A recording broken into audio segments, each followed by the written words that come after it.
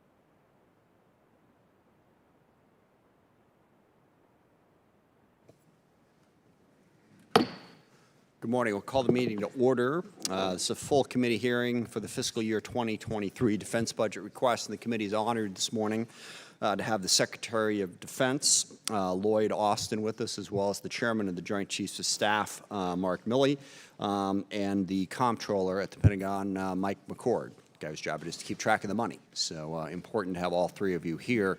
Obviously, this is an incredibly important time for the national defense of this country and for peace and stability in the globe. We all watch on a daily basis what is happening in Ukraine, the horror and devastation from the violent attack that Vladimir Putin and Russia have brought down upon Ukraine. And we see the world that we do not want, unquestionably.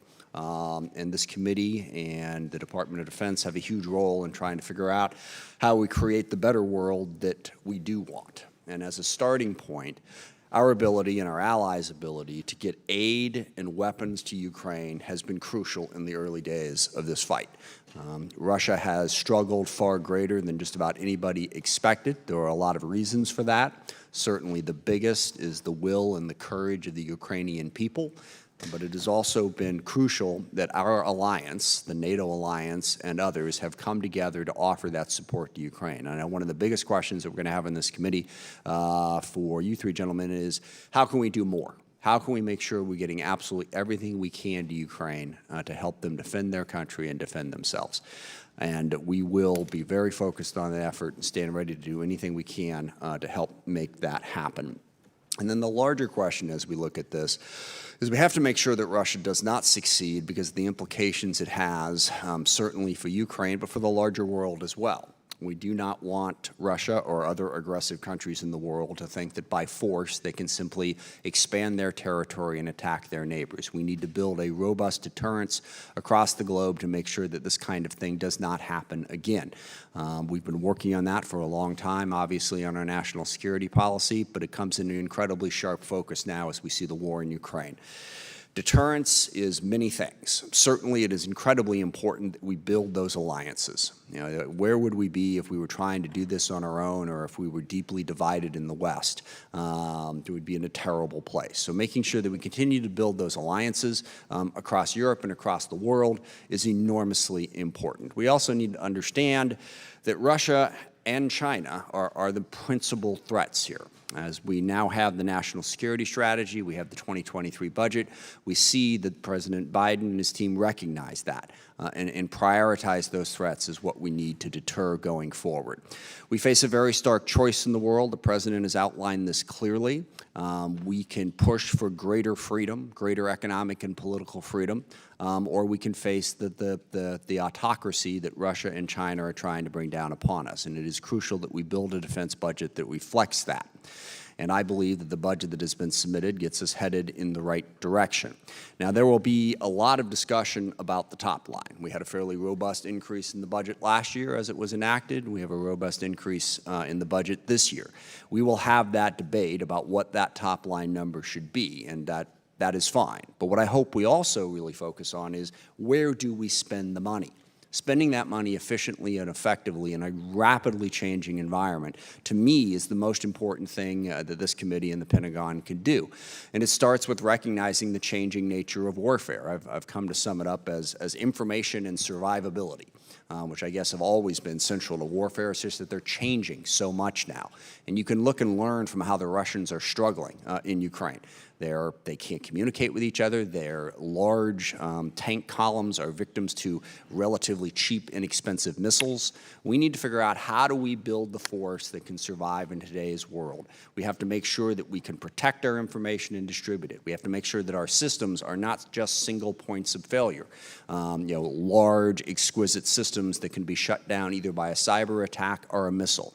We need to fundamentally rethink how we approach the military. And our biggest focus on this committee has been that innovation. And sadly, the Pentagon is not the most innovative institution in the world. It is slow to adopt new technology, is certainly slow to adopt software. A number of reforms and changes have been made in recent years to try to address that issue, but it is crucially important that we figure out how to develop new technologies first, and even more crucially, we figure out how to use them.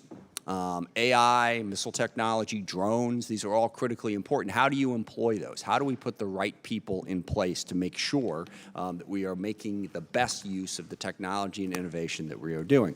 And I would recommend to all of you an article in Foreign Affairs magazine that former Secretary Spencer sent me that's entitled, "The Pentagon's Office Culture is Stuck in 1968. That may be a slight overstatement, but when you read the analysis of how you structure a company today to adopt to the innovative economy that we face, the technology changes that we face, versus how you would build a company in the more assembly line industrial age of the 1960s, you can see a stark contrast. Really want to see that change, that we have a more innovative Pentagon that can take advantage of the changes that are happening out there and make sure that we get there first. Because without question, when you look at the world, you have the U.S. and the West and our involvement, and then you have China, Russia, Iran, North Korea, and transnational terrorist groups. Our job is simple. We want to deter those adversaries, all of them. We get into a ranking issue occasionally, and certainly China is the biggest economy, the biggest alternative out there. Russia clearly is committing violent acts as we speak, but they all matter. We need to build an alliance that promotes economic and political freedom, and we need to do it with a very, very strong military and a robust involvement in the world, in diplomacy, in development, and in alliances. We have to build that. Pentagon is a huge part of that. The discussion is the kickoff point for our committee to looking at how the FY23 budget affects that fight. I look forward to the testimony and the questions and answers, and with that, I will yield to the ranking member, Mr. Rogers, for his opening statement. Thank you, Mr. Chairman, and I want to thank the witnesses for their attendance and their service to our country. The threats that we face now are more formidable than at any point in the 20 years I've had the privilege of serving on this committee. Unprecedented Chinese military modernization has enabled them to leapfrog us in key capabilities. The Chinese Communist Party now controls the largest army and navy in the world. It has more troops, more ships, and more hypersonic missiles than the United States. With each passing day, more and more clear their interest it's more and more clear that they diametrically oppose our interest. And to make matters worse, President Xi has entered into a no-limits partisan partnership with Putin, providing him with strategic cover and international legitimacy.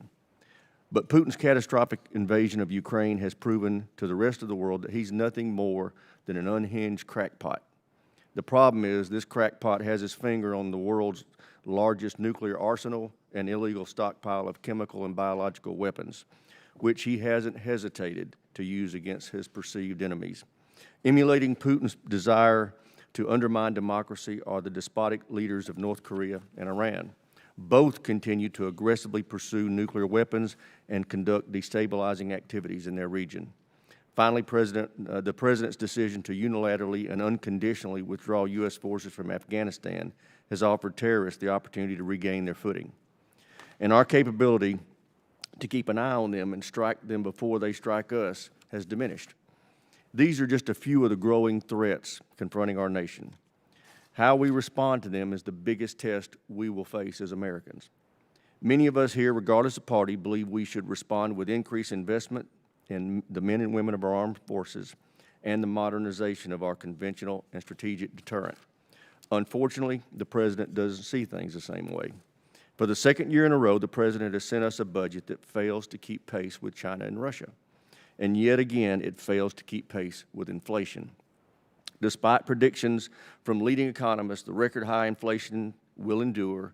The White House directed the Pentagon to assume a rate of only 2.2% for FY23, regardless of this inflation.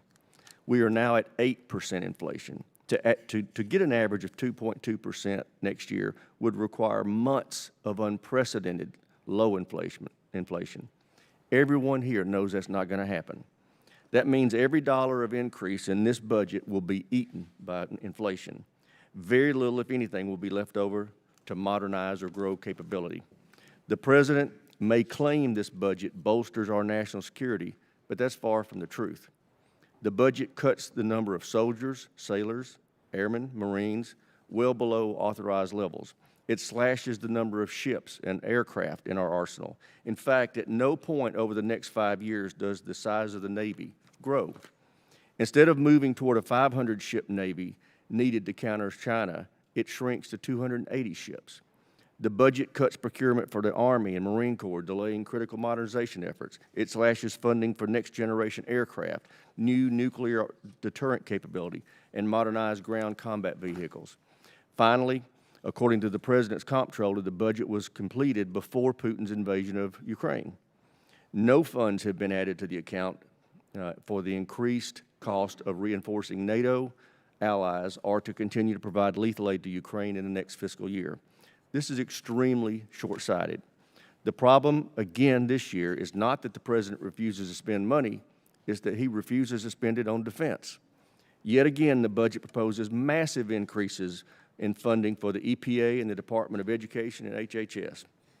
In all, non-defense discretionary spending grows by an astonishing 12%, 3 times more than defense. Using GDP as a metric, defense spending will total 3.1% of GDP. Non-defense spending will total 18% of GDP, nearly 6 times more than defense. I know these numbers are inconvenient to many people in the White House. Some on the far left want to slash defense spending by 10%. To his credit, the President hadn't gone there. But what he is proposing is far from what's needed to maintain a credible deterrent. Under the old National Defense Strategy, we needed an annual increase of 3 to 5% over inflation to stay ahead of China. The new National Defense Strategy departs little from the last one. I suspect the new commission we're appointing to review the National Defense Strategy will again recommend at least that level of funding. If this budget was truly driven by risk, 5% above inflation is the level of growth we would see. Unfortunately, that's not the case. This budget fails to account for the record inflation the department is currently facing and severely underestimates its impact over the next year. It robs our warfighters of vital capabilities they need to carry out their missions. But most regrettably, it gives China more time to enhance their military advantage and undermine our deterrence. I urge my colleagues to reject this budget and work on a bipartisan manner to address the urgent needs of our national defense. And with that, Mr. Chairman, I yield back. Thank you. Secretary Austin. Good morning, Chairman Smith, Ranking Member Rogers, distinguished members of the committee. Thank you for the chance to testify today in support of the President's budget request for fiscal year 2023. It's great to be here with General Milley, who has been an outstanding partner, and I'm also glad to be joined today by our Comptroller and Chief Financial Officer, Mike McCord. Mr. Chairman, we're still focused on 3 key priorities at the Department of Defense: defending our nation, taking care of our people, and succeeding through teamwork. And the budget request that we've submitted to you helps us meet each of those priorities. Our budget seeks more than $56 billion for air power platforms and systems, and more than $40 billion to maintain our dominance at sea, including buying 9 more battle force ships, and almost $13 billion to support and modernize our combat credible forces on land. A budget request also funds the modernization of all 3 legs of the nuclear triad to ensure that we maintain a safe, secure, and effective strategic deterrent. Of course, none of these capabilities matter much without our people and their families.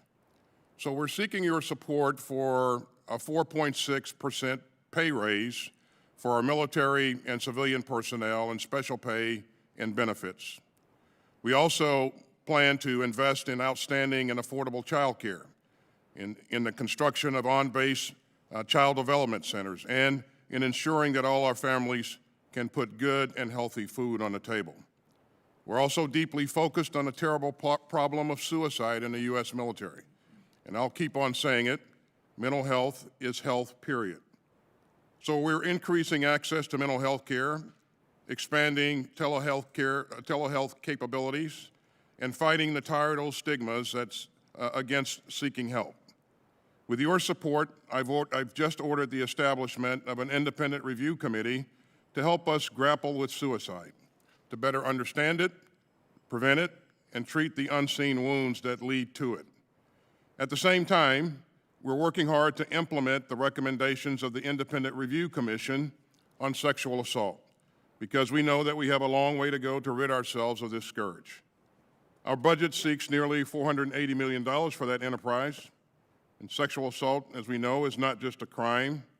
It's an assault or an affront to our values and to everything that we're supposed to represent to each other and to this country.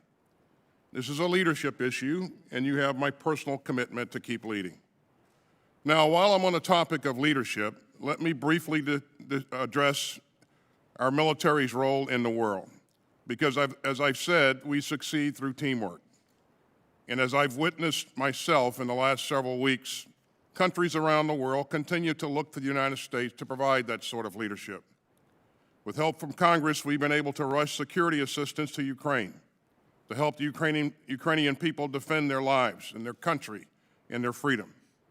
And last October, I visited Kyiv to meet both my Ukrainian counterpart and President Zelensky. And we discussed our deepening defense partnership and our unwavering support for Ukraine's sovereignty in the face of Russian aggression. And even before Russia's unprovoked and illegal invasion, we provided Ukraine with $1 billion worth of weapons and gear through Presidential Drawdown Authority. And now we're delivering on another $1 billion pledged by President Biden. And our budget includes $650 million more for security assistance in Europe, including $300 million for the Ukraine Security Assistance Initiative. We're also helping to coordinate the delivery of material provided by other nations, which continues to flow in every single day. And let me thank all of you for your strong leadership toward our shared goal of helping Ukraine defend itself. And since the invasion, I've spoken and met frequently with Minister Reznikov, including just yesterday, and I've assured him that we will continue this effort. We'll get him and his troops the tools and the weapons that they need most and are using most effectively against Russian forces. We've also reinforced our NATO allies. We've sped additional combat power to the alliance's eastern flank, raising our posture in Europe to more than 100,000 troops. And these reinforcements include dozens of aircraft, an aircraft carrier strike group, and 2 brigade combat teams. And as President Biden made clear, we will defend every inch of NATO territory if required. And we're making good on that promise. Mr. Chairman, you've heard me say many times, we need resources matched to strategy, and strategy matched to policy, and policy matched to the will of the American people. This budget gives us the resources that we need to deliver on that promise as well. It reflects our recently submitted national defense strategy, which highlights the pacing challenge of China. That's why we're investing some $6 billion in this budget in the Pacific Deterrence Initiative. And it's why we're realigning our posture in the Indo-Pacific toward a more distributed footprint. We're going to enhance our forward posture, infrastructure, presence, and readiness in the Indo-Pacific, including the missile defense of Guam. And it's why we're making broad investments in such key areas as undersea dominance, fighter aircraft modernization, and advanced weaponry, including hypersonic strike. And many of these investments will pay dividends in countering the acute threat of Russia as well, which our strategy underscores. At the same time, we must be prepared for threats that don't observe borders, from pandemics to climate change. And we must tackle the persistent threats posed by North Korea, Iran, and global terrorist groups. Now, the National Defense Strategy advances our goals in three main ways: forging integrated deterrence, campaigning, and building enduring advantages. An integrated deterrence means combining our strengths across all warfighting domains to maximum effect to ward off potential conflict. Campaigning means our day-to-day efforts to gain and sustain military advantage, counter acute forms of coercion by our competitors, and complicate their preparations for aggression. And to build enduring advantages, we need to accelerate force development, acquiring the technology that our warfighters need. So our budget seeks more than $130 billion for research, development, testing, and evaluation. And that's the largest R&D request that this department has ever made. It's nearly a 10% increase over last year, which was the department's previous high water mark. And this includes $2 billion for artificial intelligence, $250 million for 5G, nearly $28 billion for space capabilities, and another $11 billion to protect our networks and develop a cyber mission force. This budget maintains our edge, but it does not take that edge for granted. And quite frankly, Mr. Chairman, in the 21st century, you either innovate or you get left behind. And through the President's budget and with the help of this committee, we will continue to innovate. And with your help, we will continue to defend this nation, take care of our people, and support our allies and partners. And with your help, I know that we will continue to lead. Thank you, and I look forward to your questions. Thank you. Chairman Milley. Chairman Smith, Ranking Member Rogers, distinguished members of the committee, I'm privileged to represent the soldiers, sailors, airmen, Marines, and guardians of the United States Joint Force. Our troops are the best led, best equipped, best trained, most lethal, and most capable military force in the world. Alongside our allies and partners at any given time, approximately 400,000 American troops are currently standing watch in 155 countries and conducting operations every day that keep Americans safe.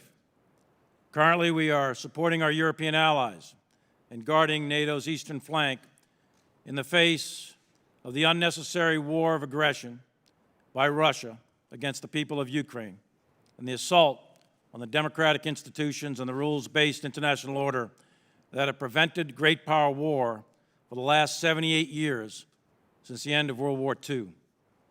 We are now facing two global powers, China and Russia, each with significant military capabilities, both who intend to fundamentally change the rules-based current global order.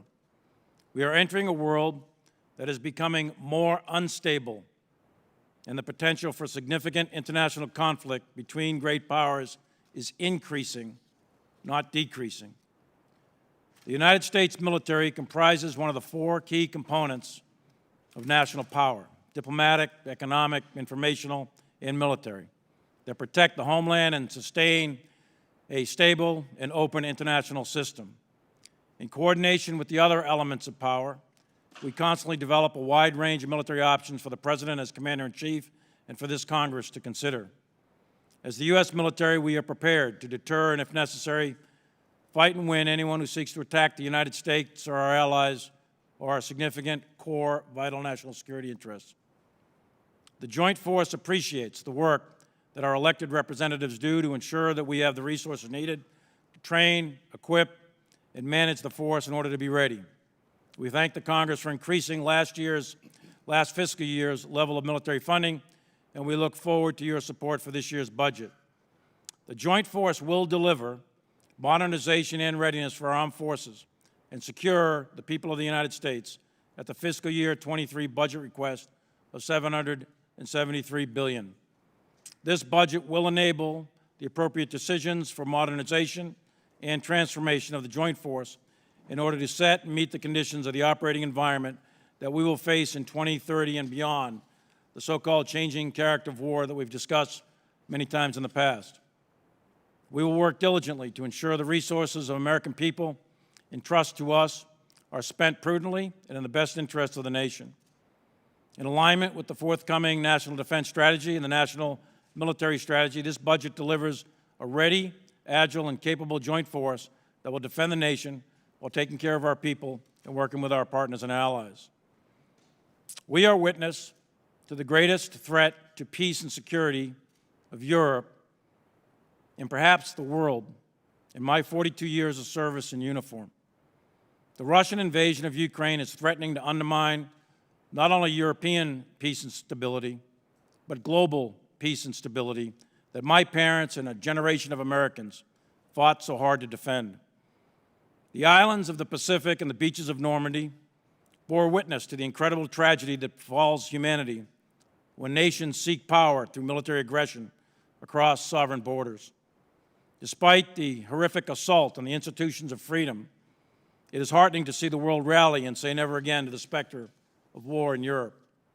Your military stands ready to do whatever is directed in order to maintain peace and stability on the European continent, a peace that ensures global stability and international order where all nations can prosper in peace. We are also prepared and need to sustain our capabilities anywhere else in the globe, as well, with our priority effort being in the Asia-Pacific region, measured against our pacing challenge of a rising People's Republic of China. And in defense of our nation, we must also maintain competitive overmatch in all the domains of war: cyber, space, land, sea, and air. To conclude, the United States is at a very critical and historic geostrategic inflection point. We need to pursue a clear-eyed strategy of maintaining the peace through the unambiguous capability of strength relative to China or Russia. This requires we simultaneously maintain readiness and modernize the force for the future. If we do not do that, then we will be risking the security of future generations. And I believe this budget is a major step in the right direction. I look forward to your questions. Thank you very much. For the question and answer, as all of you know, but want to reiterate, we have 5 minutes, and when we're done, we're done. So even if the witnesses are in the middle of answering the question, I will cut them off to move on to other members. The Secretary and the Chairman have generously said they will be here to get through all members' questions, so we will get through them. One other thing, it's perfectly okay to it's your 5 minutes. If you want to make a speech for 5 minutes, that's cool. You want to ask questions? I am going to try to make sure no one badgers the witnesses. If you ask a question, you have to at least give them the tiniest little bit of a chance to answer. For cutting off a filibuster is fine, but make sure they have a chance to speak. I don't want this to turn into a badgering session.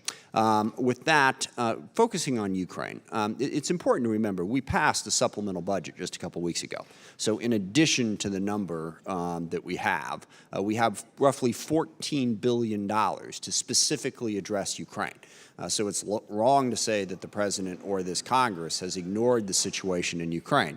$14 billion is a significant investment. My question is, what's most important in that $14 billion? What are you using it for? How is that helping the fight in Ukraine?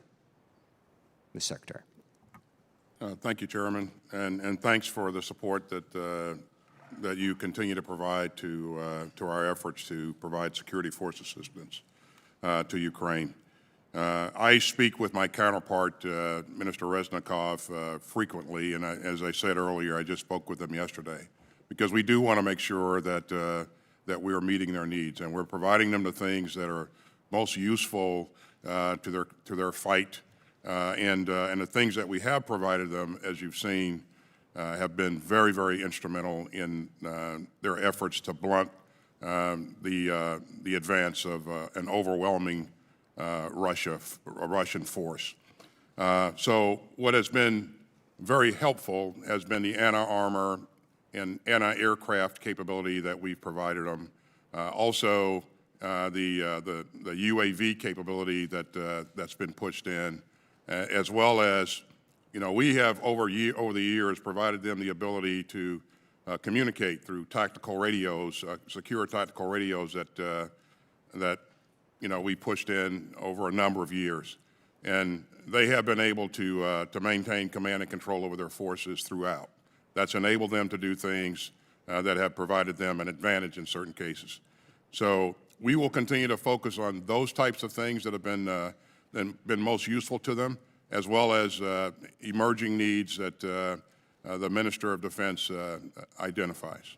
Thank you. And for both of you, what lessons have we learned as we've watched the last month plus now of the fight in Ukraine? Because you've got Russia, a global power, going up against a much, much smaller, less armed, less resourced foe, and struggling mightily in doing that. As we look at what we need to build and how we need to think about deterrence, you know, we want to be ready for the fight if it comes, but the main goal of what we're trying to do here is to build a force that will deter adversaries.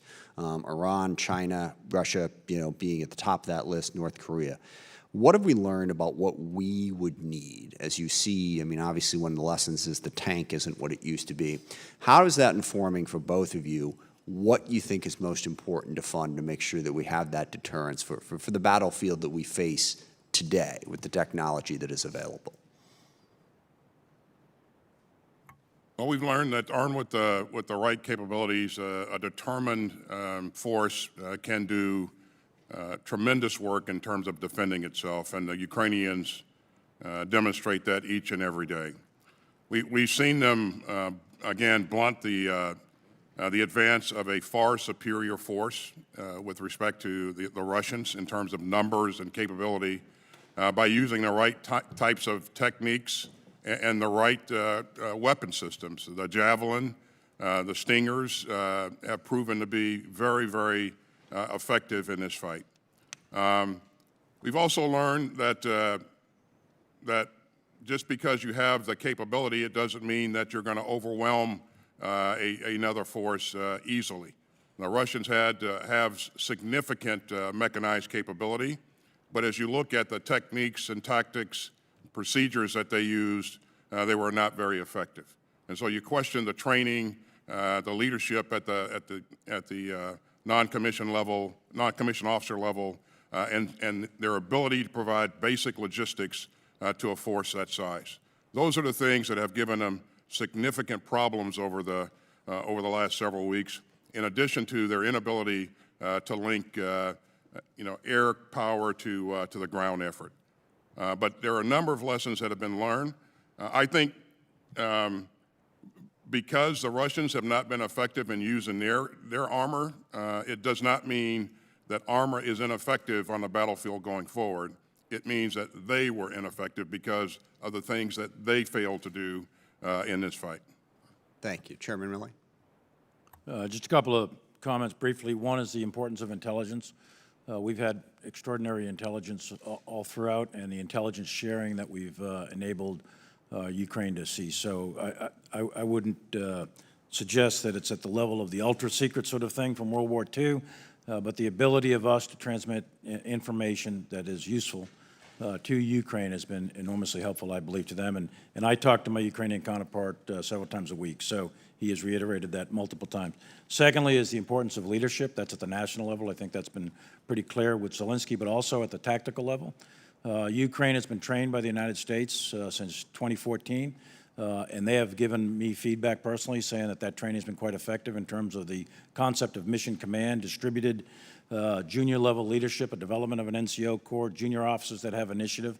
That is not present in the Russian army. That is present right now in the Ukrainian army. And you see the effects of mission command, decentralized operation, and that is working out extraordinarily well on the battlefield. The third piece, I would say, is focusing on that which gives you the best effect on a battlefield, which in this case has been anti-tank weapons and air defense weapons that deny the Russians the ability to maintain air supremacy or even achieve air superiority. And the last thing, as you mentioned character of war, one of the things we know is that by mid-century, roughly speaking, 90% of the 8 or 9 billion people that are going to inhabit the earth, they're going to be living in highly dense urban areas. So the character of war is going to shift, character of war being how you fight, with what weapons you fight, the organization, the tactics, et cetera. That is going to shift. We've seen precursors of that in the battles of Mosul and Raqqa. We're seeing, again, Kyiv, Kharkiv, and all these urban battles. So what you're seeing is forces that are optimized to fight in rural, wooded, rolling hill type terrain are going to have very, very difficult times in urban terrain. And that proved true, and that's one of the reasons why the Russians are withdrawing from Kyiv, because they couldn't mass the combat power to seize Kyiv.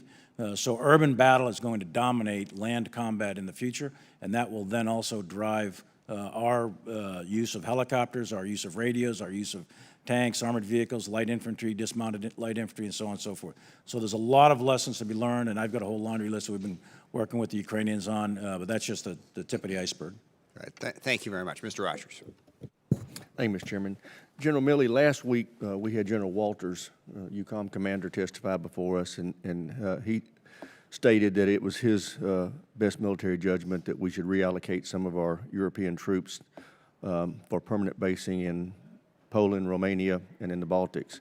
In your best military judgment, is that a good deterrent for us to pursue?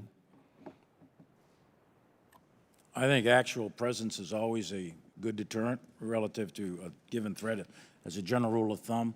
With respect to what General Walters said, I have a slight modification to my view anyway. My advice would be to create permanent bases, but don't permanently station. So you get the effect of permanence by rotational forces cycling through permanent bases. And what you don't have to do is incur the cost of family moves, PXs, schools, housing, and that sort of thing. So you cycle through expeditionary forces through forward deployed permanent bases. And I believe that a lot of our European allies, especially those such as in the Baltics or Poland or Romania or elsewhere, they are very, very willing to establish permanent bases. They'll build them, they'll pay for them, et cetera. And for us to cycle through on a rotational basis, so you get the effect of permanent presence of forces, but the actual individual soldier, sailor, airman, marine are not permanently stationed there for 2 or 3 years. Great, thank you. Secretary Austin, we had Celeste Wallander in here and asked her about this basing issue and if a decision is close to being made. She said they're working on it. Can you tell me something with more clarity about when we can expect a decision on this basing issue? As you would expect, Ranking Member Rogers, NATO is going through a process right now to really kind of assess how we expect that the security architecture in the region is going to change for the foreseeable future, or has changed for the foreseeable future. With that in mind, then we'll look to work with NATO to, if NATO deems that it's appropriate to change its footprint, then certainly we'll be a part of that. Our goal is to make sure that we continue to reassure our allies and partners, especially those that are on the eastern flank, and especially our allies that are in the Baltic area, the Baltic region. So this is a work in progress, as Secretary Wallander said, and I suspect that I expect that we'll discuss this as we go into the June summit with NATO. Great. Well, I can't think of a better signal that we could send to our allies and to Putin that we are committed to NATO than this basing issue. I am concerned that with the budget that it only had one Patriot battery in it, and in my view, we need at least 3. I know we have a manning issue with that, but General Milley, in your opinion, do we need more than one Patriot battery in addition to what we currently have in inventory? Well, thanks, Congressman. The Patriot is one of those systems that's in huge demand worldwide. We've got 15 battalions, I think it is, in the Army, and one of those is really an experimental type or training unit, so call it 14 for deployment. We've got several spread out in the Middle East, Asia, and in Europe, and they are on a very, very high op tempo, one of the highest in the force. So additional Patriot is always a good thing. Now, having said that, Patriot is extraordinarily expensive, takes a long time to train on it. So one method could be to produce Patriot, sell them to allies and partners. That would be a technique that could work. We've done that in the Middle East. Another one is to produce Patriot and loan them to allied partners and train the soldiers from the other countries, because our soldiers in that particular MOS, we would have to expand the numbers significantly of those troops that man Patriot. But there's a couple of different ways to go about it. But I think Patriot is one of those systems that is definitely worth investing in. Great. Well, that's what I would like to see us do. I'd like for us to, instead of buying one additional, I'd like for us to buy 3 and then use at least 2 of those along the Eastern European flank on a loan basis and let them man them. But for our needs alone, we need at least 1 more outside of Eastern Europe. And so I hope the budget that we come up with does reflect that. Last question I'd have, and I know it's hard to answer, but this would be for Secretary Austin. We've just given in this current year, fiscal year, a 6% increase. I know you just got the omnibus bill in the last couple of weeks to fund it.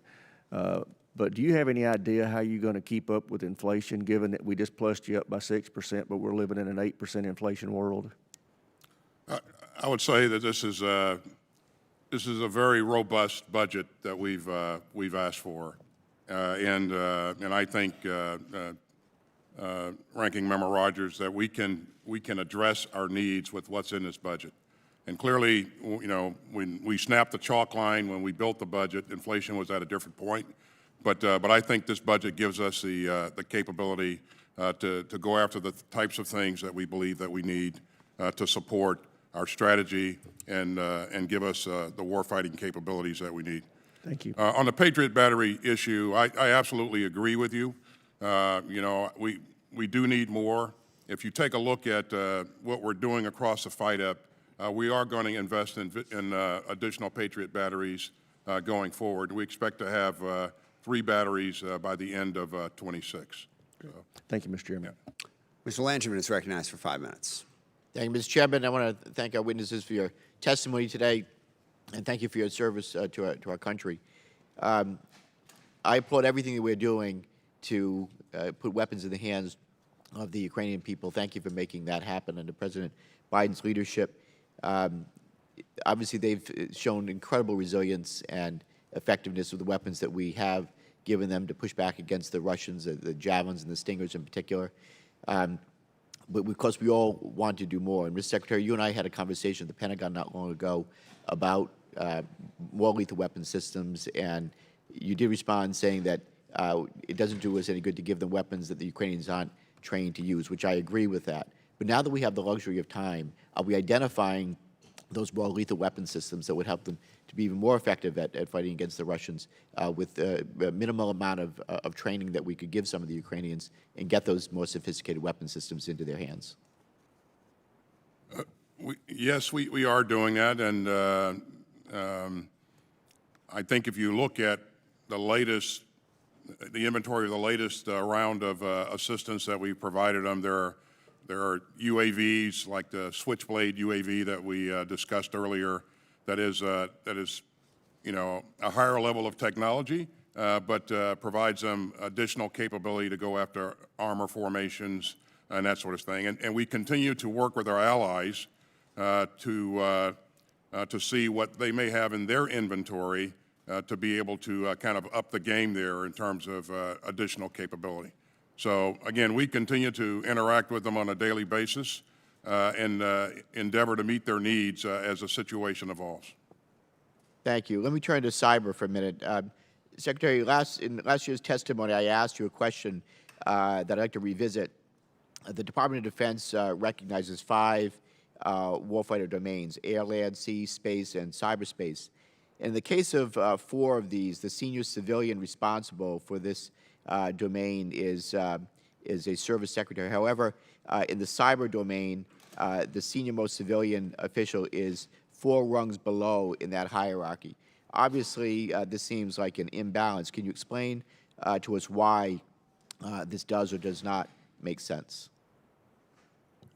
Well, thank you, sir. While cyber is a warfighting domain, there is not a cyber force like there is with Special Operations Forces, with Army forces, Space Forces. So there is not a secretary, service secretary, you know, designated. The head of the Cyber Command obviously reports to me, and he also is supervised by my Undersecretary for Policy, and so we have a number of checks and balances that provide civilian oversight. But because he's not a, there is not a separate service. There's not a service secretary designated. Well, I remain concerned about this structure, and I think that's something that we're going to have to continue to look at, especially since cyber, the U.S. Cyber Command and Cyber Mission Force, which can be and is highly effective. I still think that we need to elevate the civilian oversight on this and involvement. Let me turn to something else. The so-called Valley of Death often makes it impossible for technology to transition from non-traditional organizations to programs of record to support the warfighter. What is the department doing to solve this problem, and how does this budget request reflect that effort? Well, we've established an initiative. It's a reserve. It's called Raider that encourages joint experimentation and encourages entrepreneurs to come in and bring their capabilities forward, and hopefully using initiatives like that, we can help bridge this valley of death that you mentioned here. This is very important to us. We want to make sure that we're getting the best that's available out there in terms of technology and capability, and so we'll continue to focus on that particular issue. But I think it's really important to make sure that the small entrepreneurs have a chance to get their products, in the inventory. Couldn't agree more. We have incredible entrepreneurs out there that can help make the warfighter even more effective. We want to make sure they have that opportunity to do so. I'll yield back, Mr. Chairman. Thank you. Mr. Turner is recognized for 5 minutes. Thank you, Mr. Chairman. Gentlemen, thank you for your service and your leadership. We were all very concerned as the war broke out in Ukraine as to the concern about weapons getting into Ukraine. We had advocated for the administration to give lethal assistance to Ukraine before the conflict occurred. After the conflict occurred, we were very concerned about how quickly things would get in. Both of you had given us assurances that you were doing so and doing so quickly. I think we've seen the evidence of that on the battlefield. So I want to thank you for your efforts. I think the whole world is seeing the effectiveness of U.S. lethal aid that is being provided to Ukraine. And that brings me to my area of question. The ranking member had raised the issue of the budget and the top line, and that's certainly important. And two other components under your responsibility are also cost structures. How do we manage the overall cost? If we give you more money but we don't manage it effectively, we don't really buy more. Another issue is the rate of production, how quickly things get where they're going. Now, I think one of the lessons from Ukraine to our allies is going to be the need for them to stockpile weapons.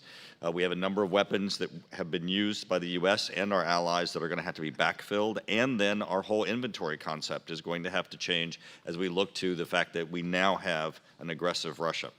Mr. Secretary, how do you view this issue of what we need to be doing specifically in the areas of missiles and ammunition so that we can get the defense industrial base to ramp up production and also lower overall our costs? Well, thanks, sir. This is obviously a very important issue for us, and my staff is working hard to ensure that we have engaged industry. We have highlighted what our requirements are, and we're working with them to speed up the process to replenish those stocks that you mentioned. I'm optimistic that we'll be able to truncate the forecasted timelines that we got early on. But this is very, very important to us. We not only have to replenish our stockages, we have to also make sure that those allies who volunteer to provide capability to the effort, and if it's U.S. capability, we're able to replenish those stocks as well. So we're working this very hard. Industry's been responsive, and if we need additional help or authorities from Congress, we won't hesitate to ask. Excellent, because I appreciate you mentioning, because the timelines that we're hearing from you are certainly very concerning. And I hope that you're able to move this. To some extent, I think the defense industrial base looks at some of these weapon production systems as annuities rather than actual contributions to national security, because when we need to turn that dial, they need to be able to respond. That takes me to the next topic. You recently called in the defense industrial community that were involved in the hypersonics. development, to have a discussion as to how we can speed that up. We're behind our adversaries. Could you tell us how that's turning out? Yeah, when we say we're behind our adversaries, I think we have to be careful. Now, hypersonics is a capability, sir, but it's not the only capability. And Right. I seriously we have a short period of time. I really want to hear how you're meeting in efforts to get I them. really want to 'cause answer your they question. need to speed it up. I mean, you could tell me that there are other systems, but we're talking hypersonics. And there are other systems, and we look for a balance of capabilities that match our warfighting concepts here. And so, yeah, I have engaged industry and asked them to make sure that they're leaning into this issue of hypersonic development. Most importantly, I've asked them to make sure that they're working with us on how we're going to defend ourselves with respect to hypersonics.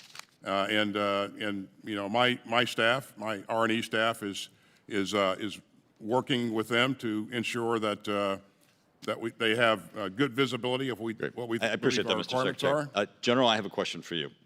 The Sea-Launched Cruise Missile, SLCM, was zeroed out.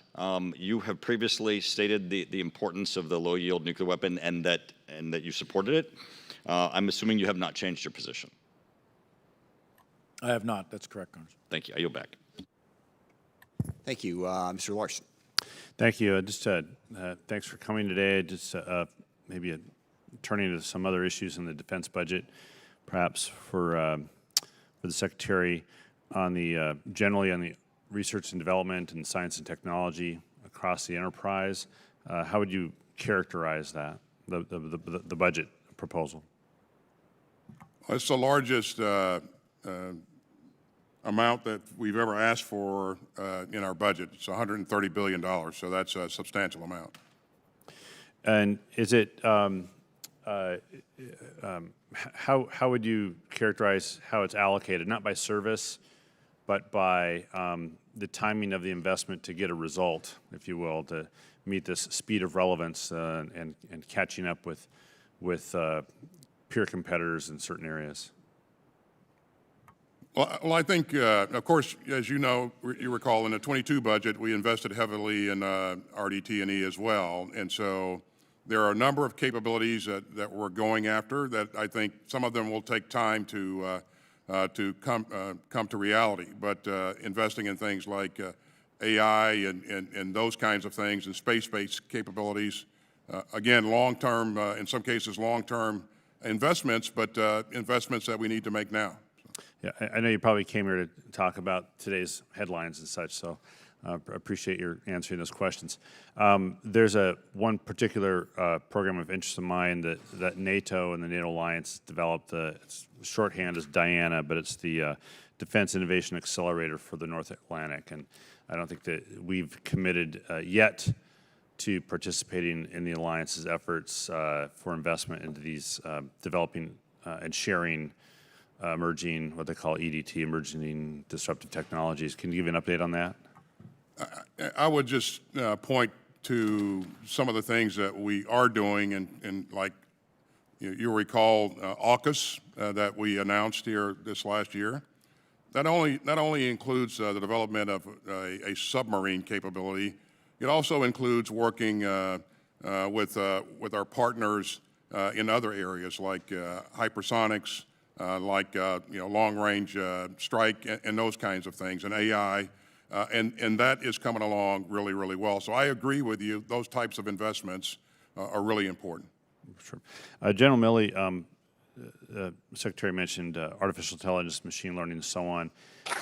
To what extent are we starting to incorporate just a knowledge base in professional military education on how to use AI, what to expect from artificial intelligence? Not to create a bunch of coders, but to ensure that the folks going through PME sort of understand these concepts and how they can be used, as well as the ethics around them. Artificial intelligence, in my view, is for lack of a better term, I'd say it's the mother of all technologies here when it comes to military operations, because what that will enable you to do is to go through the OODA loop, the observe, orient, direct, and act loop, the decision-making process, at rates of speed far greater than your opponent. So that side that masters artificial intelligence and applies it to military operations is going to have a, perhaps not decisive, but it's going to be a very, very significant advantage over your opponent. We are teaching those techniques and given essentially introductory level information about artificial intelligence in our professional military education at the war colleges, not so much at the lower schools, but the war colleges for sure. And there's a significant amount of investment, and off the top of my head, I don't have it in front of me, but I think it's 15 or $20 billion, something like that, in artificial intelligence in this budget. So that's a real critical area of investment. Now, years ago, Department of Defense was the innovative leader in technology many, many decades ago. Now it's the commercial industry. So we've got to leverage commercial efforts in artificial intelligence for military application, and that will be an enormous advantage in future combat. Great. Do you anticipate injecting this type of education into the service academies in the near future? Actually, the service academies right now are on the cutting edge of that. They're younger, they're digital natives. They do an awful lot of technical or technological courses at the service academies. So they are actually at the cutting edge of the artificial intelligence programs that the Department of Defense is doing. Yeah, appreciate that. Thank you very much. Yield back. Thank you. Mr. Lambert is recognized for 5 minutes. And you're either muted or we can't hear you. It could be insurmountable or it could be because you're muted. Can you hear me now, Mr. We Chairman? got you, Doug. Go ahead. Okay, thank you so much. I have a concern I want to express, and then I have several questions. Many of President Biden's national security failures feature an unwillingness to listen to military and subject matter experts. The atrocious withdrawal from Afghanistan and its tragic consequences was the first alarm bell. At that time, military advisors testified to Congress that, in their opinion, the United States should have kept a troop presence in Afghanistan past the withdrawal date, but this was not listened to. The second alarm bell went off on February 24th when Russia invaded Ukraine. Here, the failure was the inability to deter Vladimir Putin and a misunderstanding of what it meant to deter. Throughout President Biden's response, the only constants have been reaction and assistance provided later than needed. And I'm concerned about what might be a third alarm bell. The flaws in the nuclear posture review, a possible decision to re-enter the Iran nuclear deal, or others. So with those concerns in mind, Chairman Milley, I have some questions for you. Last week, and Representative Turner started on this line of questions, but we heard from General Walters that his recommendation was to proceed with the nuclear sea-launched cruise missile, or SLCM-N, and its associated warhead. General Hyten was a big proponent of ensuring full funding for the SLCM-N. Just yesterday, the committee received a letter from Admiral Richard where he stated that, quote, the current situation in Ukraine and China's nuclear trajectory convinces me a deterrence and assurance gap exists, unquote. He goes on to state that to address this gap, he needs a low-yield weapon with a non-ballistic trajectory. In other words, a sea-launched cruise missile. However, it seems that the Biden administration has chosen to cancel SLCM-N in its nuclear posture review. What was your best military advice, General Milley, on the SLCM-N during the NPR process? And did it mirror that of Admiral Richard, General Walters, and General Hyten? Thanks. And as I have stated many, many times before, my best military advice to this president or any president is a matter between me and that president.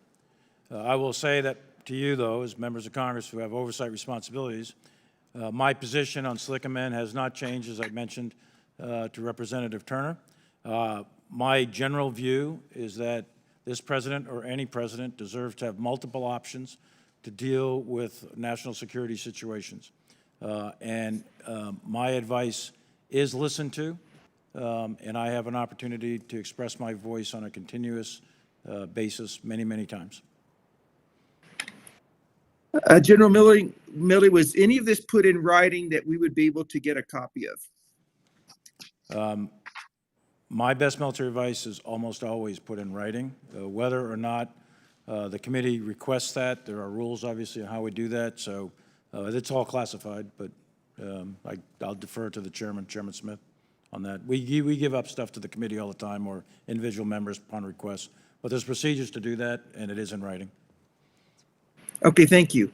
Now, for both of you, I see that there is full funding in the budget for the ground-based strategic deterrent, W-87-1 warhead, and the two-site solution for producing plutonium pits. That is excellent, and I applaud that. Now, I am curious as to why the Department of Defense canceled a Minuteman III flight test last week. These are regularly scheduled tests that are scheduled months in advance. Secretary Austin, how could this have been perceived as escalatory when it's a routine test that's scheduled months in advance? And did the White House exercise its and provide input over this cancellation? To answer your question on the second part of your question first, no, we did not get a directive to cancel that from the White House. It's my assessment based upon the current state of play with respect to escalation management, that it was the best thing to do in terms of postponing and then eventually canceling that test. We will certainly be able to continue to make progress in the program, and so that is not an issue. And by the way, thanks for your concern on our investment in our nuclear triad. I would just point that we've invested $34.4 billion in the modernization of the triad in this budget, and I think that's very substantial. And I apologize, the gentleman's time has expired. Mr. Courtney is recognized for 5 minutes. Thank you, Mr. Chairman, and thank you to the witnesses. Actually, I'm going to continue down this path, Secretary and General. And actually, on June 4th, we are going to have the keel laying for the USS Columbia, which is the first boat in the recapitalization of the ballistic missile program. The budget that came over, and again, I chair Sea Power, so we look at it pretty closely. It's $6 billion for Columbia. Again, that's the biggest number since this journey started back in 2008. So the commitment by the administration and your department in terms of really the most critical leg of the triad, which is the sea-based leg. I mean, that's 70% of our strategic deterrence is carried on those platforms, and the schedule is knife edge. There's no really margin for delay in terms of moving that forward, and this budget certainly reflects that. I would also note on page 7, General, of your testimony, you noted the fact that the budget invests in the industrial base to support fleet modernization and on-time delivery of the Columbus-class submarine. And there's $538 million for supplier development, submarine supplier development, as well as $227 for submarine workforce development, which means that the Navy now is in the position of trying to boost welders, electricians, shipwrights, pipe fitters. I mean, when we look at really the challenge that's being faced for Columbia, and frankly, shipbuilding across, it really is a workforce issue. And I've been around for a while. Those numbers in terms of DOD investment into workforce, we've never seen anything that robust. And I was just wondering maybe if you wanted to maybe enlarge on your comment in the testimony, General, in terms of that initiative. I just would underline that our submarine force in the joint force, as we look to the future, changing character of war and then operating environment in the 2030s, 2040s, and beyond, the submarine force is the most lethal, the most capable, and the most survivable part of the joint force that's out there. So continued investment in the sub force is fundamental to the nation's security. And reaching beyond really just the Navy's sort of box in terms of reaching out into the industrial base in a way that this budget does. Again, the President back in December designated the submarine workforce as essential in a Defense Production Act executive order. It was at the end of December, which again, I don't think I've ever seen that in any other sort of production platform that we have. At one point, just to go back to the question of the low-yield missiles, I would note that the Nuclear Posture Review does provide that low-yield missiles will be deployed on ballistic submarines. Again, the question of SLCM is really whether they're going to be extended to attack submarines. And I would just tell you, representing a district with a lot of submariners, that issue of changing really the mission of attack submarines is something that is greatly in dispute. And I think the administration made the right choice in terms of keeping the attack subs focused on their main mission, which is to have an agile, mobile, the queen on the chessboard, as Admiral Roughhead used to call them. And I think putting tactical weapons on there really changes it in a really clunky way in terms of moving forward. I would note also that the budget that came over in terms of shipbuilding is about $28 billion. That's the first time in 6 years where we've had a president's budget that's come over higher than the prior year's enacted level. You know, and that may sound like sort of a green eye shade sort of comment, but the fact is we're not beginning, you know, underground or below zero with this budget this year in terms of the committee. This is the first time we've actually seen investment in ship construction that's higher than the prior year. And again, I think that shows, you know, that you're committed to you know, really making sure that we have the fleet of the future that's there. It's not perfect.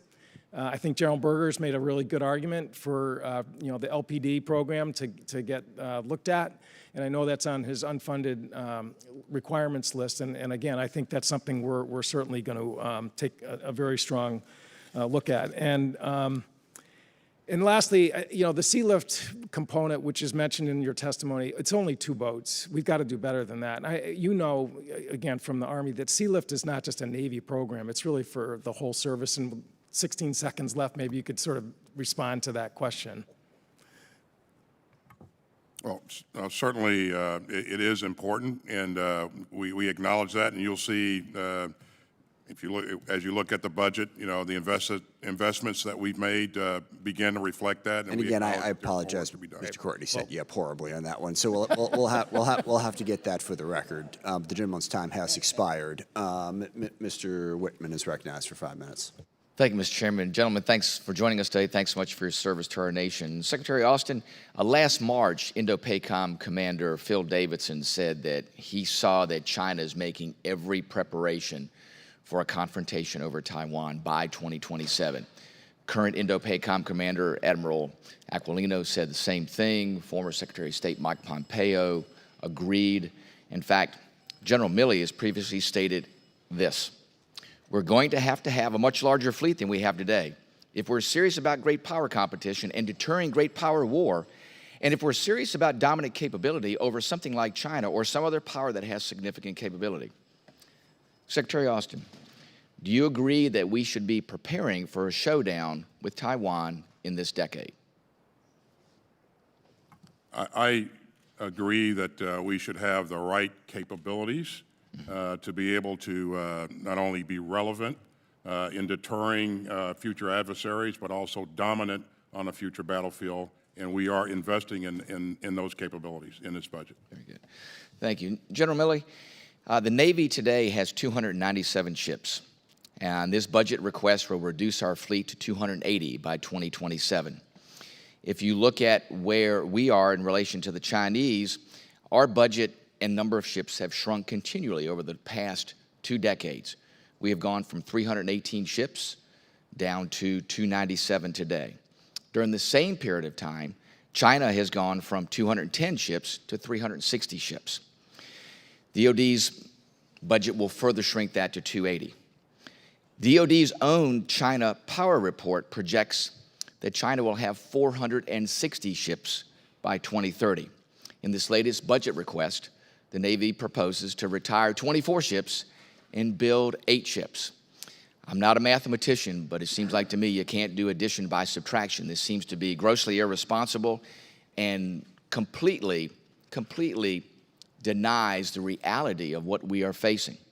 General Milley, in your professional military judgment, does our shipbuilding plan accurately reflect the investments that we need to make in naval capacity and capabilities that we need to deter the Chinese in the years and decades to come?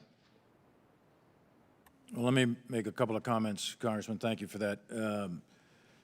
First, I think it's important to focus on capability. So capacity matters, numbers matter, mass matters, and I'm on board with all that, but capability matters. And the ships that we're retiring, the 20-some odd, the 24 ships that are coming out of the inventory in this particular budget, the Navy has assessed those, very high maintenance costs, high to sustain, and the cost is exceeding the benefit of those ships staying on active duty sort of thing. And the 9 ships that we're procuring, the capability of those ships is the most modern in the fleet. So, you know, the capability versus capacity argument's there. I'm always in favor of greater numbers. I think that's great. But I would bias towards capability rather than just sheer numbers. It is a fair argument about the number of ships the Chinese have, and it even gets worse if you think about our global commitment versus, say, the U.S. fleet that's in the Western Pacific or in the Pacific. The ratios are even worse. But again, it's capability versus capacity, and I'd caution folks to go down into the detail about what our ships can do, what the training of our sailors can do, what our tactics are, what our technologies are on our ships. I think there's a fundamental and significant advantage to us relative to China on that capability. Well, General Milley, I don't deny that our ships are great, our sailors are great. But you do have to look at this in terms of magnitude. Quantity has a quality all of its own. Don't disagree. And if we're going down to 280 and they're at 460, our great ships can only be in one place at one time. They can only engage so many targets. I have a hard time figuring out how the trajectory of China going in this direction and the trajectory of the United States going in the opposite direction. It's almost impossible to make an argument to say that we're going to build enough capability in 9 ships to displace the Chinese, and that 9 ships are going to be able to replace the capacity and capability in 24 ships. Like I said, I'm not a mathematician, but just seems like to me you can't do addition by subtraction. Yeah, I'm not going to get in a big argument about it because I'm on the side of mass matters, quantity has a quality, all and so on, et cetera. But you can't buy everything, you can't be everything to everyone at all times, right? So there has to be a balance in the budget, and I think this particular budget is divesting, and the Navy's done, I think, some really quality analysis there. They are divesting of ships that are of marginal utility in a future combat environment against China and investing in the 9 ships that do have great quality. And Gentleman's time has expired. I will say we also on this issue, shipbuilding capacity matters. I mean, basically, do we have the industrial base to support that, even if we put them in the budget? My understanding is we don't, so that's a different challenge as well in terms of workforce. Mr. Garamendi is recognized for 5 minutes. Thank you. Let me start with a thank you for the good work you've been doing with regard to Ukraine, pushing the necessary equipment into Ukraine. It's an extraordinary piece of work, and you're to be congratulated and thanked for that work. Also, the work Secretary Austin and General Milley in rebuilding our relationships with NATO.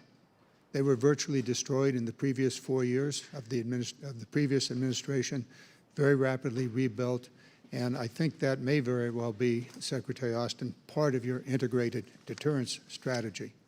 Is that correct, our allies?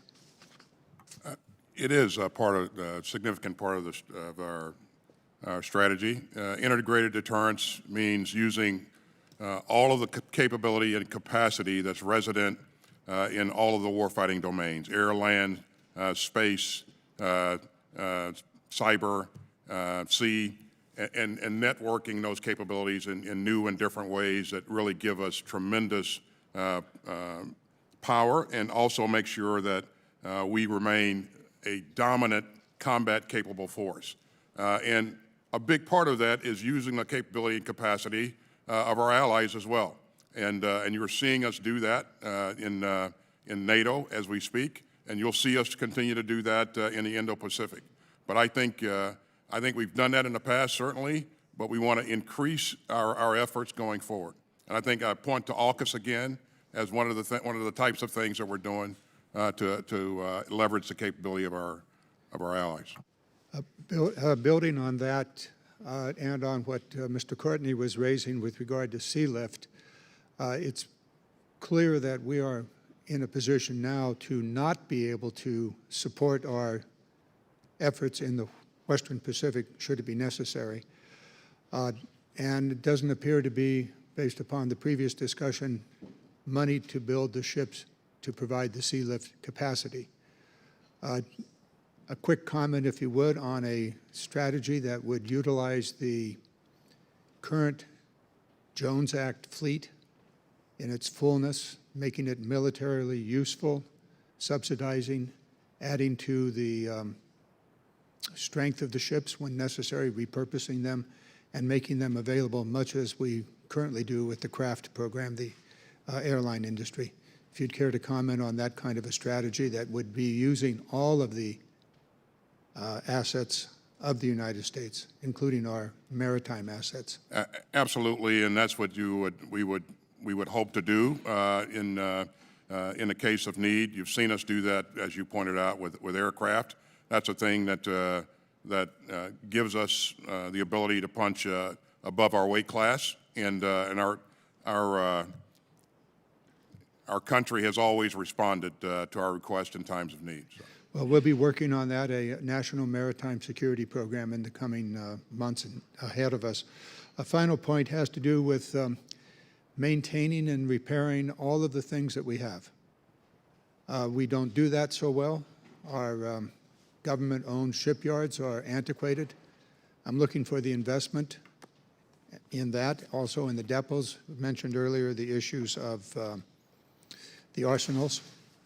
If you'd care to comment on that, General Milley or Secretary Austin. Thanks, sir. That's a great question, and I think you'll see in this budget a $1.7 billion investment in our public shipyards, and that begins to get after some of the things that you've mentioned. This is really important to make sure that we have the capability to not only build the kinds of ships that we need going forward, but also sustain them as well, as you pointed out.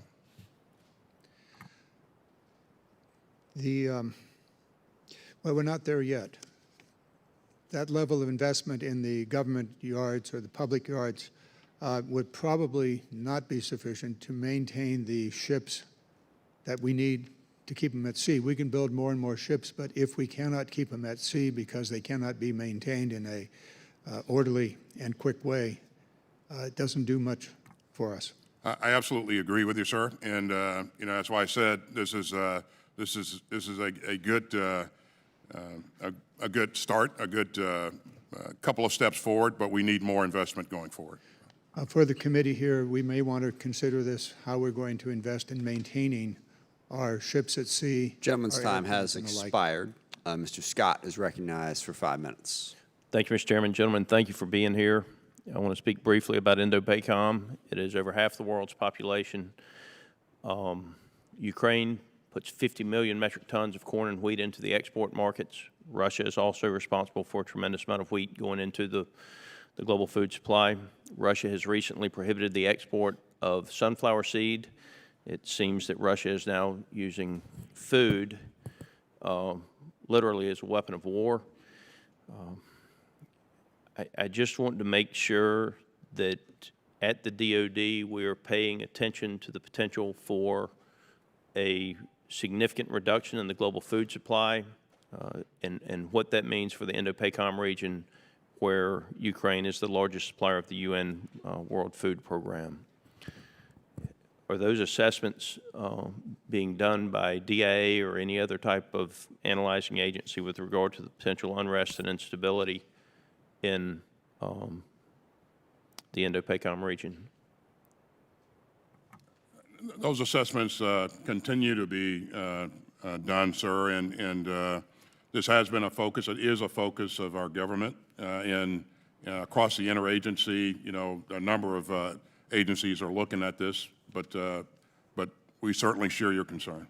I want to, that part of the world and really the global economy, the Black Sea region is something that the United States nor NATO have seemed to have a strategy for. And I do hope that as we push forward, we will develop a strategy for the Black Sea region. The importance of that with regard to the world food supply, I don't think can be overestimated. There's another country in that region that I'm extremely concerned about. That's the country of Georgia. They have a partnership with the Georgia National Guard, one of the many state partnerships that we have. What are we doing with regard to those partnerships to make sure that over the long term, those partnerships are strengthened, and using their ability to help fund putting the weapon systems in the region where we need them. In other words, as we talk about going to fight, we fight by, with, and through partners, and I want to make sure that we are using those partnerships to get the weapons in the region in such a manner that the U.S. does not pay all of the cost. Yeah, we can continue to do great work in countries like Georgia, and I was there a couple of months ago, and I did get a chance to go out and visit with our troops that are actually doing some of that training that you mentioned. This is invaluable. It provides us great capabilities, and so we will continue to invest in this. In terms of specific needs of countries, we'll work those on a case-by-case, individual basis, but the value of our troops engaging with countries in the region cannot be overstated. They are doing a tremendous job. One of my concerns, Mr. Secretary, is when we divest equipment in the United States. I think the A-10 is probably the best example. This is a weapon system that the DoD has requested that we divest from over the last several years, at least as long as I can remember being a member of Congress.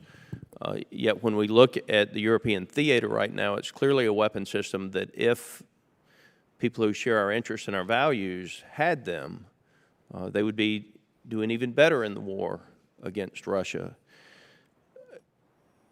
The DoD's position on divestment in the past has basically been that you just get rid of the weapon system. Has DoD changed their thought process on that, so that when we divest from a weapon system, are we going to now allow people who share our interests and our values the opportunity to purchase and maintain that system? We have, over time, provided capabilities that we no longer use to other countries.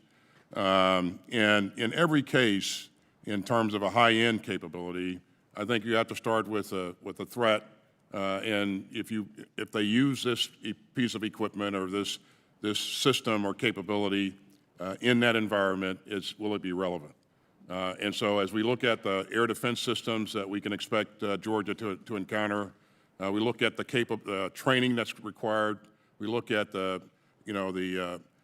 maintenance capabilities and those sorts of things. All of that goes into an assessment to see whether or not it makes sense to actually do that. But certainly, you make a great point. Gentleman's time has expired.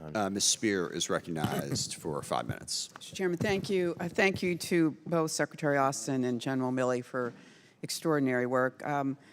First, Secretary Austin, last year you made a commitment that you would deal with the issue of sexual assault. You actually delivered on that commitment. Thank you very much for the military justice reform we've seen. But as you, I believe, agree, sexual harassment needs to be taken out of the chain of command as well, because sexual harassment begets sexual assault.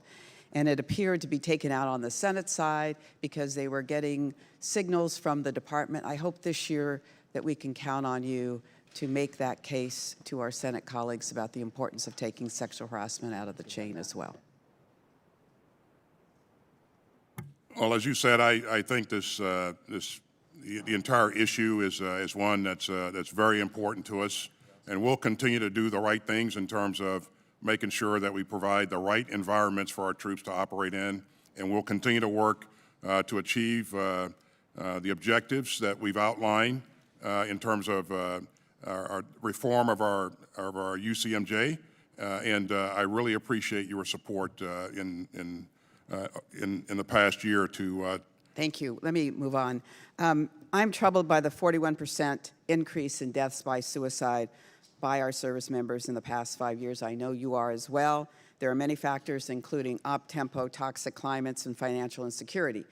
But having talked to the widows, talked to the parents of those soldiers and airmen in particular who have taken their lives, the biggest problem is the lack of behavioral health expertise in the system. We are woefully underserved in that regard.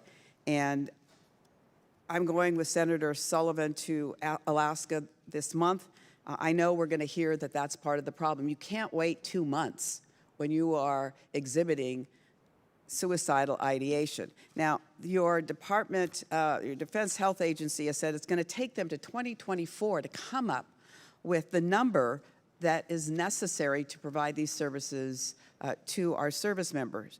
Imagine if Kaiser or Providence told their board that it was going to take them 2 years to determine what the number of providers that was necessary to serve their patients. They would be fired.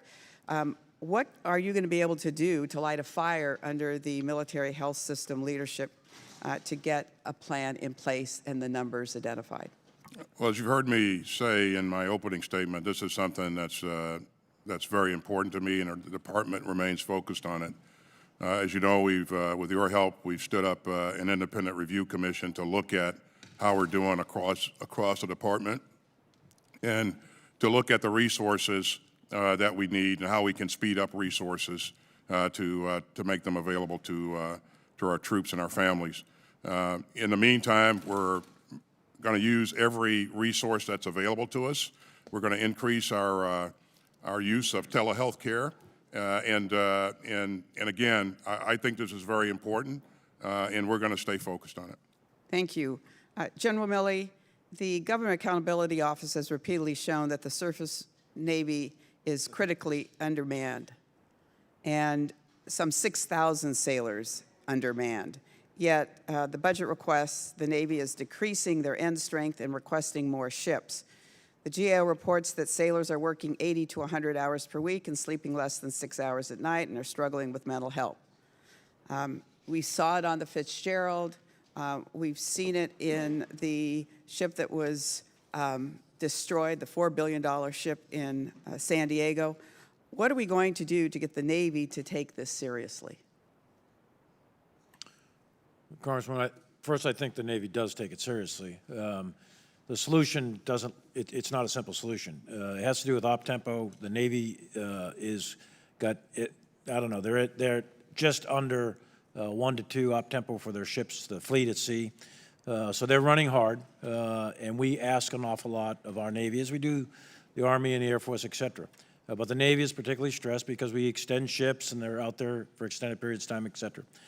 And as you note, their numbers are lower, their manning levels are lower per ship than optimally manned. So that's a problem. They are taking it serious, but it's not something that the chain of command of the Navy leadership is not taking serious. With respect to the behavioral health piece, I couldn't agree with you more. I think behavioral health specialists are critical to part of the problem or to solve the problem, but I would also emphasize the chain of command. There is a behavioral health specialist in every squad, in every team, in every small group. And the It's squad gentleman's leader. time has expired, so Thank we'll have to hold the answer there. And Mr. Brooks is recognized for 5 minutes.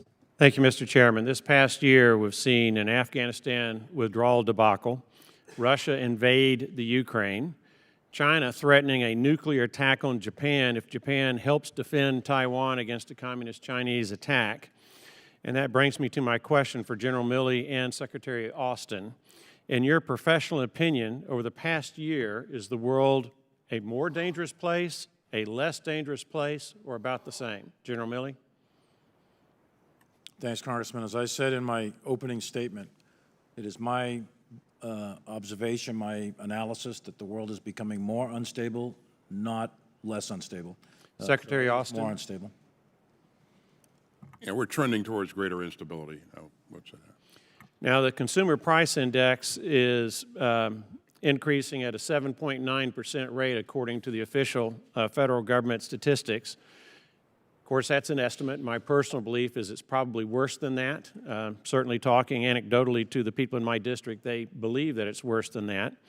What is the inflation rate for our national defense cost? Manpower, bullets, fuel, everything that comprises national defense. What is the inflation rate for those items? General Milley? Well, first I'd defer to Mike McCord down here as an expert, but this budget assumes an inflation rate of 2.2%, which is obviously incorrect because it's almost 8%. And it might go up, might go down, but most forecasts indicate it's going to go up, and it could level out at 9 or 10%. Who knows? but it's clearly higher than what the assumption was in this budget. When you say it assumes a 2.2%, are you talking about a 2.2% consumer price index inflation rate, which is what we commonly look at? Or are you talking about a 2.2% increase for national defense costs? It's the CPI. The budget assumes 2.2% inflation rate, CPI inflation rate. And Well, when the official rate is 7.9%, That's right. why are we assuming 2.2%? Because the budget was produced quite a while ago. Those calculations were made prior to the current inflation rate. That's correct. And I'd ask Mike McCord to make a comment on the specifics. Well, you would agree, would you not, then, that the assumption, at least according to the official federal government inflation rate, is over 5% wrong? Congressman, we in the Department of Defense have never used the CPI as what is relevant for what All right, we do. Mr. McCord, let me ask you the question then. What is the inflation rate for the things that the military has to purchase in order to provide adequate national security? What we saw last year was 4%, and that's what we built into our pricing going forward, was to get that 2% up to 4%. So what is your degree of confidence that the 4% rate is going to hold true? That's an unknown, Congressman, obviously. The fiscal year calculation that you're citing and that General Milley was discussing is, of course, starts 6 months from now and ends 18 months from now. So a lot can happen up or down to affect that. Well, let me add some comment and then some data. If we don't know what the inflation rate is for national defense procured products, then we can't really know whether the president's budget strengthens or weakens America's national security in an environment that both General Milley and Secretary Austin believe is becoming more dangerous, not the same or less dangerous. And I've just looked up a couple of items that I hope that y'all would take into account as you determine what ultimately will be the budget that the president would support for national security. Over the past 2 years, from January of 2020 to January of 2022, crude oil has gone up 137%. Now, that's a big ticket item in national defense. Wholesale gas, another big ticket item in national defense, has gone up 39%. Wholesale diesel has gone up 37%. There are probably other fuels like jet fuels or what have you that have gone up significantly. So I would hope that y'all would take all these things into account and increase our defense spending in order to at least hold our own in real purchasing power. And then I'll add this final note. If I recall correctly, you're looking at about a 4.6% pay raise for our military personnel. Is that what I heard? That's correct. Well, if 4.6% is it, given that the consumer price index has gone up 7.9%, do the math, that comes out to a 3.3% pay cut for our military personnel. Thank you, Mr. Chairman, and I yield back. Thank you. Mr. Norcross is recognized for 5 minutes. Thank you, Chairman. And I just want to follow up on some of the previous conversations when we start having the conversation of what we have available to us in our stockpiles. There is probably not a day that goes by since the Russian-Ukrainian conflict started that we're not talking about sending javelins and stingers. But I want to back up a little bit. We have a strategic stockpile that has been formulated based on risk over the years. General Milley, your assessment with respect to the weapons that we continue to supply Ukraine, the level of lethal aid that we can sustain, are we anywhere close right now to depleting what we need as an assessment of risk for our own protection or potentially? No, what we've supplied is a wide variety of small arms munitions, machine guns, grenades, grenade launchers, et cetera. And the two weapon systems that are most in the news are the Javelin and the Stinger. Stinger doesn't get produced. There's no more production line on Stinger. And with respect to Javelin, no, we're not at our. We're still meeting our mission requirements for Javelin, so we're not breaking any of those red lines. So when we look at our single point of failures or critical rare earth materials that go into the explosive, the accelerants, Our committee had a hearing earlier last week that talked about the Army's ongoing efforts to modernize the ammunition production facilities, which it would be kind to call them at World War II. And certainly over the next 5 years, the $500 million that has been looked at is something that we understand is minimum, given that that critical supply chain. One of the other issues in that supply chain is the human efforts. And Secretary Austin, this is where I like to get your feedback. You know, buying America has always been a motto that most of us adhere to. It has shown us over the course of the pandemic how important that is for a variety of reasons. You heard about the naval, the shipbuilding areas, but across the board, we, Ms. Slotkin led a task force about those critical supply chain and bringing up the workforce. As you know, soldiers do not get born and trained overnight. It takes time, as does our industry for workforce. What are we doing to try to onshore some of those critical supply chain issues and build up what's made here in America versus across the globe? Yeah, so this has been thanks for the question. It's been a point of emphasis for us over the last year. As you know, the president is really working hard to onshore some of the key capabilities that have caused us some concern with respect to our supply chain here, microelectronics and those kinds of things.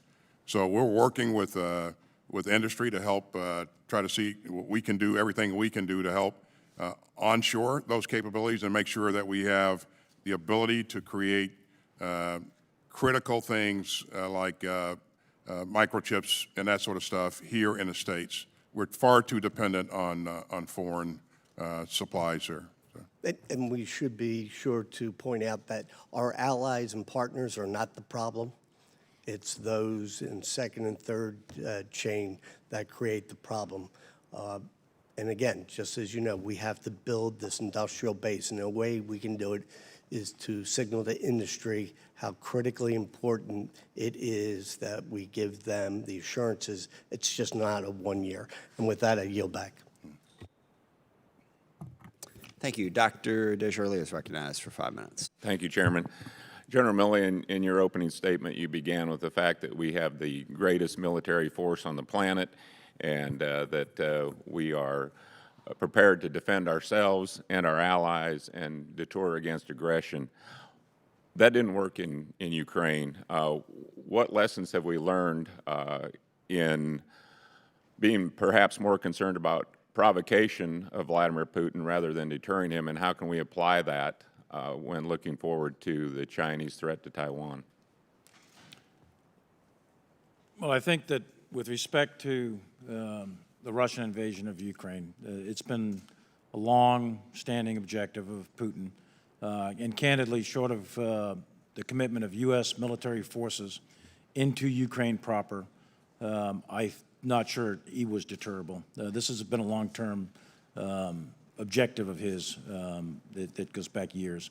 So I think the idea of deterring Putin from invading Ukraine, deterring him by the United States, would have required the commitment of U.S. military forces, and I think that would have risked armed conflict with Russia, which I certainly would have advised. Okay. You know, the president's strategy, at least publicly, and his administration was to impose economic sanctions to deter Russia. So did you advise him that that was probably not going to work and this invasion was inevitable? It's not my lane to comment on sanctions per se, but sanctions have a very poor track record of deterring aggression. But they are a means of imposing significant costs. The objective of the sanctions is to impose significant costs if he invaded. Those significant costs, the sanctions in combination with the export controls, are breaking the back of the Russian economy as we speak. Secretary Austin, several members have brought up hypersonic weapons, and you mentioned we have other options, but of the three countries currently fielding hypersonic glide weapons, Russia, China, and the United States, who's leading in that capability? I don't know what the inventories of the Chinese.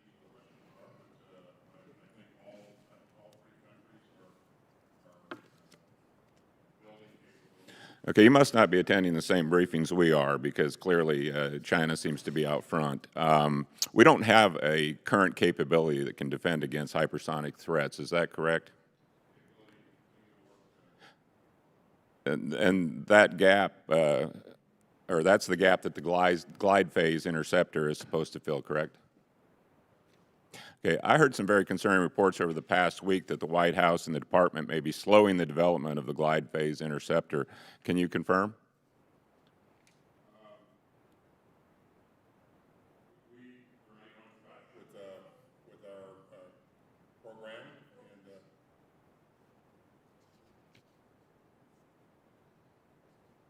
and yeah, we remain on track with our program, and as you can see from the budget, we're investing a significant amount of money for the defense of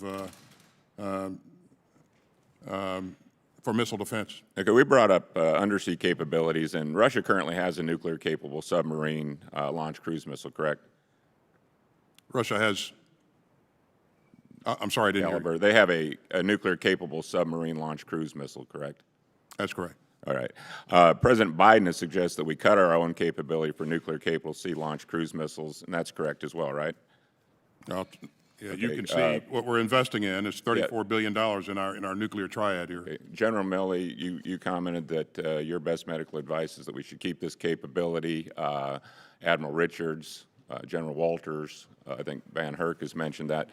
Secretary Austin, do you agree with your colleagues that this is a capability that we should focus on to help limit the asymmetry we have when it comes to the delivery of low-yield nuclear capability? Is this a slick amendment that you're referring to?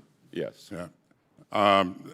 You know, the marginal capability that this provides is far outweighed by the cost. And so we have the ability to provide options to the president with a number of means. So, well, the one thing that we hope is that regardless of which party is in power in the White House, that our military advisors like yourselves look at this through an objective lens. And we've had concern about the department losing focus on our lethal capability and focusing on more of a woke military. I hope that's not the case, and it seems like a lot of us are in agreement on capabilities, but maybe President Biden is not listening. Congressman, this is the most lethal force on the planet, and it will remain that way. And we will continue to invest in the things that we need to remain dominant on the battlefield. Gentleman's time has expired. Mr. Gallego. Secretary Austin, can you explain the concept of integrated deterrence in a little more detail? And are there any examples where we would have seen it succeed thus far, especially if there's any NATO examples? I think you heard me say a bit earlier that integrated deterrence really means using all of the capability and capacity in all of the warfighting domains, air, land, sea, cyber, and space, and linking and networking those capabilities together in new ways to create synergies. And you're seeing us do that in a number of areas. It also involves leveraging the capability and the capacity of our allies. And again, I mentioned earlier that we've done that in the past, but we need to do that a lot better. Not only on air, land, and sea, but also in space and cyber. And many of our allies have significant capability there as well.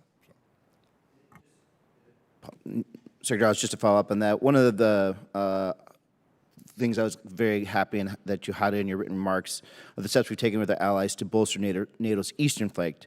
In fact, one of my proudest moments in Congress thus far is securing an authorization for the Baltic Security Initiative, which provides targeted defense systems to Estonia, Latvia, and Lithuania, including an air defense ammunition and C4 ISR. Across these capabilities or others, are there particular areas where you would like to deepen defense and military-to-military cooperation between the United States and the Baltic countries? And which capabilities do you think are most important for the Baltic states to prioritize?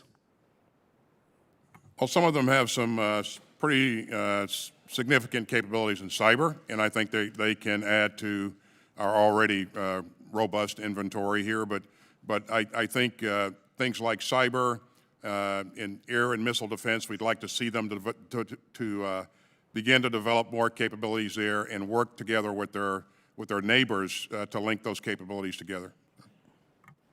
Thank you. And then, Secretary Austin again, you referenced gray zone multiple times in your written testimony, noting our competitors' malign activities in it. One of my greatest concerns is Russia's ability to exploit the gray zone and to conduct targeted disinformation operations, spreading Putin's propaganda and blatant lies. Over the long term, I'm also concerned about the lessons that China is drawing from Russia in the space itself.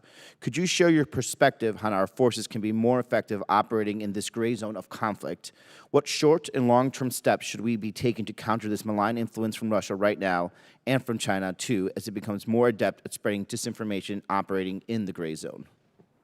Well, we have been very active, and before the onset of hostilities here with the Ukrainians, and helping them with their cyber capabilities and helping them develop methods to begin to counter some of the activity in the gray zone. And this is a learning process. We continue to learn.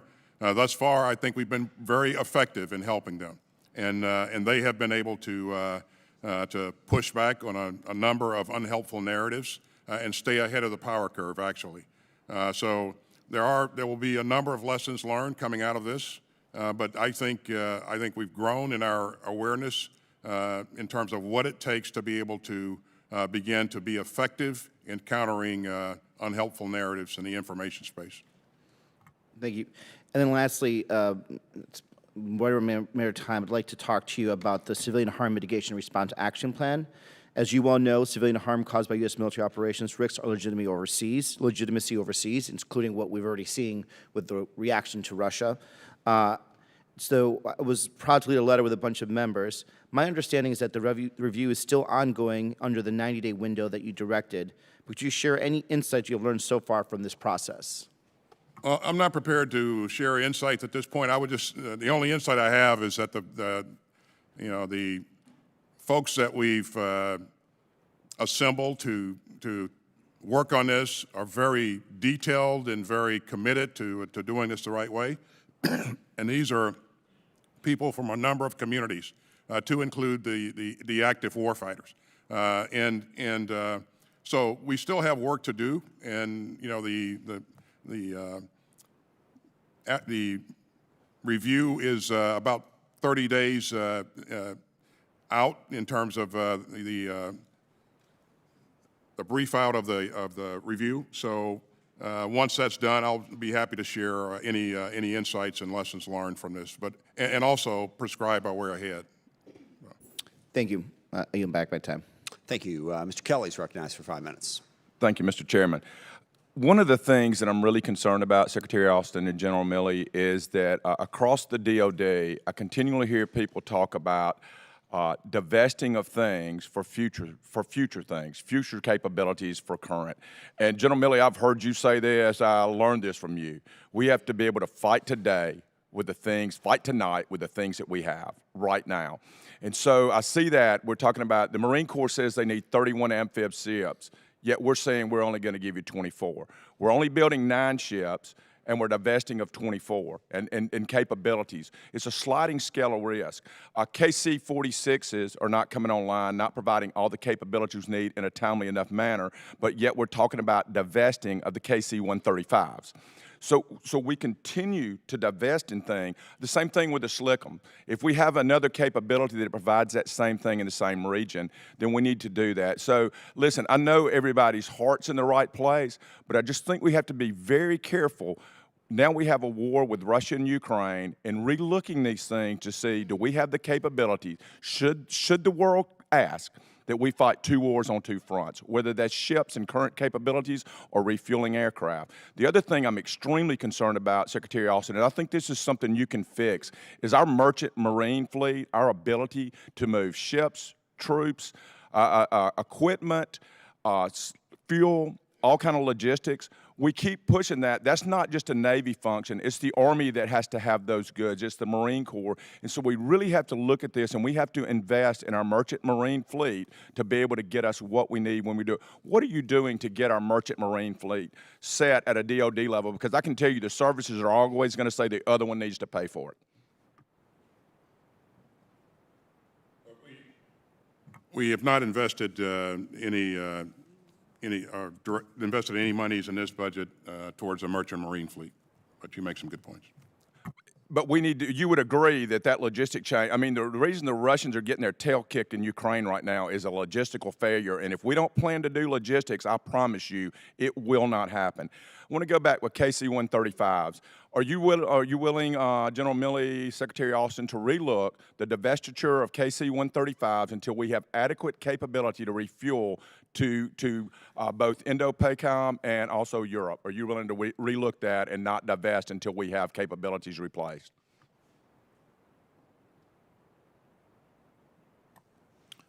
I would be happy to relook anything in the budget that you want me to relook, and I'll take a look at that and get with the Air Force and make sure that I clearly understand the divestiture logic and the production rates of the KC-46. And then I just really hope you will relook the ship plan. I mean, the Marines say they need 31 amphibs, yet DOD says we're only going to give you 24. And I disagree with the chairman a little bit on this. We do have the capability to produce those ships, but it's about keeping the workforce engaged and making sure that we have a timeline and we don't change that every year so that they can plan out to having the right industrial base at the right time. So I hope we will get, I haven't seen a ship plan in 2 years from the Navy, and that is one of the requirements that they're supposed to do. We need that in order to do our job. Thanks, sir. That's forthcoming. And also, they've done an amphib review, and that's forthcoming as well. And once that's done, I think we'll have greater insights into what the Secretary of the Navy really believes the requirements are. I would just point to the fact, and I know you know this, that we're investing $2.6 billion in amphibs in this budget. Amphibs are important. There's no question about it. We're going to make sure that... Mr. Secretary, and I hate to interrupt, but I got 1 minute and I got one more question I really want to talk about. I really just hope you guys are the advisor to not just the president, but to the nation in making sure that we have the right risk of fighting today versus future capabilities that we have to win future wars. And I just hope that we'll relook some of those things. Final point I want to talk about, there's a little bit of movement right now, and I just ask that both of y'all weigh in on this. To make Gold Star families, to include a Gold Star to make them someone who dies in service. If I die of a heart attack while I'm doing guard drill, my family is not a Gold Star family. I shouldn't get a Purple Heart for having an ATV wreck downrange.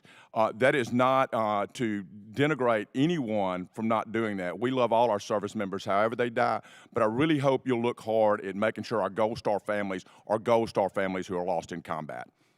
And I am doing that, personally doing that. And today is Gold Star Spouses Day, Gold Star Family Day, by the way. And there's nothing probably more important or sacred than to make sure that we honor those fallen in combat in the defense of this nation. So I am looking at it. Gentleman's time has expired. Mr. Carbajal is recognized for 5 minutes. Thank you, Mr. Chair. I apologize. Hold on, we'll start in a second. The witnesses need a 15-minute break, which we're going to take at 11:30. So we'll go to Mr. Carbajal and the next Republican, then we'll take a 15-minute break after those two questioners. Mr. Carbajal is recognized for 5 minutes. Thank you, Mr. Chair. And thank you to both of you for your exceptional leadership throughout Russia's unprovoked war on Ukraine. I want to take a moment to highlight the California's National Guard's unique and exceptional support to the Ukraine military through the National Guard State Partnership Program. California has been partnered with Ukraine since 1993 and since 2000. California and Ukraine soldiers have participated in over 330 military events, including training exercises at Camp Roberts, located in my district in San Luis Obispo County. General Milley, how has California's state partnership program with Ukraine helped improve the capabilities of Ukrainian forces to fight against the Russian invasion?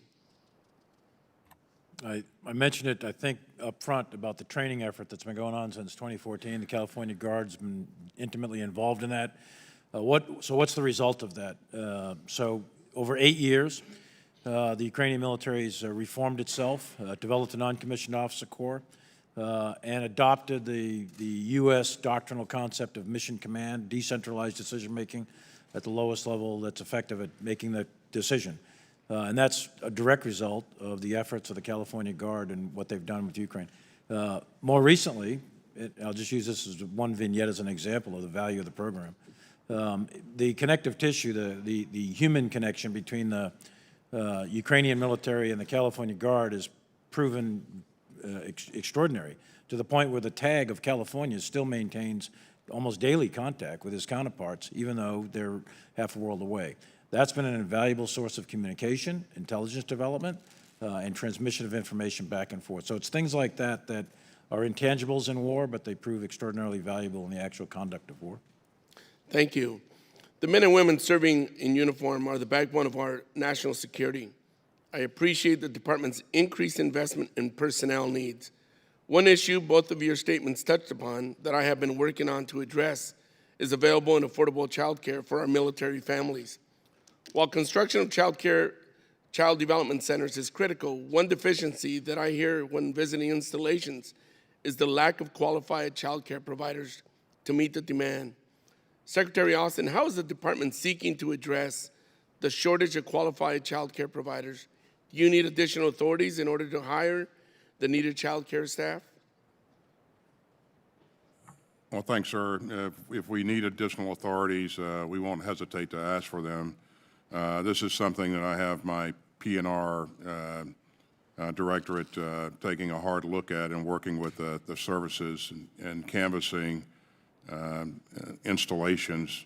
This has been identified as an issue to us as well, and we're trying to identify incentives that will help attract the right people and help us train and equip the right people to provide quality child care. Another workforce question, Secretary Austin. Your testimony touches on the department's needs to improve its ability to attract and retain an innovation-minded workforce. For high-skilled positions such as those that require specialized skills and credentials to meet digital and cybersecurity needs, how can the department better compete against private industry?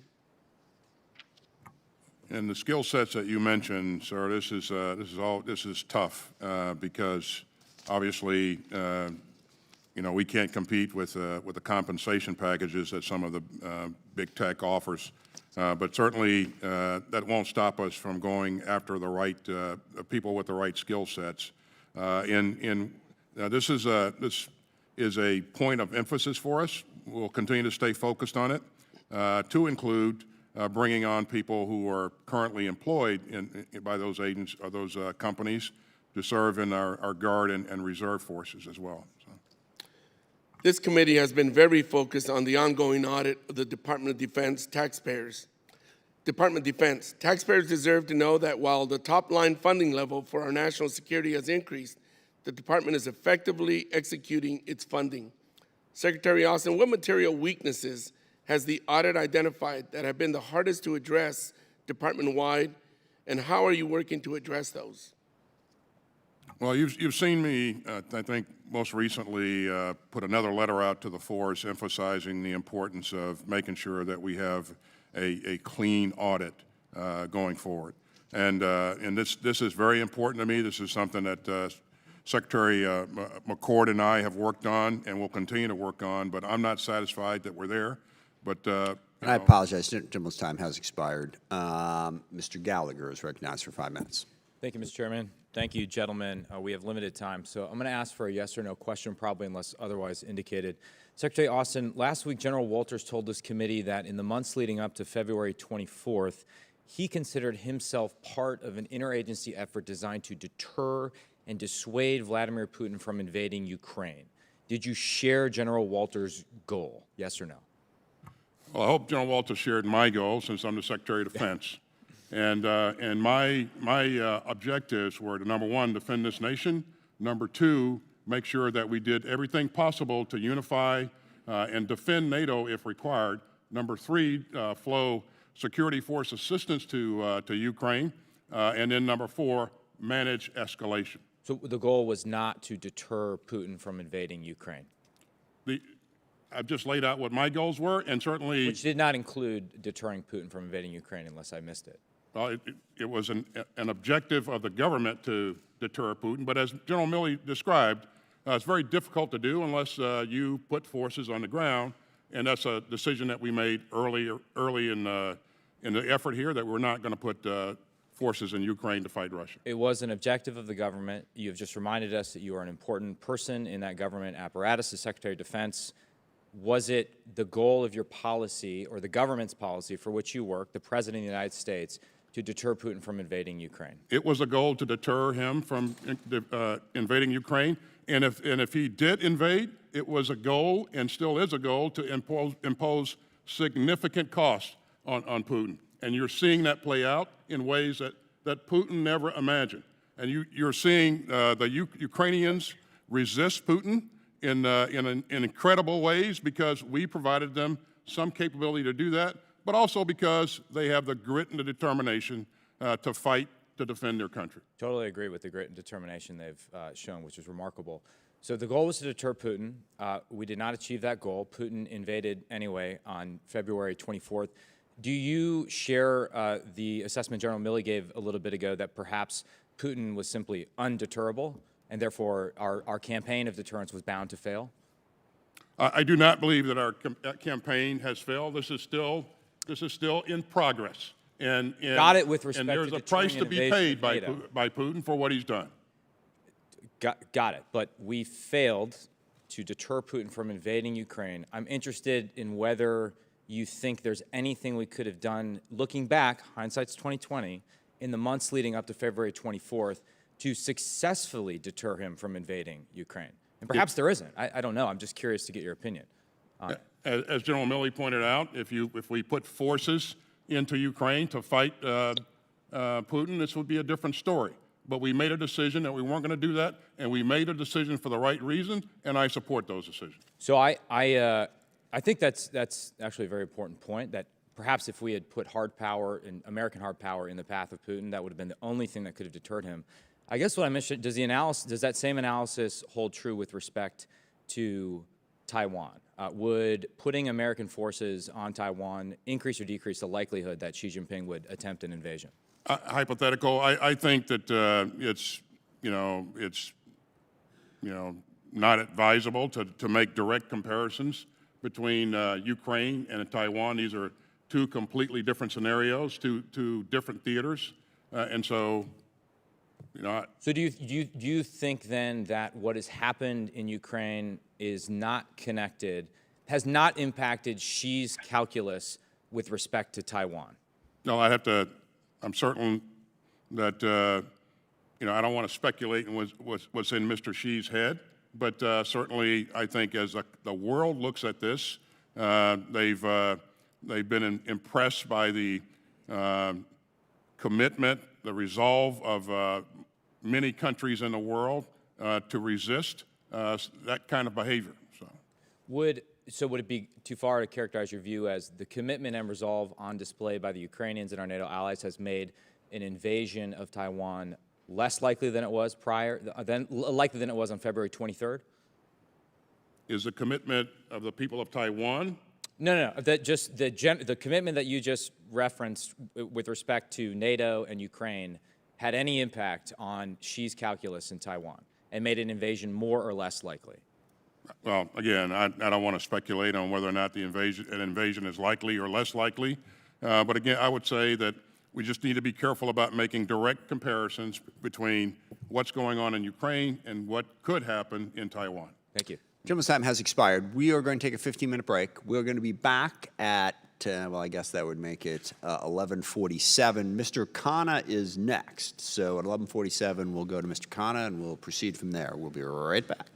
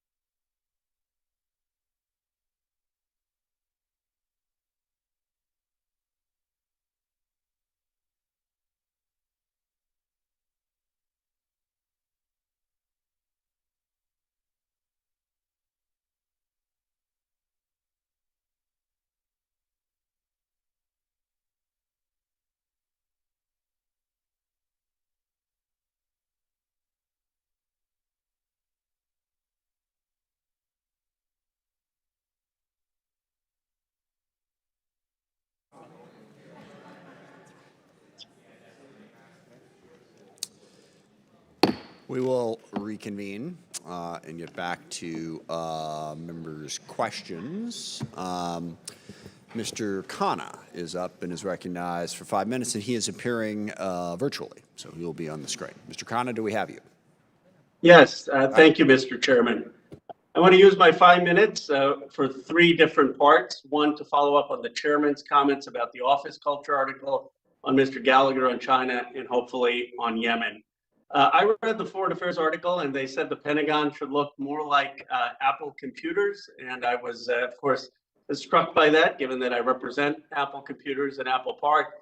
One of the reasons that I think the article made that point is that with technological change so fast and so rapid, we need to be adaptive. In Silicon Valley, you have startups that beat incumbents with huge, larger bank balances because they're innovative.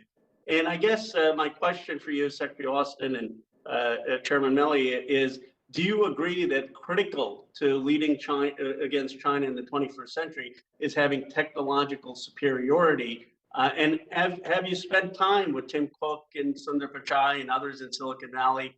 And are you open to doing that? I have spent time with the CEO of Google, and while there are parts of us that really seriously need to be more streamlined and more adaptive, which I really embrace that. I would say that the Department of Defense turning into Google is probably not something that I would envision. But I clearly... I'm not suggesting that, Secretary Austin, but I'm suggesting that we take the best innovative parts of the culture. I think that's what the article suggests. Absolutely. I absolutely agree with that. And I would second that. Our need for innovation is critical. I think that we are an inheritor of a industrial age system that goes way back, not only the building, but the process, our programming systems, et cetera, all date back to the 50s and 60s, that sort of thing. So it does need to be updated. And I think getting some of the best practices out of not only Silicon Valley, but other commercial best practices is definitely worthwhile. I've personally spent some time out there, and that helped when I was Chief of Staff of the Army. That helped in the concept of Army Futures Command and a few other initiatives we did. So I do think that's a very valuable use of time to go out and take a look at best practices in the commercial world, apply them to the defense industry or Defense Department. Well, thank you, General. And if I can be of any help, let me know. And I also think tech companies have an obligation to be doing more to assist our military. So it's reciprocal.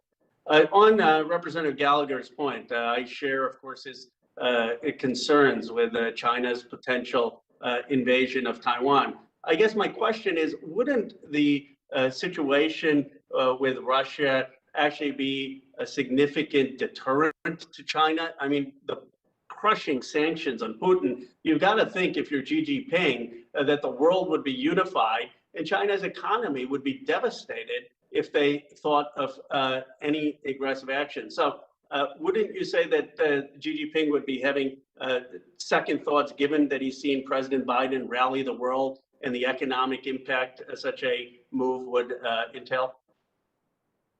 I certainly would, and I would certainly think that he also values the economic opportunities that are present there in Western Europe. Let me ask 2 questions, and then you can answer both, hopefully, with the time. One on Taiwan. Is there anything we can do to expedite our arms sales there? My understanding is that they've been stuck because of supply chain issues. And then the second on Yemen.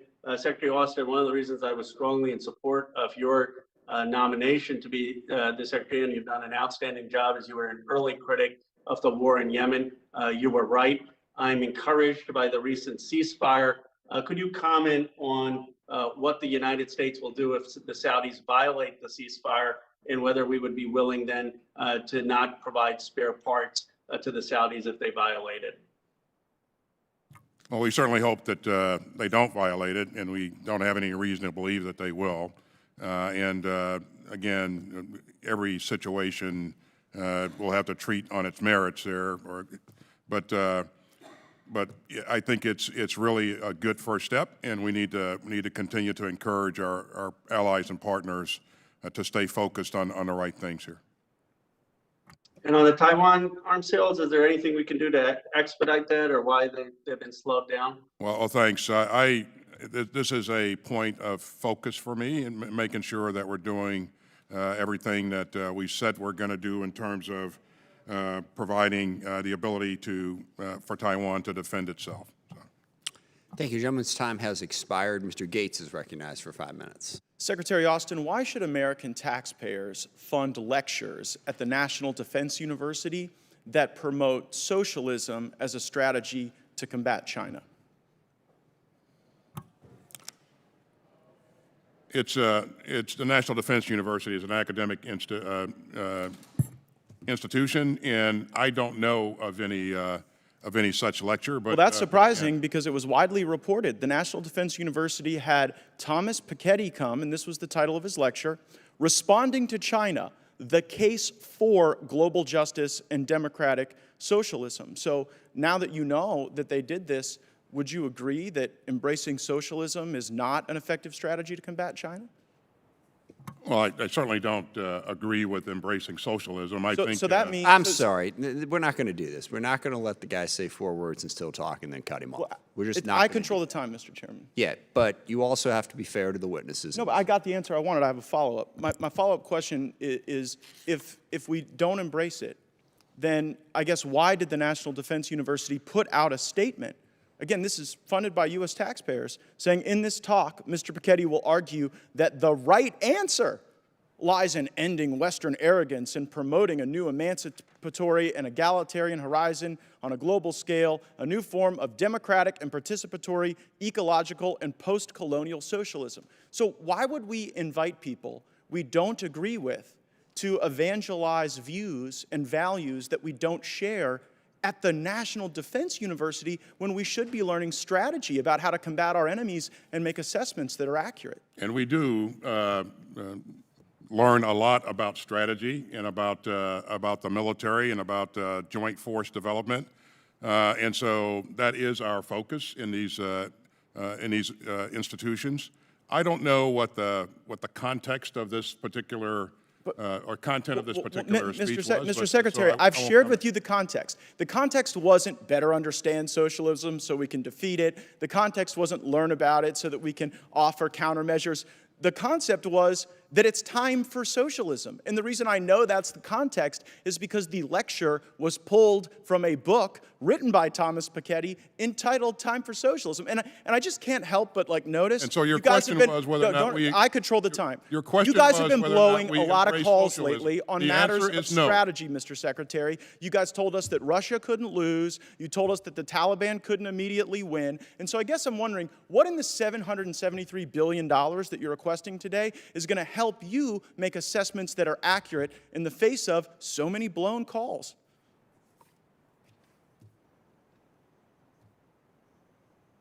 You've seen what's in our budget. You've seen how the budget matches the strategy, and so I'll let that speak for itself. Well, I mean, I've also seen that we're investment in behind, Mr. combat Secretary. capabilities. We're behind in hypersonics. We failed to deter Russia. Last year, So China what do you sorties. mean we're behind in hypersonics? How do you? Okay, who's ahead in hypersonics? How do you make that assessment? I don't know. Is it I a make that assessment one-for-one? because Is it a China is one-for-one fielding exchange or hypersonic development weapon of systems, hypersonics? and we are still developing them. I Are you make that talking about assessment because development of Russia actually capability used or one. development of- By the way, your own people brief us that we are behind and that China is winning. Are you aware of the briefings we get on hypersonics? I am certainly aware of briefings that we provide to Congress. But it's not just the hypersonic. It's all over the world. It's in Taiwan, where China's last year flew more sorties than ever before. It's North Korea, on pace to shatter prior records, the number of missiles that they are testing. And so while everyone else in the world seems to be developing capabilities and being more strategic, we got time to embrace critical race theory at West Point, to embrace socialism at the National Defense University, to do mandatory pronoun training. Do you accept? You know, it's again, this is the most capable, the most combat credible force in the world. It has been, and it will be so going forward. Not if And we this continue budget down this helps path. us to do that. Not if we embrace And socialism. The fact that you're embarrassed by your country, by Oh, your no. I'm military, embarrassed by your leadership. I'm sorry for I am that. not embarrassed for my country. I wish It's we were what not you're losing saying. to China. It's I what wish you're we saying. were. You know what? That is so disgraceful that you would sit here and conflate your failures with the failures of the uniformed service members. You guys said that that Russia would overrun Ukraine in 36 days. You said that the Taliban would be kept at bay for months. You totally blew those calls. And maybe we would be better at them if the National Defense University actually worked a little more on strategy and a little less on wokeism. Has it occurred to you that Russia has not overrun Ukraine because of what we've done and our allies have done? But that was Have baked you ever into your even thought flawed about assessment. That was baked into your flawed assessment. And so yeah, I saw that the Obama administration fact that we tried helped to the destroy Ukrainians our was a military flawed by assessment? starving it of resources, and it seems the Biden administration is trying to destroy our military by force-feeding it wokeism. I yield back. Gentleman's time has expired. Mr. Keating is recognized for 5 minutes. I'm sorry, Mr. Kim is recognized for 5 minutes. Yeah, thank you to the two of you. And I just want to say on behalf of this committee, you know, we have a tradition of respecting the people that come before this committee in a bipartisan way. Make sure that, yes, we may have some disagreements about our policy, but all of us here are committed to our national security, committed to our service members, and certainly committed to recognizing that your leadership is a leadership across the entirety of our military, not just in terms of, and certainly not in terms of any political discourse or political parties. So I just wanted to thank you, all three of you, for coming before us today. Secretary Austin, I did want to ask you, you know, I was, as well as many others, horrified by the images that we saw coming out of Ukraine over this weekend, you know, what we saw in Bucha. Our military has had extraordinary abilities to see where the Russian forces have been in Ukraine and where they're going. So I wanted to just ask you, do we know what Russian units were in Bucha that may have committed these atrocities? Well, that's a thing that we continue to research, and there'll be significant effort going into matching, you know, elements that were present with the time that these events probably occurred. But we don't know for certain, but we'll continue to research. Well, there's another element too, you know, where we see these units being redeployed. So certainly we want to make sure that we're dealing with the accountability of this. But also I have real fear about where these units may now be redeploying, whether or not they will conduct similar types of atrocities against Ukrainians in other parts of Ukraine. So I just ask for your attention on that as well. Absolutely. With these horrific attacks, you know, we see there's redeployment of Russian forces as well, their apparent decision to pull away from Kyiv. Secretary Blinken this weekend said, you know, we may very well be entering a new phase in this war. I think that's something that I agree with. In my sense, it really does feel like where we're at now is different than where things were 5 to 6 weeks ago, but I wanted your thoughts on that. Does that sound right? Does this feel like a new phase in the war? I think that's right. I think, you know, as you know, the Russians thought that they could very quickly move into Ukraine, capture the capital city, and install their leader of choice, and they weren't able to do that. Yeah. And so now we see them reposturing and refocusing their main effort in the south and east.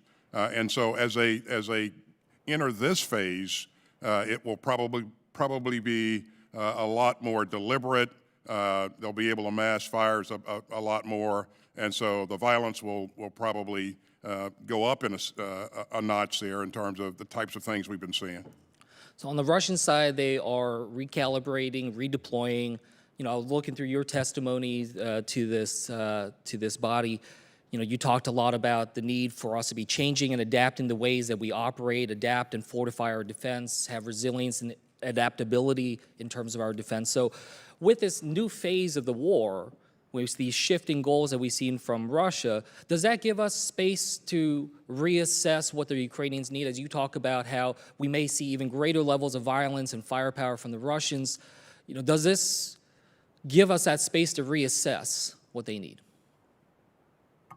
Yeah, I don't know if I would describe it as space. I would say that we are, I mean, we consider the Ukrainians to be in a knife fight, and they're working hard every day. We're giving them what they need to continue to be successful, but we need to also look ahead, and we're doing that. Well, you know, they are in a knife fight, but they're in a fight with all sorts of different weapons being directed towards them. I guess my more direct question to you is, if this is a new phase of the war, do you feel like there is space for you and the administration to reconsider, for instance, the fighter jets and the transfer facilitating the transfer of fighter jets to the Ukrainians. Is that something now that we're in a new phase that you would reconsider? If you're talking about the transfer of MiGs, I mean, Correct. countries have the ability to do that now. And contrary to popular belief, the United States is not standing in the way of that happening. But I agree with you on that front, but certainly, the countries that we're talking about, they've expressed challenges in terms of how they transfer. They're asking for us to facilitate that. Is this a time for us to reconsider that? Well, this is a time for us to continue to focus on those things that will be effective in this fight, and even amping up, the capabilities that we provide them in terms of those things that are most effective. Well, I'd like to work with you as we enter this new phase to figure out what exactly we can do for the Ukrainians. Thank you for all your help. Yeah, we'll continue to do. Thank you. Mr. Bacon is recognized for 5 minutes. Thank you, Mr. Chair, and I thank you, gentlemen, for being here. I have 4 questions, so I'm going to try to get through them rather quickly. My first question is on the budget. The proposed budget has military spending under inflation, which is going to necessitate cuts to F-35 production, for example. So my first question is with the overall divest to invest, and I'll ask this to General Milley. I guess the follow-on questions to Secretary Austin. But we're going to reduce our aircraft inventory by 250 and add 75 aircraft. So basically for every 3 we're putting out, we're putting 1 in. And ships, we're reducing our ships by 24 and bringing in 9 ships, so a little better than 1 out of 3 replacement. Are we taking too much risk, General Milley? I don't think we're taking too much risk relative to Russia and China, which is the focus of the NDS, focus of the budget. I recognize the numbers go down in both shipbuilding and in aircraft, but again, I want to focus folks' attention on the capability that is being bought versus just raw numbers. A lot of the aircraft that are coming out that are, for example, A-10s have very little utility relative to a high-end warfight against China, for example. They may be useful as a FMS article to give to other countries, but for our purposes relative to China, no. So, the other systems that are divesting are recouping the monies in order to invest in capabilities that'll be much more useful in the future operating environment. Thank you. I just worry about the amount that we're divesting, but I realize some of it's going to have to happen. Secretary Austin, when I talk to the Baltic countries, I'm the Baltics co-chair for the Security Caucus. They say the most important thing to them is a permanent U.S. presence, maybe air defense. They're not too dogmatic of what type of unit. But would you commit to at least considering a permanent presence in the Baltics? I think you know that I've just recently met with 3 ministers of defense from the Baltic region and heard their concerns, and we'll stay focused on their concerns.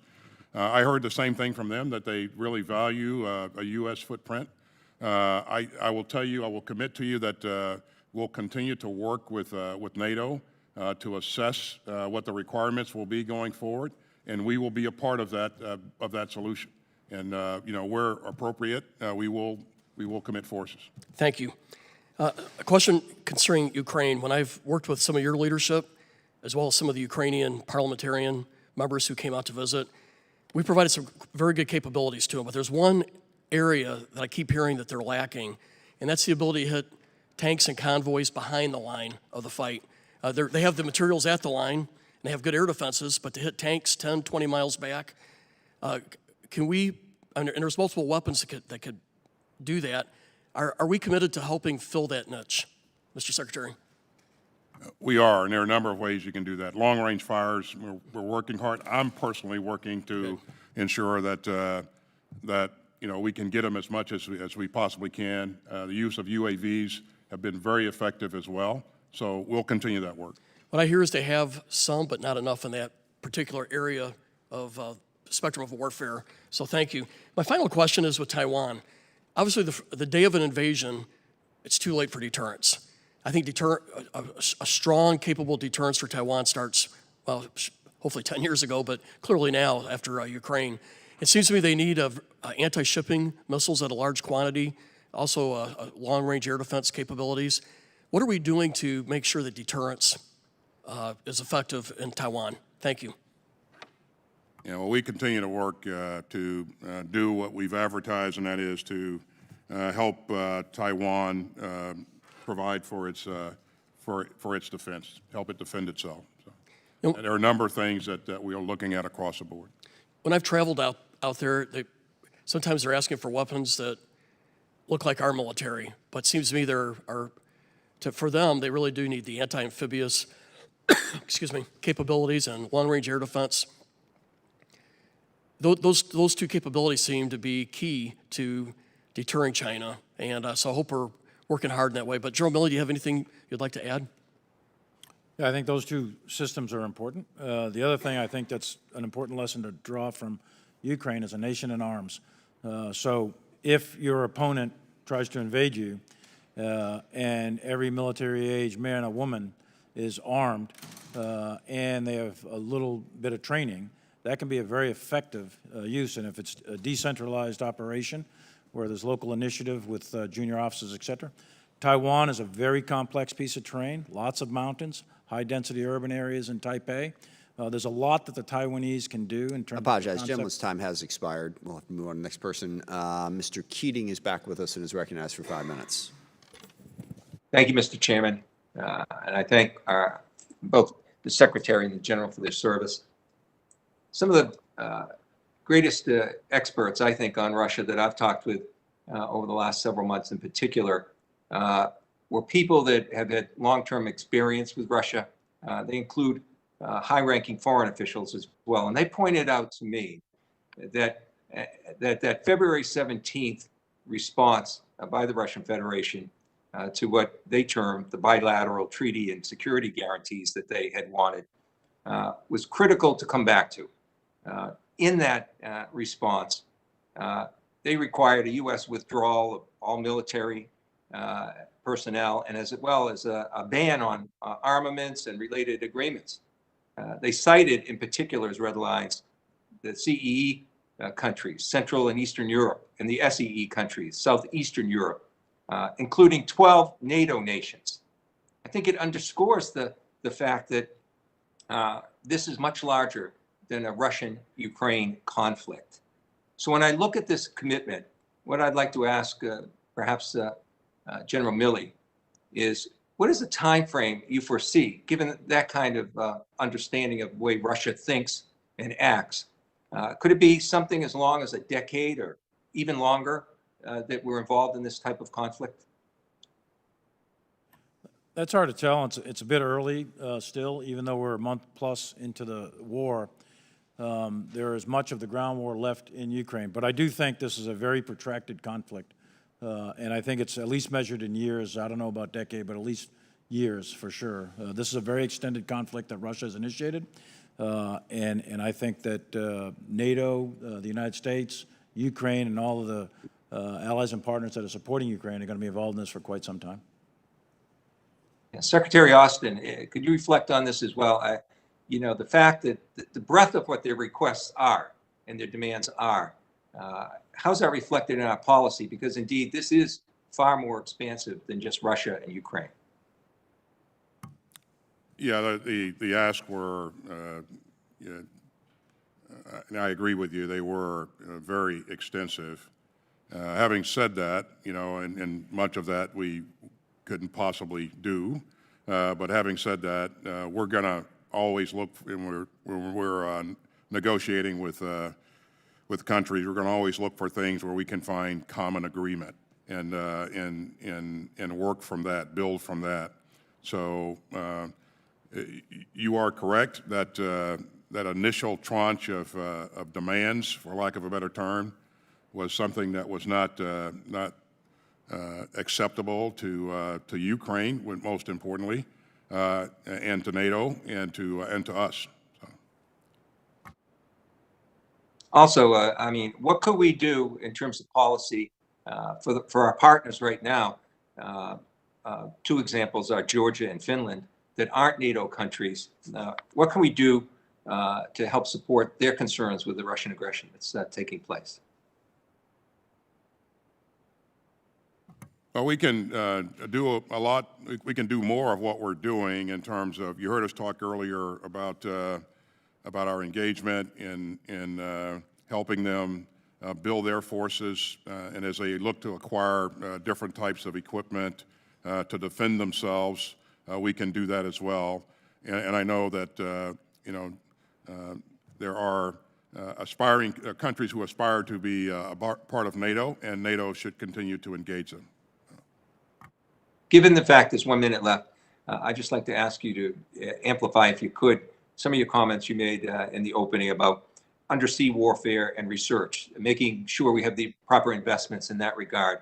What do you see as the specific threats, and how can we address them in about 46 seconds? Well, I think the threats continue to evolve. China does have substantial capability undersea, but Russia does as well. And so we want to make sure that as we look across the landscape, we're able to meet any emerging threat. Great. Thank you. And Mr. Chairman, I yield back. Thank you. Mr. Banks is recognized for 5 minutes. Secretary Austin, the New York Times this morning reported the daily average for COVID-19 cases in the U.S. is at 27,573, much less than the 0.0001% of the total U.S. population.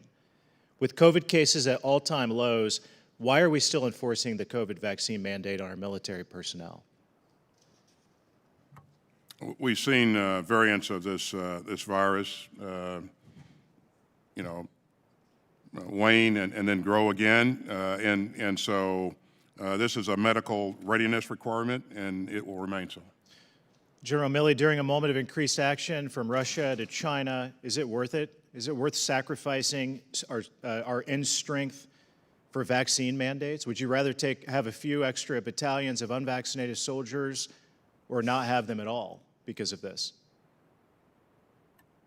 Thanks, Congressman. I don't think it's an either or. I think we're an organization that requires, and you're a veteran yourself, we get a lot of vaccinations. Anthrax is very, very low in out there, and we still get anthrax vaccinations and so on. So I think getting vaccinated is part of the readiness issue of the health of the force. The numbers are very low, by the way, of those that are refusing to be vaccinated, and they're even lower. I mean, it's tiny, the numbers that are actually being asked to process out. So I think it's manageable, and I think that I would prefer that everybody just go ahead and get vaccinated. According to a CNN article on January 18th, the Army National Guard missed its goal by over 8,000, adding only 34,658 recruits for FY21. Right. The 2023 defense budget request just released by the administration reduces the size of the Army by 12,000 soldiers. Is the Army cutting their numbers because they know they can't recruit enough people to meet their quotas? I've talked to General McConnell about it a couple of different times. I think two major factors. One is the population at large, those that are eligible to enter the military, those numbers are actually pretty low. So that's one point. It's the accessions challenge that's out there in recruiting on an annual basis. The second piece is that they want to reduce manpower in order to save the money and recoup that into modernization efforts. Those are the two fundamental reasons that the Army is doing what they're doing. General, is it a coincidence that the Army is moving forward with now involuntarily separating our soldiers and then offering a new $50,000 signing bonus to recruits who want to join the Army? And how much additional cost are we going to incur because of the increased recruiting bonuses to combat projected losses for unvaccinated military personnel? I'd have to get back to you on a cost analysis in terms of the actual dollars relative to the bonus you mentioned, the $50,000 bonus. But again, I'd go back to, I checked with General McConnell just yesterday. The numbers are actually being compelled to depart the military is very, very small in the Army. And I think it's likewise in the other services as well. There is a recruiting challenge, though, for the Army. The other services are meeting their recruiting goals. They're on glide path for this fiscal year, but the Army is challenged, both Guard and active. General Milley, on March 18th, the U.S. Army discharged 3 soldiers, the first time it has booted troops for failing to comply with the COVID-19 vaccine mandate. It's projected that 2,692 soldiers, the size of a couple of Army battalions, have not taken the vaccine and will likely be separated from the Army. Once again, how is this loss of personnel going to hurt the overall end strength of the Army? I think if 2,000 are kicked out, I think that would hurt. But I think there's an issue of education here and persuasion. And making sure that these soldiers are making informed decisions. As of March 3rd, Army commanders have relieved a total of 6 regular Army leaders, including 2 battalion commanders, and issued 3,183 general officer written reprimands to regular Army soldiers for not taking the vaccination. How has this loss of leadership and focus on administrative burdens, improved Army warfighting readiness, and enhanced combat power?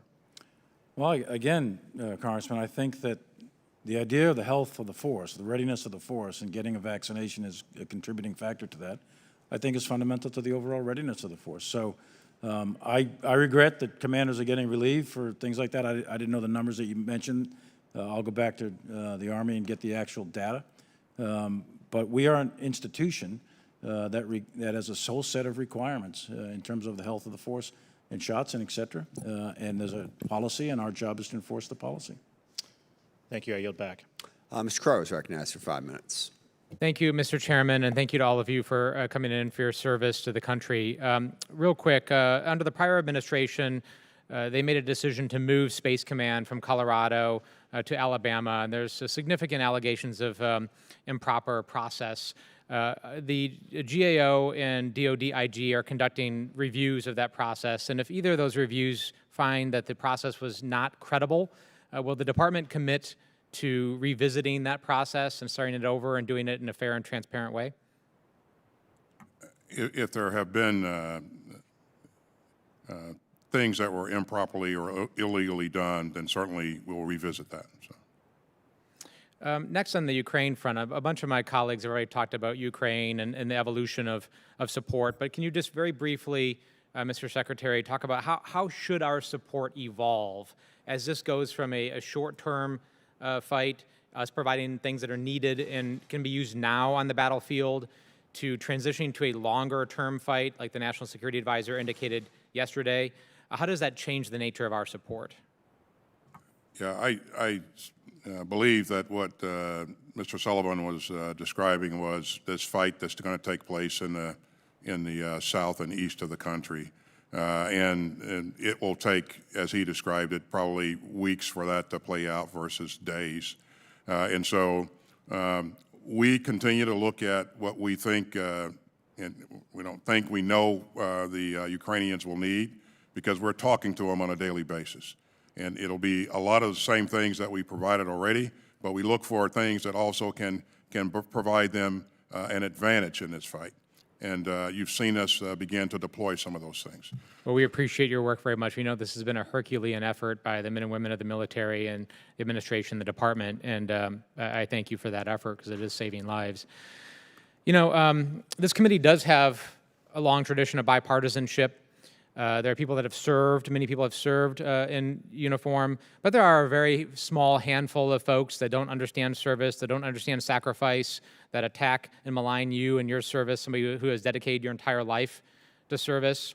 We sometimes will compare our military to other militaries, call us woke, make up these contrived boogeymans of socialism, or pull out lectures at universities.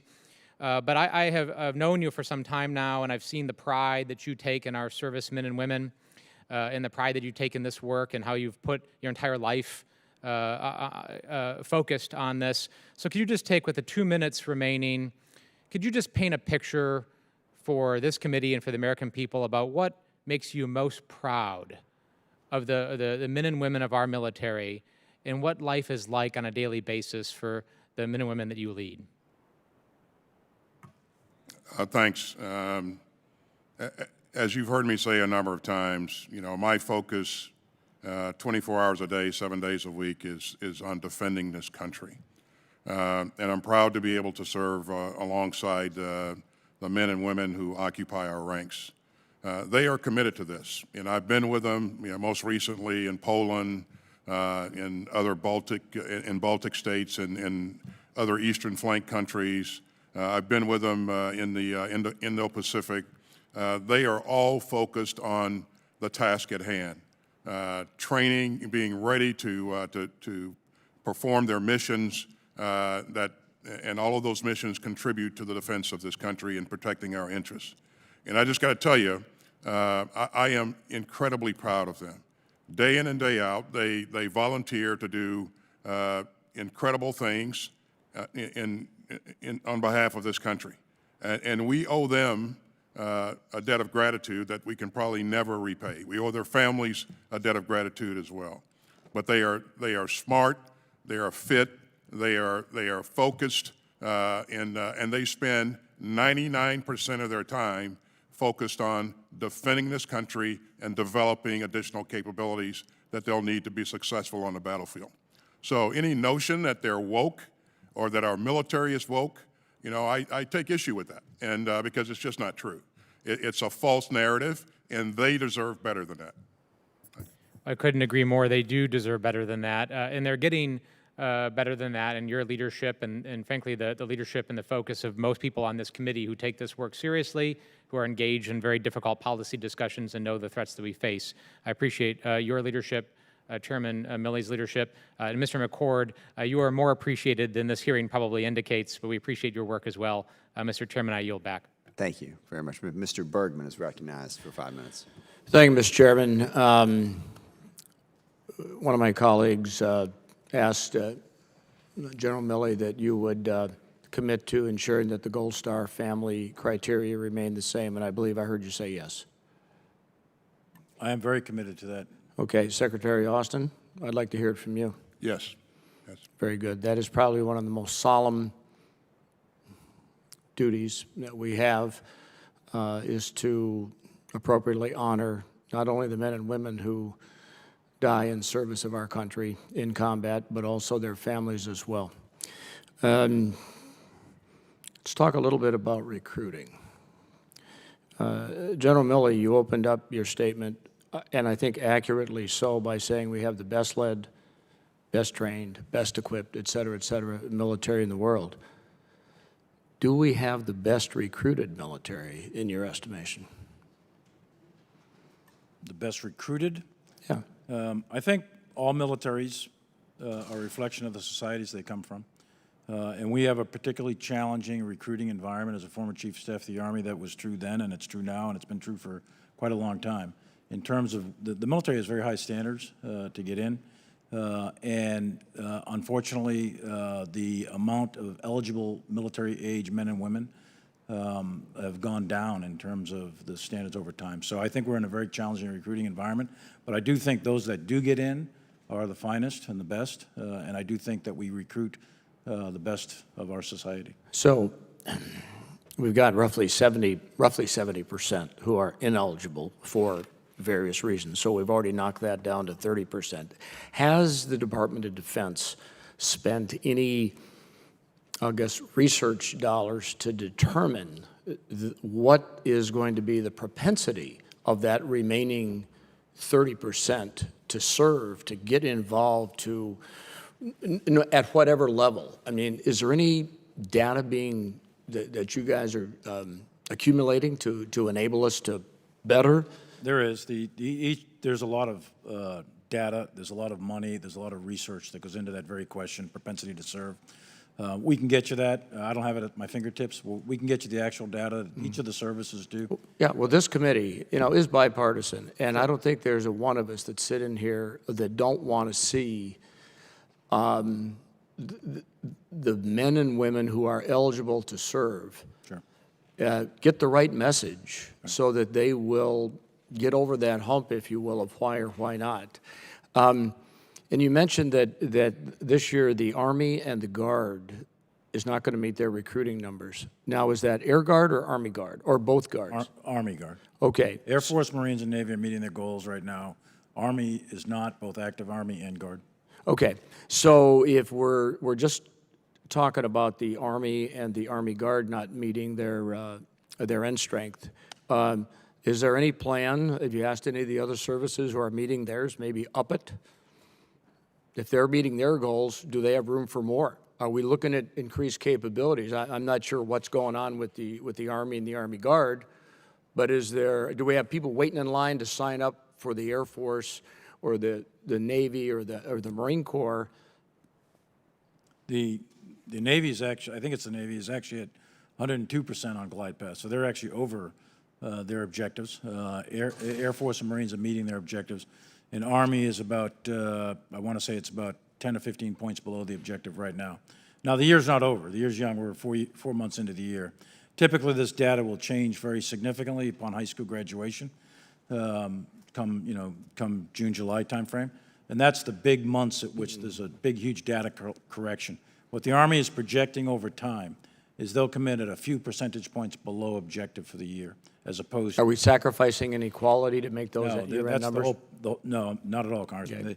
Okay. What they're doing is ensuring that they're enforcing the quality of the force coming in. Okay, and just for the sake of discussion here, we know we have a significant number of men and women who are no longer in service because of their refusal to take the COVID vaccine. If, for whatever reason, any or all of them decided they wanted to reaffiliate with the service, would they be given an option? I'd have to get with each of the service chiefs in terms of the policies inside the service, but if someone wants to get the shot and come on back in, I don't. Well, we've got millions and millions and millions of dollars of training for Sure, those people that we forced out. And If you want to short. comply with That- the rules and yeah. regulation, I Gentleman's time has expired. Thank you. I think it'd be fine. Ms. Slotkin is recognized for 5 minutes. Thanks for being here. I know we're about to start hour 3 of this hearing, and I want to associate myself with the comments, the respectful comments on both sides of the aisle for those who made it, and apologize for those who aren't respectful as you come up here for these hearings. I think that there's a lot of the issues that are affecting the average American, particularly around prices and budgets and supply chains, are now we're seeing really affect the U.S. military. So my questions are going to focus mostly on that. And Mr. McCord, I'm going to give you a chance to get in the game here. First and foremost, actually, I'll start with Mr. Secretary Austin on supply chains, right? I represent a district that has 2 GM factories. One has been off and on dormant for the past year because we can't get a 14-cent microchip. Myself and Congressman Gallagher led a task force on DOD and sort of highlighting the issues on supply chains that the department had. You know, you picked up the rug on some of our supply chains at the Defense Department. There was a lot of creepy crawlies under there, a lot of dependencies on places like China that even for our U.S. military we still had. Can you tell us, we had some prescriptions in the last NDAA, but help give us some comfort that, like our private sector companies, DOD is actually kind of getting in the game and looking at this as a vulnerability. We are in the game. As you know, it's been and is an area of emphasis for the president and for the government writ large. So DOD is doing its part. This is especially important to us as we look at components of our critical weapon systems that use microchips, that use critical materials, strategic materials. We want to make sure that we are not vulnerable to. Right. To Right, because I think the thing that while a GM plant can shut down, the U.S. military doesn't have that privilege of being able to shut down and just taking an economic hit. It's the protection of the country. Mr. McCord, on the budget, we've had a lot of discussion here about whether the proposed president's budget keeps up with the rate of inflation. And you said that you crafted the budget with a 4% inflation rate. We know that that has largely gone up. I know that, frankly, on a bipartisan basis, people are interested in at least making sure that the department is keeping pace with inflation. Would you be willing to consider coming back to us and keying the budget to the rate of inflation? Very short, yes or no? Congressman, yes. I think we're going to need to work with the committees, I believe, going forward to look at what's actually happening on the ground. And we had, as the Secretary said, we had to snap the chalk line at some point. To finish a budget, you have to make some assumptions and then move on. And we normally revisit our own situation internally, which generates reprogrammings that we send to you. We'll do that as soon as possible this year as well. And I think there's nowhere that's more clear where inflation is really kind of a punch in the gut, at least in a district like mine where people drive 40 miles one way to work. It's the price of gas. And as I see it, the Department of Defense is one of the biggest consumers, maybe in the world, of gasoline. And I think you noted it was about $12 billion we spend a year on gas. What, if anything, has the Department of Defense done advocating with the White House to do more to try and affect the price of gas? Congressman, as you say, we consume a lot of gas, but we are small compared to the market. We cannot drive the market by ourselves as 1% of the market. We're about 15% of the jet fuel market, so we are a significant player there. But we are ultimately at the mercy of the markets the way most other entities are. And Our budget was done before Putin's invasion of Ukraine spiked oil prices. Of course, that spike may come down slowly, may come down quickly. That's one of the many variables out there. But we are going to have to adjust for that going forward. Okay, I would just say, as one of the biggest consumers, at least in the United States, of gas, that your voice in the conversation on doing more to try and lower the prices of gas would be helpful. Lastly, Mr. McCord, we passed on a bipartisan basis an amendment in the last year's NDAA that helps to try and examine the amount of pork, and I mean congressional pork, that is in the Department of Defense budget. The things that you all have tried to kill, the legacy weapon systems that you don't want anymore, the facilities you've tried to shut down. That amendment required a report. What is your assessment? I mean, I know the report isn't done yet, of what percentage of the department budget are things that the U.S. Congress has required you to provide? Congressman, again, the report's not done, but I think in most years it averages in the 3 to 5% range. So it's not overwhelming, but it's significant. And the rest of this we'll have to take for the record. The gentlelady's time has expired. Mr. Waltz is recognized for 5 minutes. Thank you, Mr. Chairman. Secretary Austin, a year ago, the rise of extremism, particularly white supremacy within the military, within our ranks, was a top priority for you. In fact, it was your first memo. Yet the department released a study this year, a year later, showing that 100 members of the military participated in some type of extremism. That's 100 out of 2.5 million. By my math, that shows that 99.996% of our military members have not participated in any form of extremism. So with that data, now being data-driven, is that still a top priority for you, or can we move on? Yeah, you made a couple of points here, and let me say that my top priority is defending this country. It has been, and it will always be.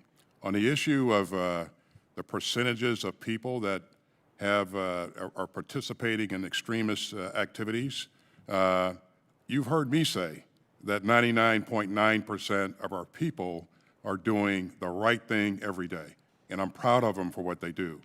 But a small percentage of people can have an outsized impact on our Thank you, Mr. organization. Secretary.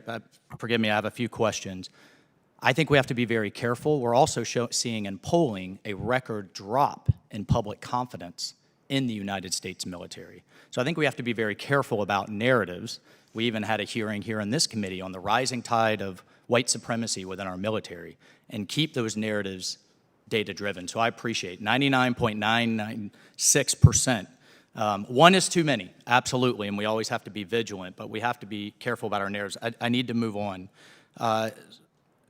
Chairman Milley, we are absolutely providing more sophisticated equipment now to the Ukrainians. Counter-battery radar, my understanding, Puma UAVs in the latest package. Finally, I would argue that this is belated. They should have had it last year. But we do have it in train. My concern is that the NATO commander, General Walters, testified that as a policy matter, we're not conducting any training on this new equipment. So my question is, why not? We're not conducting training in Ukraine. We're not conducting training in Poland, outside of Ukraine. That's what he testified. There's literally a handoff. Let me dig into that. And maybe a we quick may need to make a verbal. corrective. Yeah. And so my question is, that the training on this equipment is critical. I think you said we were not conducting training in Poland. But as you rightly point out, some of this gear does require training. Okay, then that drives my question. Then are we training the Ukrainians outside of Ukraine in any location? To use some of the gear, they have to have training, and we're doing that. So. Yeah. Great. That's fantastic. And thank you for clarifying that. Of being trained right here in the United States in our school system. So the Ukrainians are sending military, their soldiers off, and we're trained, not IMET or, IMET is what I was talking about. On the counter battery, on the latest variants, on the things that we're providing, we're training them how to use it. And you can take advantage of the Ukrainians that are already here to leverage them as well. Fantastic. On the Switchblade 600 variant, your Assistant Secretary for ISA testified last week that there's a memo on your desk, Mr. Secretary, to give it the correct procurement authorities that we need, or the designation to get that thing moving. Are we cleared up there? Can we move that? The Switchblade 600 and 300 will move as quickly as they possibly can. Okay. General Walters also testified that the Ukrainians would have been more effective if they had had Stingers pre-invasion. They had had them on day one, trained up, ready to go. General Milley, do you disagree? Well, I think their air defense system, the larger air defense, the SAMs, the S-300s, Stingers for the man-pads, and all the other varieties that the European countries have, the more that they had prior to the invasion, the better off they would have been. But I would caveat this. Russia has not, even today, established air superiority, and that's because of the effective use of man-pads and their S-300. Absolutely. But you wouldn't disagree More that would they have could been have better. been, more would have been better. And I 100%. do think there's a lot of parallels, Mr. Secretary, Sure. to our approach to Taiwan. I respectfully disagree with you there. There are a lot of parallels, and there are a lot of things we should be learning. The effectiveness of sanctions as a deterrent and giving them the weapon systems they need pre-invasion, not having a tough response, a robust response post-invasion. Final question, General Milley, is the IRGC a terrorist organization, and should it remain so? Your best military advice. You'll have to take that one for the record because the gentleman's out of time. Thank you, Ms. Mr. Houlihan is recognized for 5 minutes.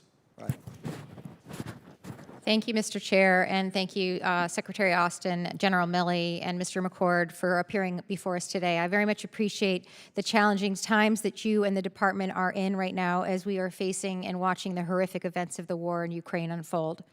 I also know that the department's budget request this year is focused largely on modernization and transformation of the force.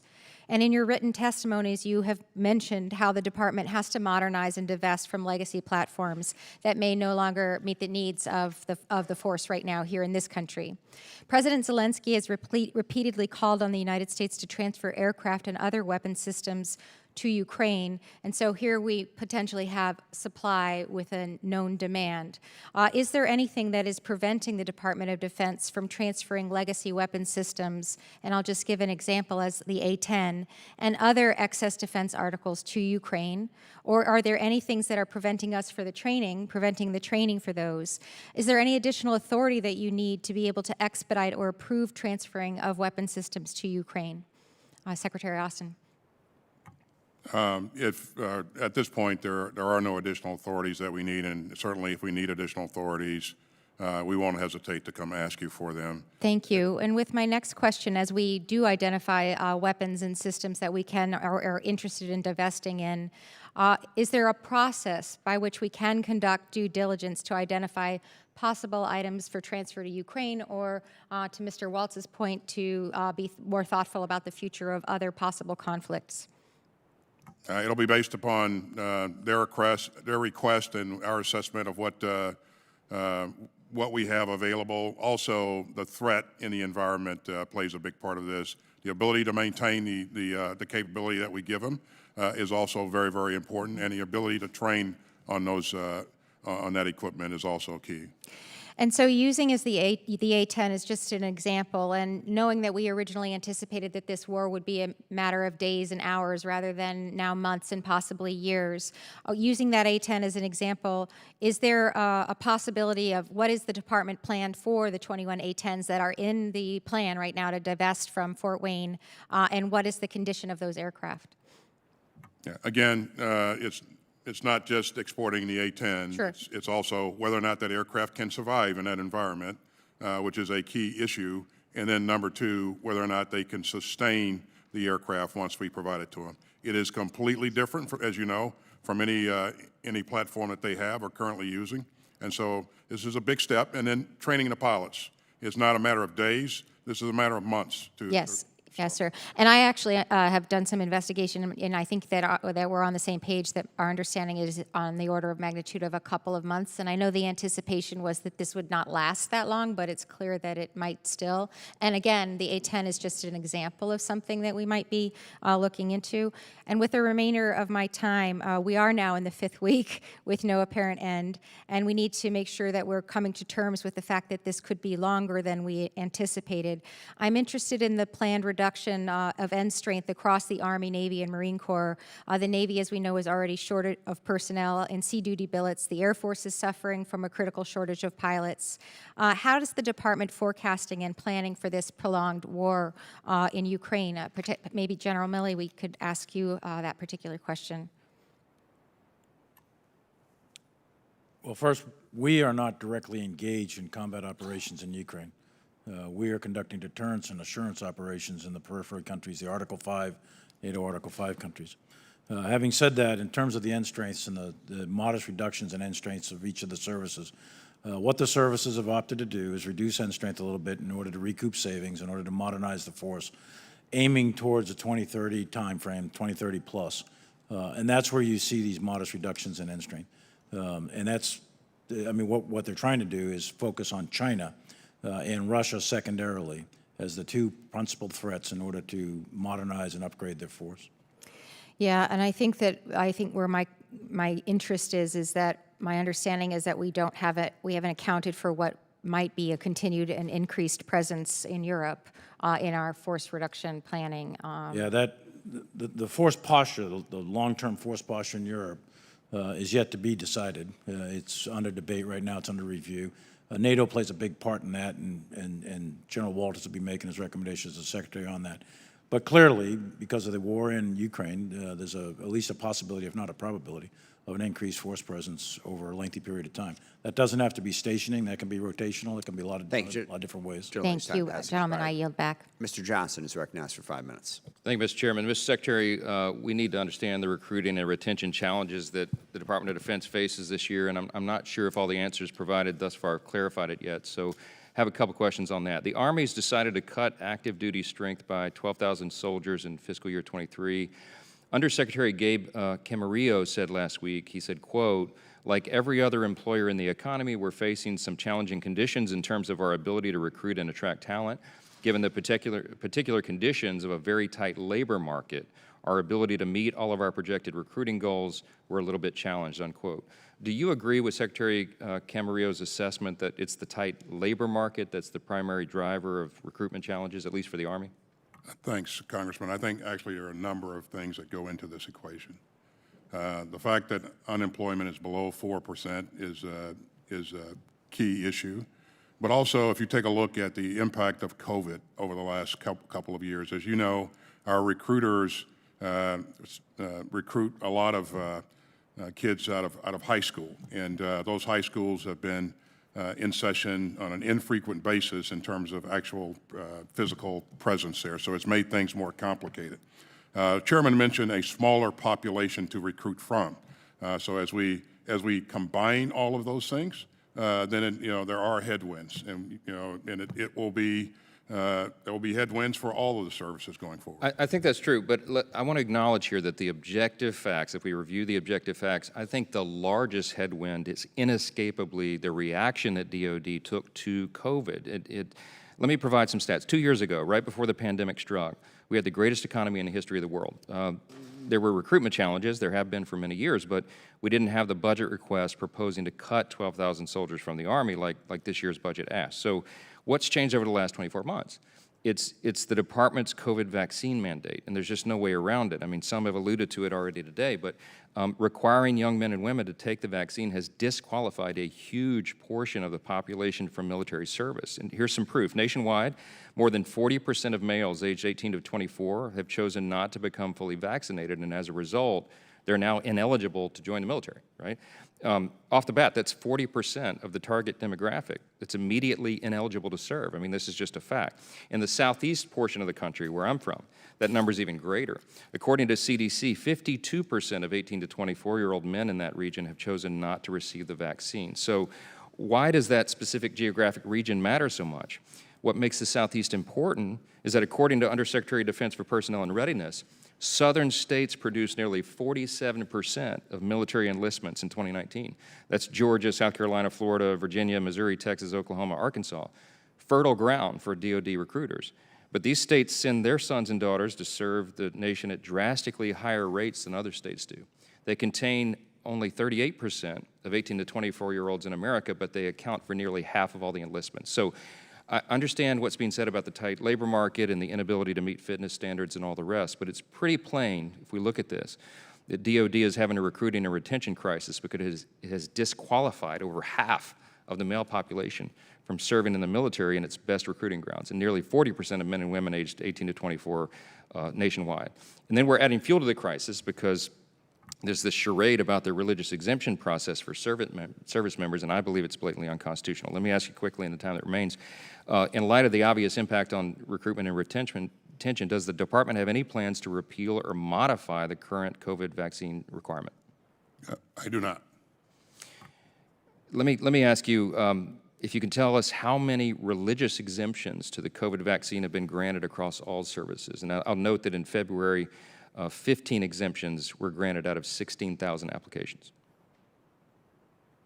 Okay, I'm going to take that question and other COVID questions for the record. As you know, this is an issue in litigation, and so I'll take your questions for the record. Well, in the 40 seconds I have remaining, I'll just state the obvious, what a lot of people back home are asking me and asking all of us, and that is, if it's so obvious that a vaccine mandate is causing this deficit in the number of troops, then why don't we just change it? I mean, COVID seems to be behind us. I certainly disagree with your premise. Well, I know you do, but I mean, obviously it's having a direct effect on our numbers of recruitment and retention and readiness, which is of great concern to all of us. And I know you're not going to change your mind here today, but I'm registering the concern of my district and many millions of Americans that we represent who share this opinion, and I hope that you'll take it under advisement. I yield back. Thank you. Cheryl is recognized for 5 minutes. Thank you, Mr. Chairman. General Milley, Secretary Austin, thank you for your commitment to our armed forces and your service to our country. Gentlemen, both of you briefly touched on long-range precision and hypersonic fires in your testimony and the important role such a capability would play not only in integrated deterrence, but also in enabling success in multi-domain operations. As we work swiftly to modernize the Joint Force, more specifically our long-range fires platforms, what ground-based platforms can commanders depend on to provide that capability, and how, if at all, has the range displayed by Russian artillery in their war of aggression in Ukraine changed that thinking? How is the department planning to increase our range without increasing our vulnerability to ground-based missile defense systems? Thanks, Congresswoman. We've got a number of long-range systems in the inventory today, but what the Army in particular, but also the Marine Corps, are working on are experimental long-range fire systems. Those are rocket, some are hypersonic, and some are tube artillery. And these go very, very long range. I won't get into. We can have a team come over and give you a classified briefing on some of the experimental things that are going on. But we recognize that long range and long-range precision fires, I'd even put that caveat on it, are critical to the future operational environment. That's proven true over and over and over again. And the ability, we're a maneuver-based military, and for maneuver, you have to have fires, plus the movement, the mobility of the force.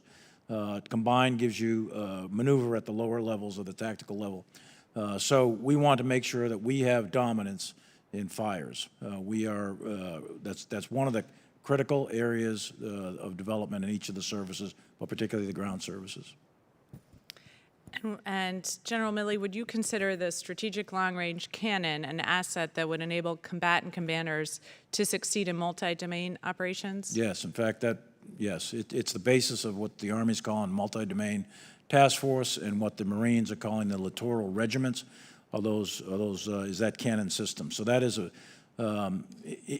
let's use the scenario of the South China Seas with those capabilities.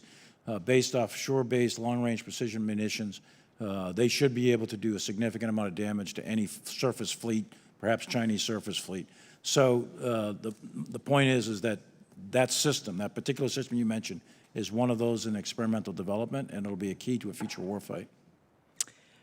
And as the Army modernizes its indirect fire capabilities, will the SLRC contribute to the integrated deterrence model? And can you speak on the importance that further developing a capability like that will have towards establishing a modern force? You spoke a little bit about, for example, in China, how important that is. Yes, I think this will be a lengthy conversation, but we have to start with the operating environment we're going to operate in and the changing character of war that Chairman Smith mentioned up front. Once we fully analyze that and understand that, what we derive is a set of attributes that come for each of the services, in particular in the Joint Force combined. Speaking of that, would that be appropriate for the Marine Corps as well and their? Oh, yeah, absolutely. Yeah, so, and what the Marines are doing is upgrading their, and I'm aware of the debate that's ongoing with the Marines, but what they're trying to do is tailor the Marines to optimize their capability as part of the Joint Force in a future operating environment under a changed character of war. And there's a lot of nuance to that which would be much beyond the time available here. But the key is the development of the doctrine, the organization, the personnel, the training, all of those things in combination to set us up for operations in the 2030s. And that's what this budget is all about, actually. Well, thank you. I appreciate that. And with the Army's Extended Range Cannon artillery system that was designed to close the capabilities gap between the U.S. and our adversaries, is there a plan to field a towed extended range version of the Mike 777? The M777, well, there is already a 155 extended range towed version. So I think the short answer is yes, but that's not the system we're talking about. We're talking about the long-range precision fires that the Army's developing. That's not fielded yet at scale. There's some experimental units that are using it right now. They did some recent tests at White Sands, which have proven quite successful, but that's not yet in the field. And then as we work to build the capabilities within our hypersonic suite, is there not a need for a land-based, long-range, surface-to-surface artillery asset that is more cost-effective than the common hypersonic glide body and is readily available to combatant commanders seeking to strike critical targets such as headquarters, maintenance, or supply facilities? I apologize, but the gentlelady's time has Short that answer is question yes, for the the record. Army's developing that. Thank you. Actually. Mr. Green is recognized for 5 minutes. Thank you, Mr. Chairman, and thank the ranking member, and thank our witnesses for being here today. And I want to, again, echo my amazing opportunity to bump into H- there in Poland and see your previous unit that you commanded and a unit that I commanded. I'll tell you, they're doing fantastic work, and so is Kevin Sharp, the brigade from the 101st. They're just doing outstanding stuff. Brief comment, 4% raise for troops in an 8% inflation environment isn't a raise. I wish we could rethink that, and certainly I'm sure there'll be amendments that address it. Also on the top line number, 4% in an 8% inflation is really a cut.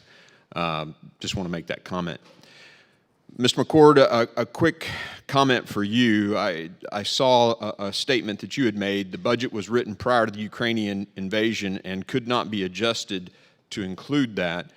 I want to tell you that and I'm talking specifically about making adjustments due to what's going on in Ukraine.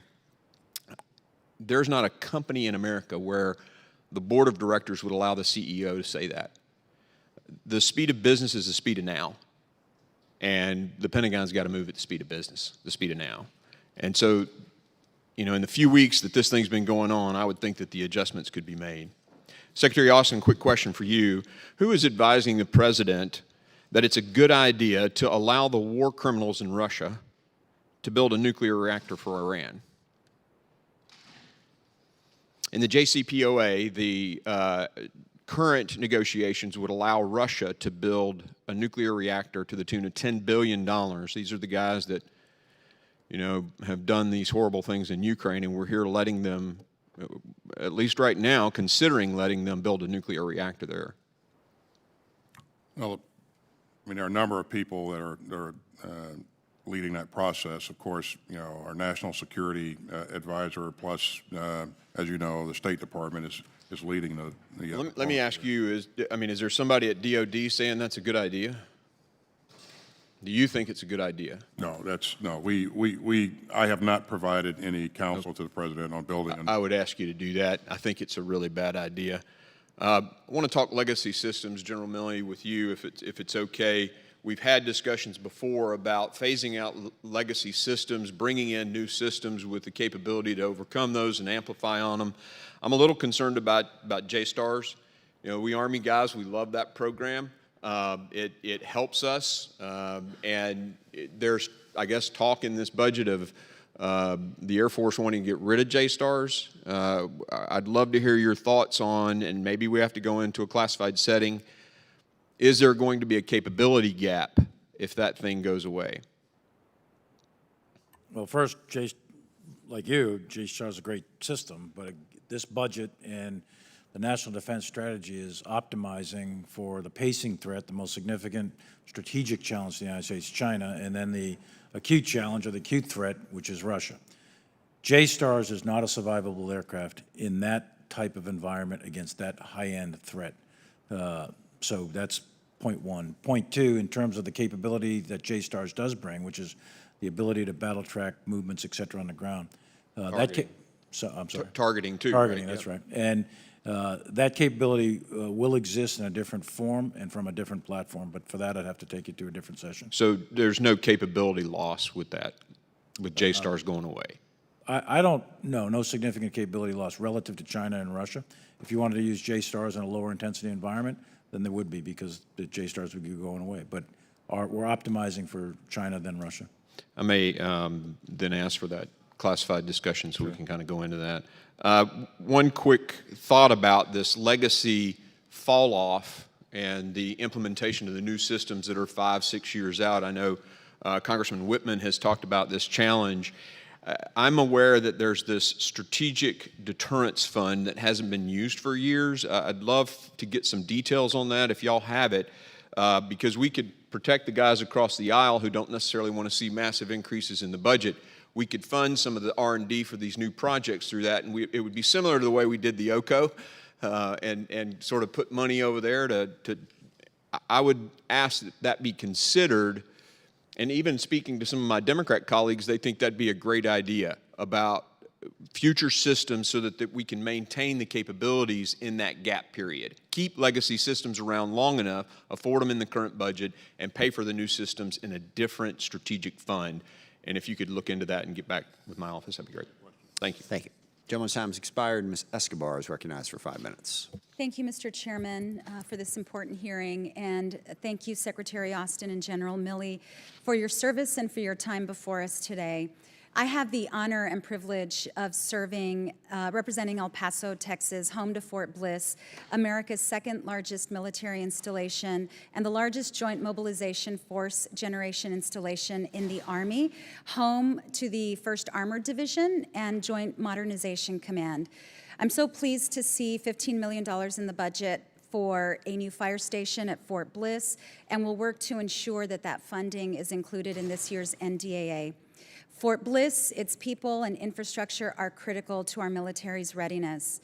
From my first day as the Congresswoman for this great military installation, I've advocated for the investments needed for our assets and missions.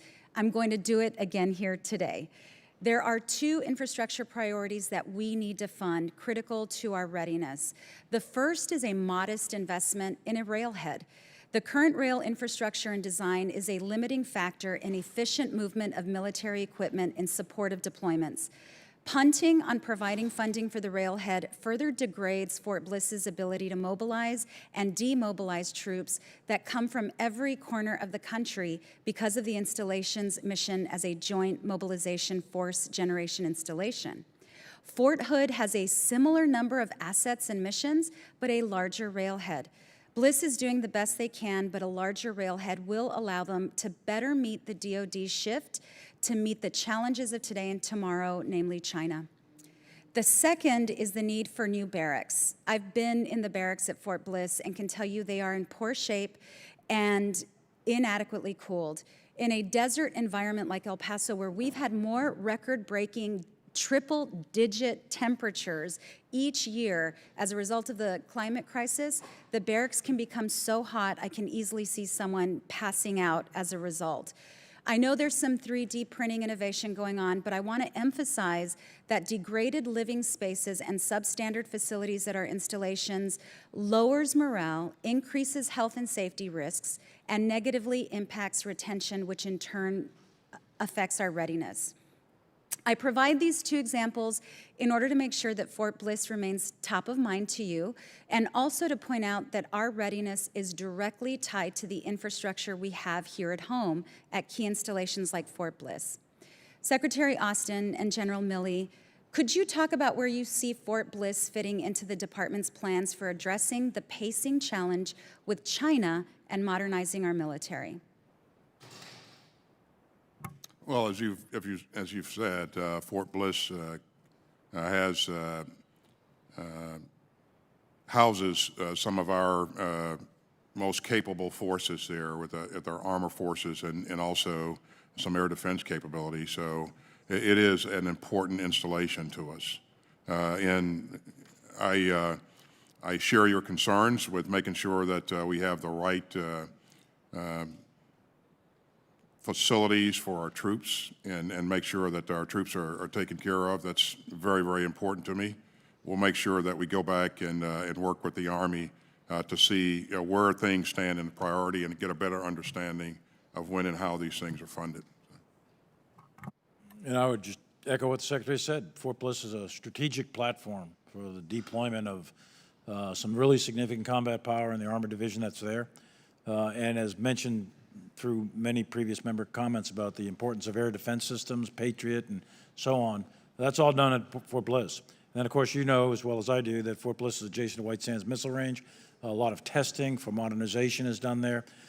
So we want to make sure that the railheads are good so they can deploy the force. We want to make sure the barracks is squared away to ensure that the force itself is being taken care of so we can achieve those strategic objectives. I'll get with the Chief of Staff of the Army.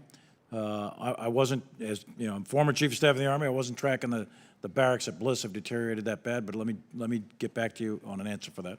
Appreciate it. And in my remaining 30 seconds, I just want to emphasize, as we've heard some of my colleagues talk about legacy systems, it's really on Congress. It's important to us that we heed the advice that you've given us in classified and unclassified settings about the need to invest in the right way. My time is up. I yield back. Thank you both. And by the way, invite you both. Would be honored to host you at Fort Bliss. Mr. Chairman, I yield back. Thank you. Mr. Carl is recognized for 5 minutes. Thank you, Mr. Chairman, and thank you, gentlemen, for willingness to come in here and speak to us. I've got 3 quick points and 1 question, so you know when you get to me, you're at the end of the line, so that's the good news. You know, on this defense budget, I personally am tired of a defense budget process that does not supply our troops or meet our global defensive needs. For example, reducing our naval fleet in order to stretch insufficient personnel across fewer ships indicates how backwards our defense spending approach has become. Second point, our withdrawal of Afghanistan indicates a completely avoidable failure of leadership and has made the world and our homeland less safe rather than more safe. And the third point, our refueling capability is essential, especially given the challenges presented by the Indo-Pacific. Last year in this same setting, we had this conversation. I asked you both, General Milley, I asked you both where we are essentially on the circumstances with the KC-46. We were briefed last week that the KC-46 is capable of refueling 86% of our aircraft. Would anyone in this room buy a car with the idea of it working 86% of the time and not 100% of the time? So my frustration is really with this KC-46, and my question, General Milley and General Austin, I ask both of you, why are we not moving forwards with the next generation tanker, the LMXT, which I understand is serving us quite well in Europe?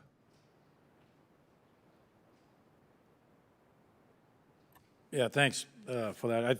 Well, first, on your comment about refueling in general, that is a strategic capability that we've got to sustain, improve, because the legs of aircraft, especially over the Pacific, are too short on a single tank of gas to be involved in the Chinese warfight, given that the Chinese do have anti-access capabilities. Point 1. Point 2 is the survivability of those aircraft is every bit as important as their ability to refuel an aircraft. So those are particularly vulnerable aircraft. So those 2 things have to be worked on. In this particular budget, if memory serves me right, I think there's 15 KC-46s as part of this. We are phasing out some KC-135s. And I agree with you on the LMX piece. I think that is the next generation. We need to get going with that because that is more survivable and it handles a greater ability to refuel the fleet. So I'm not in disagreement with any of that, but refueling is a critical strategic capability that we have. And if you take it back to the American way of war, what makes us so much different than many other countries is our ability to project combat power very rapidly at great distances from continental United States. And refueling, along with a maritime fleet, along with many other capabilities, are what enable us to do that. So that's a key area of investment that we need to continue to do. Thank you, sir.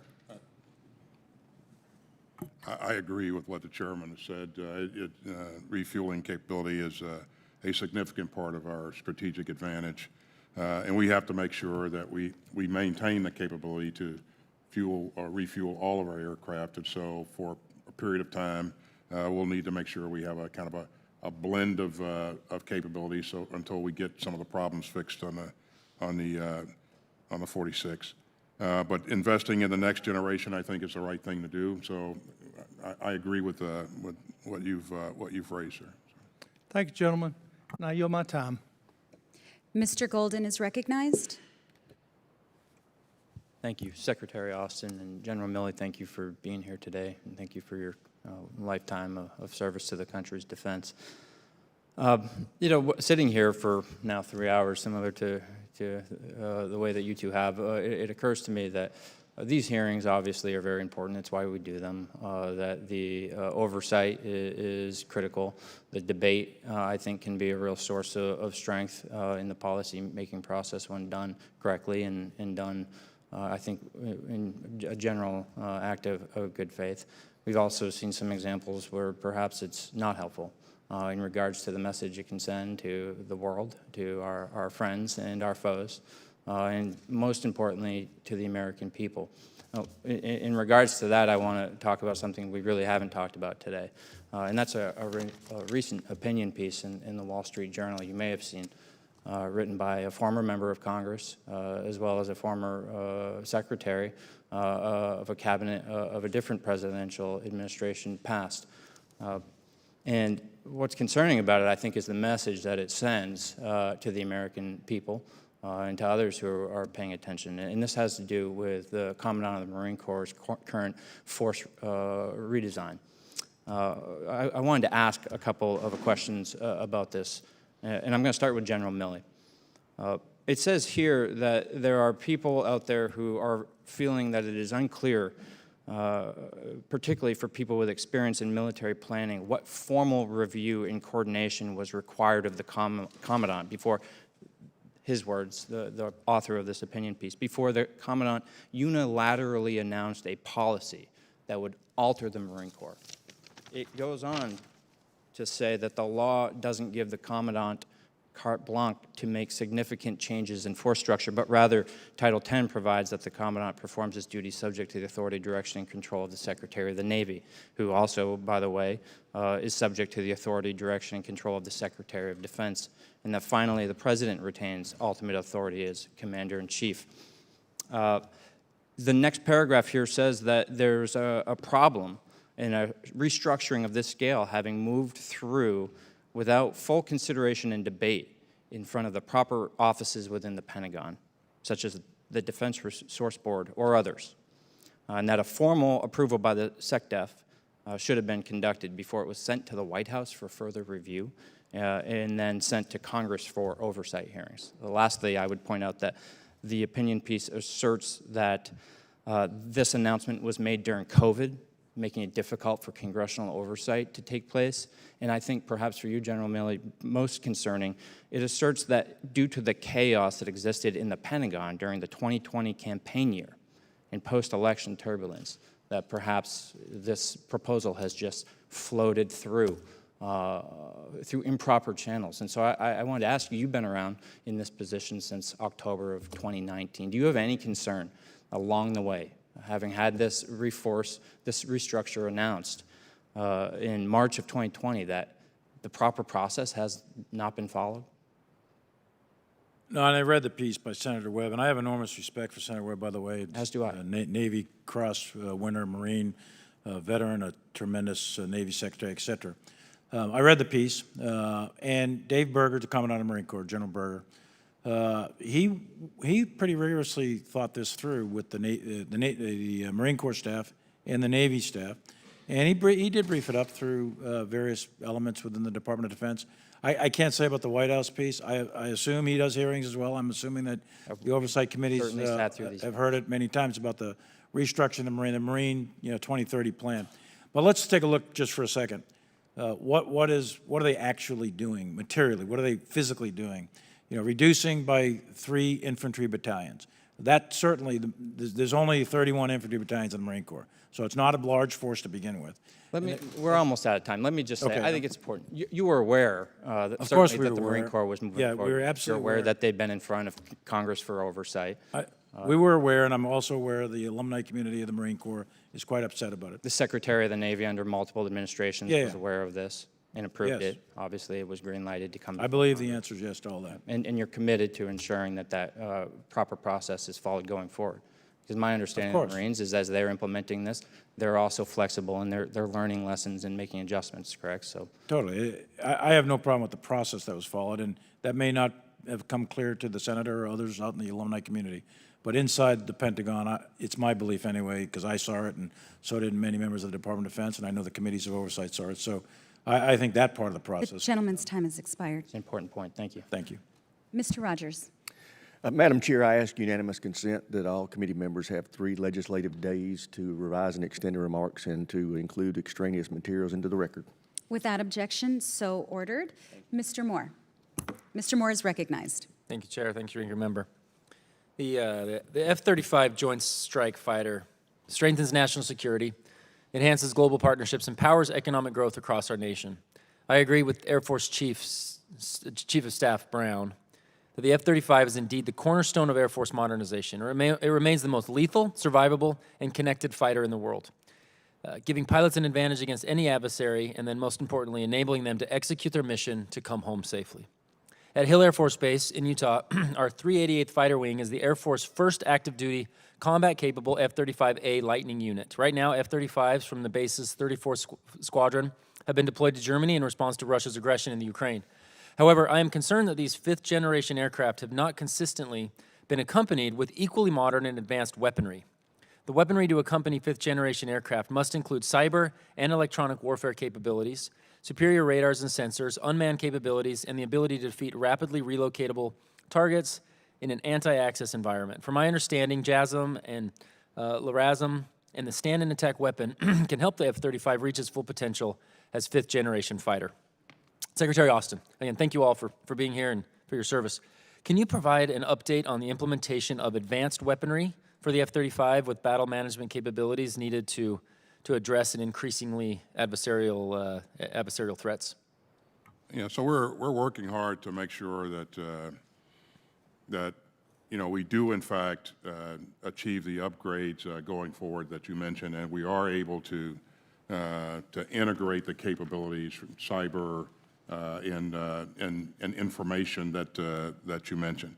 That's a work in progress. We will continue to invest in precision-guided munitions because that's really, really important to us, and you've seen us invest in the upgrade of those precision-guided munitions to make sure that they're survivable. And I like to look at it, and as I dig into this with my team and some of my stakeholders back home, I like to, you make a comparison. We have an $80 million plane that we are putting 50-year-old weapons technology into. Important piece, especially as we talk about the budget today. Do you think there has been enough attention given to the weaponry available to the F-35? Well, one of my priorities is to ensure that we continue to invest in the upgrade of our PGMs and that we have sufficient quantities of PGMs on hand. So we're going to continue to invest in this. Thank you. My last question is related to the number. The number of F-35s. The DoD is insistent it still plans to seek a total of 1,763 F-35s. However, at a rate of 33 per year, that would take half a century. How is a decreased F-35 buy justified to meet the needs of peer competition in, the very apparent and obvious adversarial AORs that are increasing across our globe. Just kind of comment on, are we doing enough on this F-35 buy, and by decreasing it, are we ready for the next fights? So peer competition is exactly what we have in mind, and we want to make sure that we have the right mix of capabilities in the inventory as we go forward. And as you look across the fight up, you'll see that we invest in F-35s in a significant way. But the F-35 and the F-22 have specific roles in the fight, and they are very, very capable aircraft. But other aircraft are also relevant, and so we want to make sure we have the right mix. I've been impressed with, one of the highlights of this role. I'm in my first term of Congress, and one of the highlights is interacting individually with the pilots back on our Air Force Base. I think a lot of us have that chance to go and hear their perspective, and they have such incredible ideas and such closeness to these weapon systems. And I know there's a real strong desire for their voice to be heard, and the airmen, as they work on these every day, and just will constantly encourage. There's no question here. I just want to constantly encourage our leadership and our committee to be thinking about what that direct base level input is and how important that is, because they have amazing ideas, and I just wanted to take this opportunity amidst the turmoil going on in the world to thank them for their service and really appreciate from every base, but particularly where we have assets deployed from Ogden, Utah right now, and Layton. Thank you. Yield back. Mrs. Luria is recognized. Well, thank you, General Milley. I noticed earlier in a comment to Mr. Bacon, you said that I don't think we're taking too much risk with regards to China and Russia. So one of the things that when we look at the budget, we look at what's in it, what's not in it, the things that are unfunded requirements list, there's risk associated with each of those choices that were made based off of the top line and what you've included in the budget coming over to us. And I know that in Title 10 it requires a chairman's risk assessment, which would normally be submitted annually by February 15th. Have you submitted the risk assessment this year? Have not. Typically in sequence, it goes national security strategy, then national defense strategy, then national military strategy, then the budget, then the chairman's risk assessment. So, but anyway, I have it. It's in draft, and it'll be submitted shortly. So talk risk for just a second. So the way we do that, the way I do it, and the way we have, as a department, have done it, well, the Joint Staff has done it, is take a look at the probability and the consequence of a specific event, and then measure it against the risk to force, risk to mission, evaluate against time and the cost to troops. How much? What are you going to lose in terms of bodies? So can I jump in really quickly? So when was the last time the risk assessment was done? it was 2 years ago. Okay, right. So August of 2020. Asking also perhaps why it wasn't done last year. But I've reviewed the previous risk assessments, and they don't really follow the format that you're stating, and also they don't really follow the format as required in Title 10 and include all of the elements in them that are necessary, which I think was written that way because that allows us to make decisions, perhaps adding additional resources to the defense budget. Sure. So go ahead, please. I'm sorry. Okay, I'll do better on rewriting it in accordance with the formats, but my point being is the substance of any risk assessment that we do is relative to that. So the probability, we're evaluating risk in this, for this budget, in this NDS, relative to China and Russia. And specific to China, when I said my comment to Mr. Bacon earlier about I don't think it's too much risk. I think that we've mitigated risk relative to China, and I think that the probability of armed conflict with China, the consequence would be high, but the probability is not high in the near term in terms of this particular budget. Now, as you get in the out years, What do you define by I think out that the out years is beyond 5 years.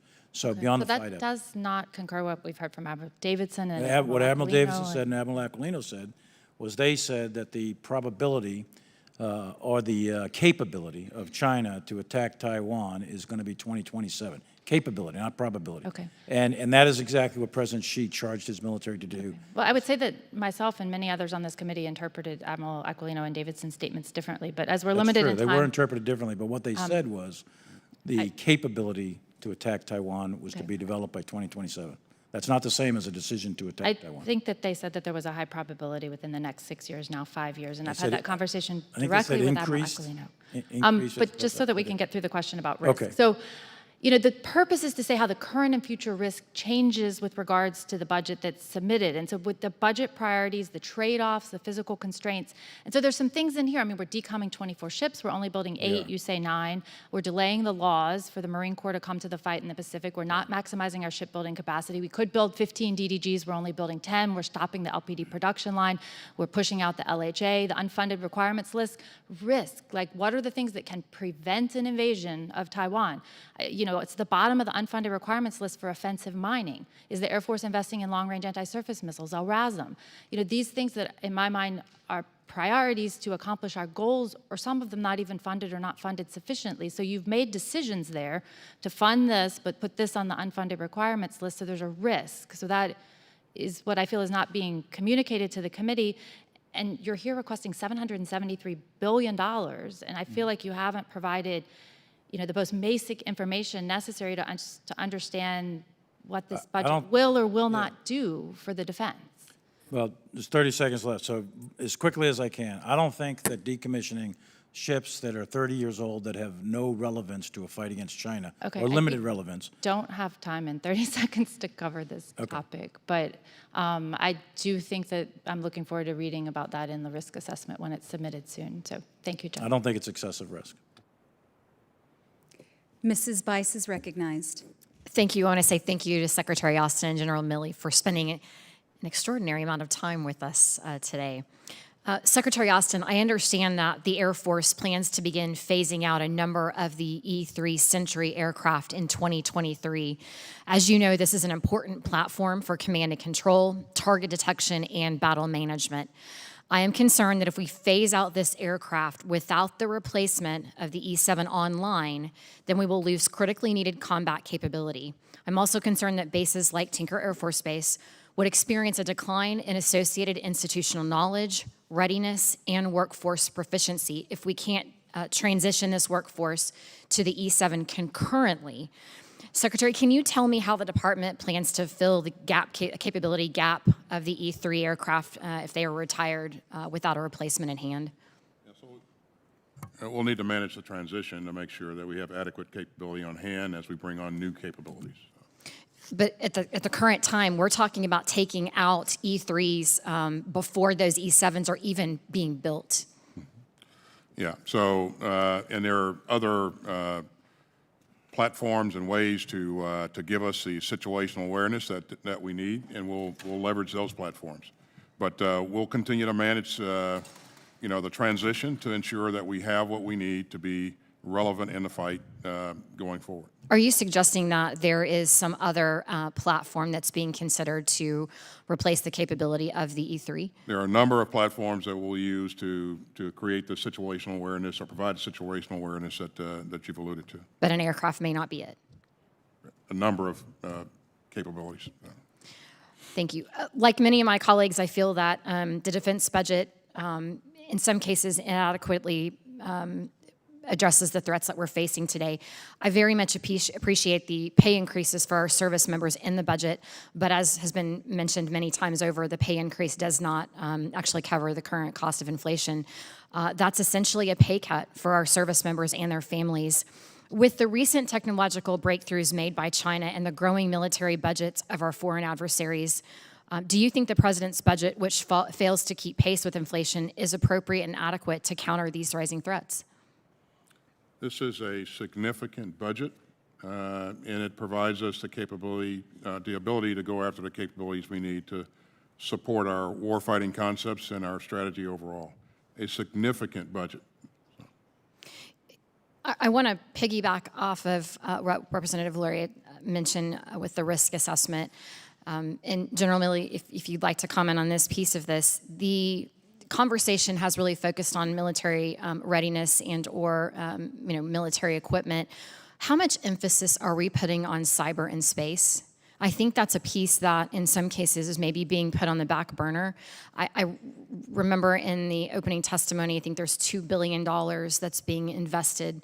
But how much are we really focused on ensuring that we have the proper capabilities from a cyber and space perspective? This budget is putting in $27 billion, I think it is, into space.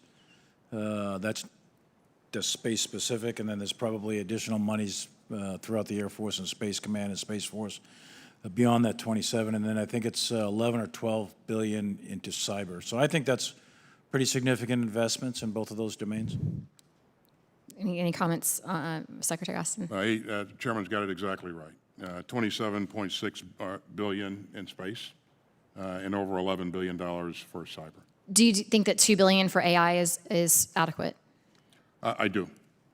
Okay. I do. Thank you. I yield back. Mr. Panetta is recognized. Thank you, Madam Chair. Gentlemen, good morning. Thank you for your service, and of course, thank you for being here. Obviously, I think the invasion of Ukraine is pretty much, I believe, it's revitalized democracies, and as the administration and President has said, it's strengthened our NATO's resolve. And we've seen that, basically, in the fact that you're seeing other NATO countries beefing up their forces. And that includes what we're doing in regards to the defense budget that you submitted, the $813 billion, very, very large on its face. However, when you look at it compared to this year's budget, it's just 2% more. Also, you take into account inflation and the 2.5% of our budget, which is sort of an optimistic number. Some are actually saying that it's going to be a real terms cut in regards to defense spending, and that Congress is going to have to do what it did this year and add probably close to $30 billion. Moreover, the budget does not take into account what's spent on nukes, what's spent on resettling of Afghans, and our help with Ukraine at this point. Additionally, the release of this budget is before the release of the national security strategy. So just quickly, combined with the inflation rate, one, do you think this is a cut? This is going to be a cut in defense spending? And two, because it doesn't take into account the national security strategy, will we need to review this budget at a later time? Thanks, Congressman. We actually built this budget based upon our national defense strategy. And a national defense strategy, as you know, has been released. And again, we made a significant effort to ensure that this budget gave us the capabilities that we needed to execute that strategy. So to answer your question, yes. And I do think, again, this is a substantial budget, and it gives us the ability to go after those capabilities. Understood. In regards, and thank you for that, Mr. Secretary. In regards to NATO, looking at the Diana project, which I'm sure you're very aware of, which I believe will reinforce the transatlantic cooperation in important areas like hypersonic weapons and, of course, space technology. Secretary Austin, do you believe that the Diana project offers the type of framework that we need to improve and refine NATO's capabilities to design, build, and validate our missile defense programs? I do. It's one of a number of things that will provide NATO the ability to be forward-looking. And of course, we'll go in and NATO will go in and review its requirements and concepts going forward. So, but in terms of us, the United States of America, we routinely work with allies and partners as we develop additional capabilities. And I pointed to AUKUS earlier on. That not only is focused on development of a submarine, but also working with our partner in developing technologies in AI and hypersonics and other things. Great. And in regards, obviously you've heard a number of questions in this hearing and in other hearings, or at least I have heard many of my colleagues talk about the deterrence. Do you believe that Diana will help our NATO allies as we continue to face, obviously, the challenges, but fortify a collective deterrent? Well, what will help us most going forward is our ability to remain united and committed to defending, excuse me, NATO territory. Again, there are a number of things that go into this equation.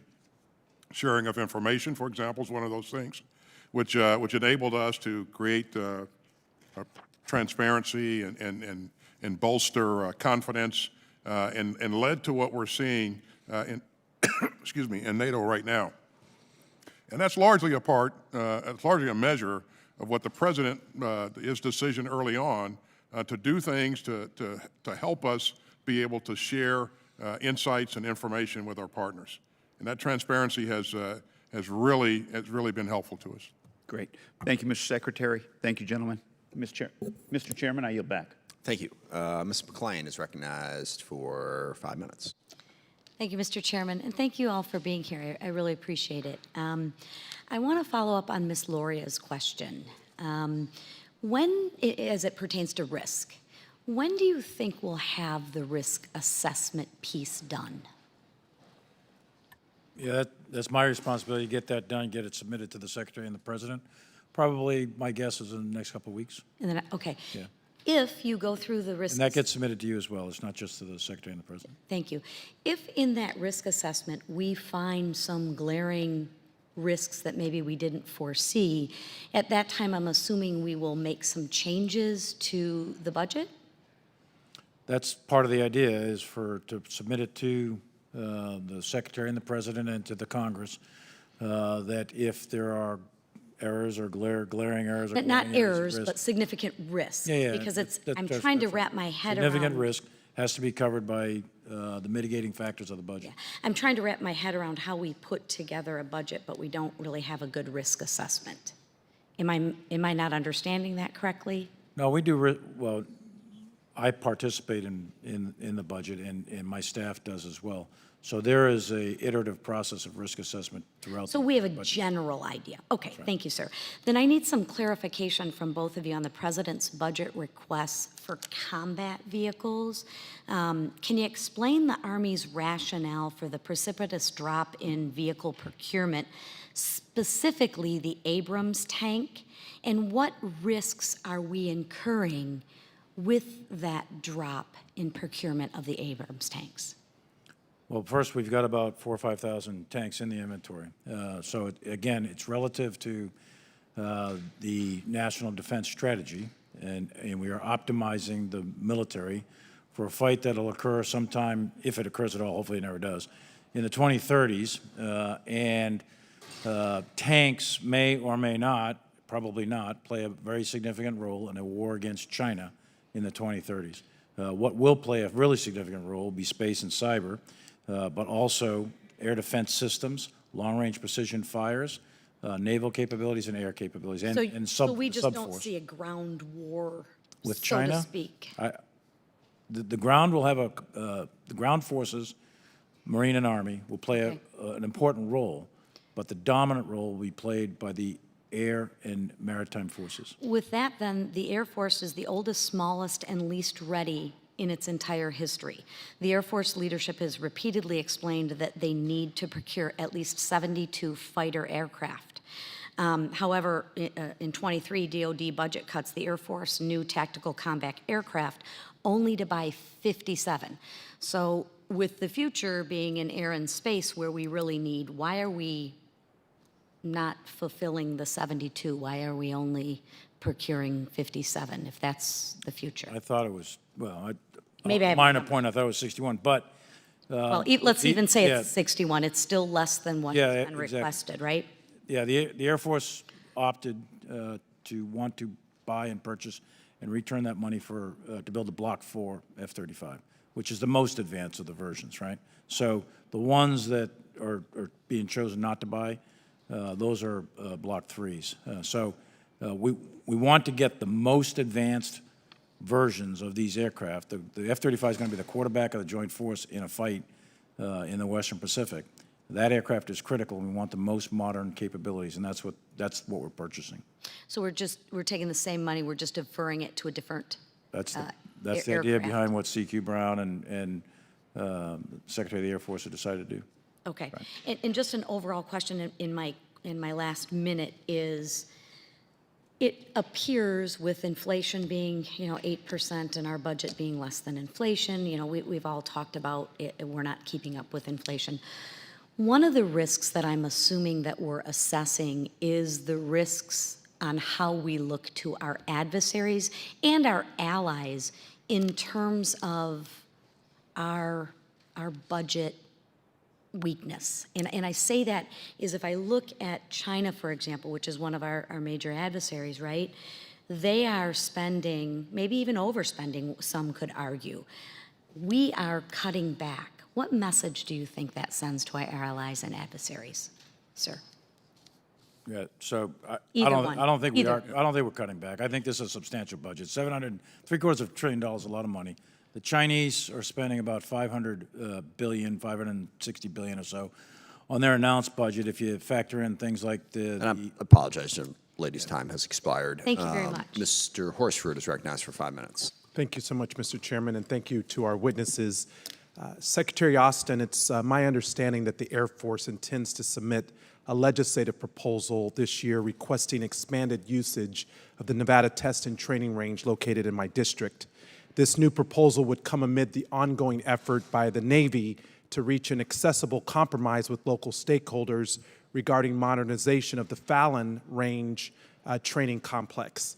I am deeply concerned, and I want to bring to your attention that the Nevada delegation has still not been consulted on the Nevada Test and Training Range proposal or been given details regarding the Air Force's plan. So my question is, when will the Air Force share their proposal with the Nevada delegation and our constituents? And can you commit to ensuring that the department works collaboratively with our delegation as well as our local, state, and tribal leaders to develop an accessible proposal for joint use in the Nevada Test and Training Range? On the first part of the question, in terms of when they intend to share, I'll take that for the record and get back to you on what their plan is. And yes, you have my commitment to make sure that we're transparent in what we're doing. Thank you, sir. I look forward to working with you. I'd like to shift now to the small community of remotely piloted aircraft crews shouldering the burden of over-the-horizon operations in the Middle East and around the world. As the Air Force works to identify ways to improve quality of life for RPA crews, I want to ensure that the department is leveraging all available tools already at its disposal. Secretary Austin, has the department considered expanding the combat zone tax exclusion to RPA crews flying in support of named combat operations? Given their direct participation in these operations, would you support this expansion? Well, in terms of expanding the combat zone, that's a thing that's, is relevant to the area that we're actually fighting in, and that's physical space on the ground. As to whether or not we provide credit to the troops that are engaged in activities there, it's a different issue. I know it's one that the Air Force has taken up before.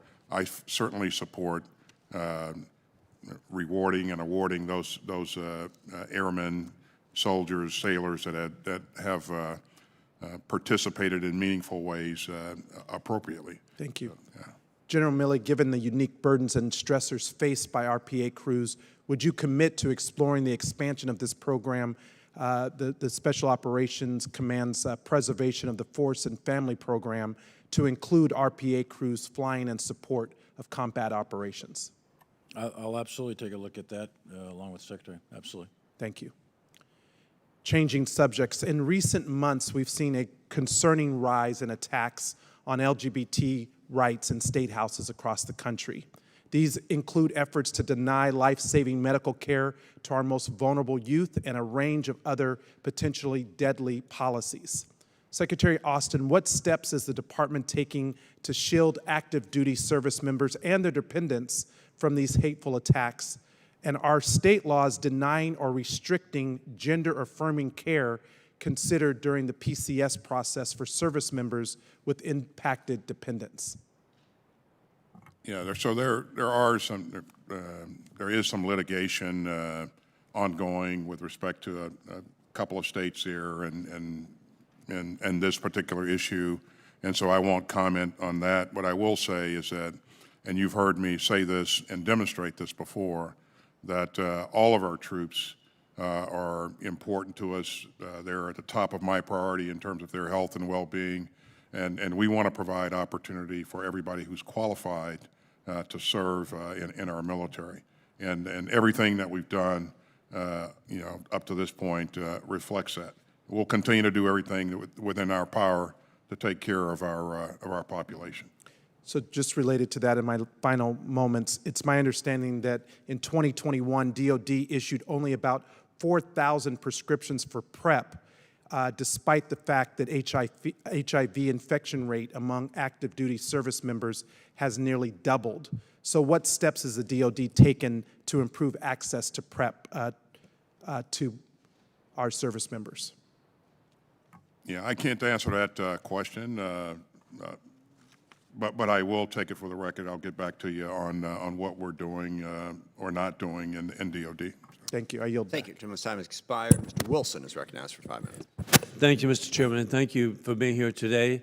As a 31-year Army veteran myself, as the grateful father of 4 service members who've served in Iraq, Egypt, and Afghanistan, I want you to succeed.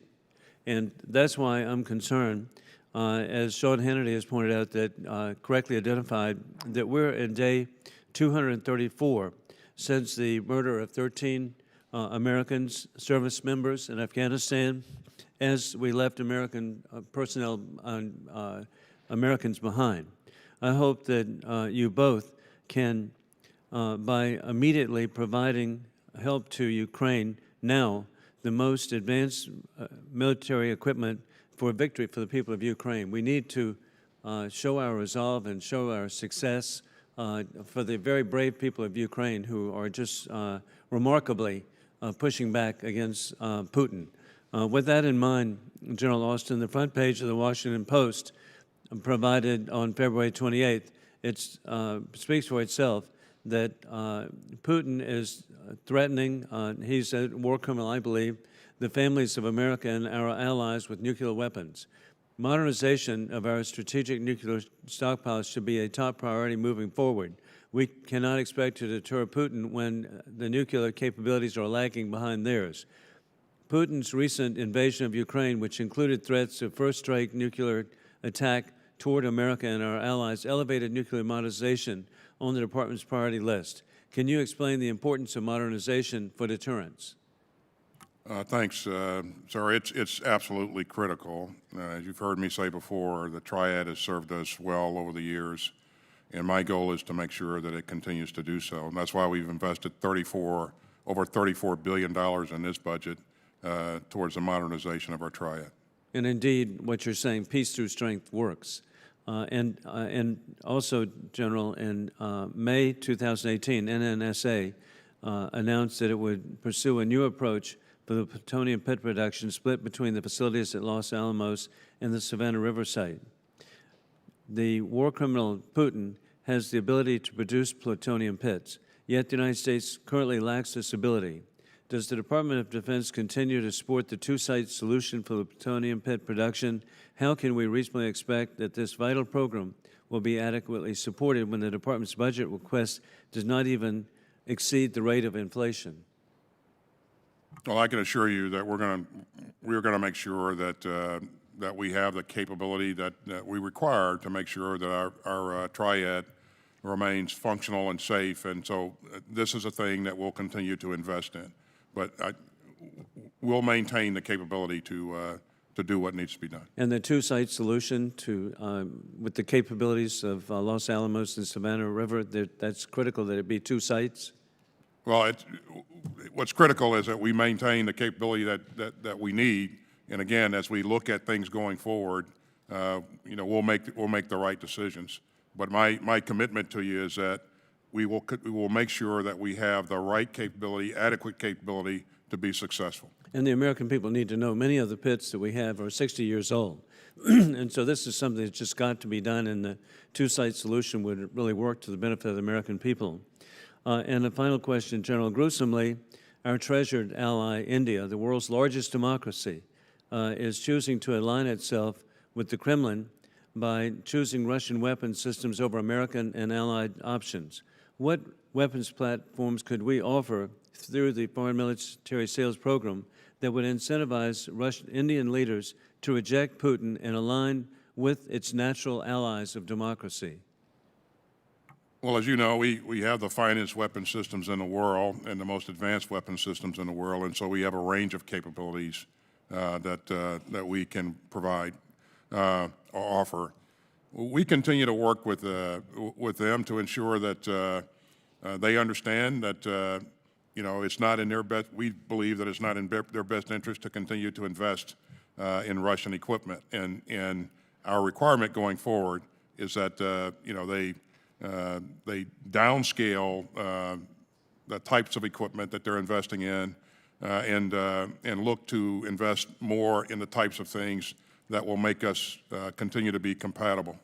Well, I look forward to you continuing to work with the great people of India, and what a great ally they can be if we eliminate some of the restrictions on sales. Thank you. I yield back. Thank you. Ms. Jacobs is recognized for 5 minutes. Well, thank you, Mr. Chair, and thank you, Secretary Austin and General Milley, for coming to the committee to talk about the FY23 budget request. I know there's been a lot of conversation about the budget and whether it's what we need. In my initial assessment, I believe this budget is more than adequate, and I look forward to working with you on what an adequate budget looks like moving forward. So, we've talked a lot about how much money we're spending, and, I want to talk a little bit about what we're spending money on. I think it's clear that so many of our doctrines and our policies and our weapon systems were designed for threats and challenges that happened in the past, but not necessarily the ones that we're facing now and into the future. And so, I actually think the current war in Ukraine has shown the utility of low-cost weapons over large, expensive legacy systems. And so, Secretary Austin, what do you think the main lessons are for the U.S. and how successful Ukraine has been in fighting back a Russian force? And how do you think that should impact the way DoD does business? I know Chairman Smith touched on this in his opening, but I really want to drill down on if, in light of Ukraine, you think the department should focus more on low-cost weapons and less on new, expensive, and often overly complex platforms that are often not even survivable in high-end environments. Many of the weapons that have been effective are not necessarily low cost, but we have been able to provide them in sufficient quantities to make a significant difference. A lot of credit goes to the Ukrainian people for, their will to fight, their determination, their willingness to sacrifice. But given all of that, they had, when the time came, the elements, the right kinds of equipment to be able to make a difference on that battlefield. And we've been pouring it in on a daily basis and increasing not only the quantity but the quality of capability that we've been providing.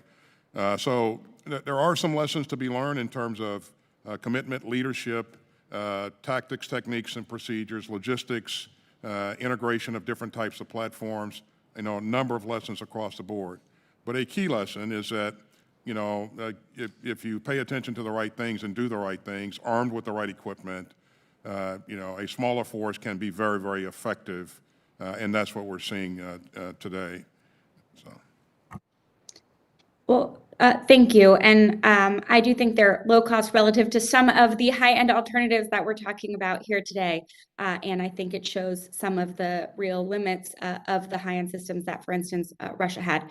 So moving on to the next topic, Secretary Austin, I and many other members of Congress are looking forward to reviewing the report on civilian casualties. And I'm very appreciative that you've called for a thorough review and have taken this very seriously. So just two quick requests related to that review. First, a few of my colleagues sent you a letter specifically focused on questions related to the strike first reported by the New York Times, which took place in Baghouz, Syria in 2019. Can you commit to us today that we can expect a prompt response to that letter given the seriousness of the questions raised by public reporting? Yes. Thank you very much. And secondly, General McKenzie, a few weeks ago, mentioned a list of 10 concrete steps CENTCOM has taken to reduce civilian casualties. General McKenzie personally promised me at the hearing that he'd be transmitting that report to my team shortly, but we have not received it. So can you please assist in urging CENTCOM to promptly provide that list to the committee? Okay. I certainly would like to see it as well, but I certainly will do that.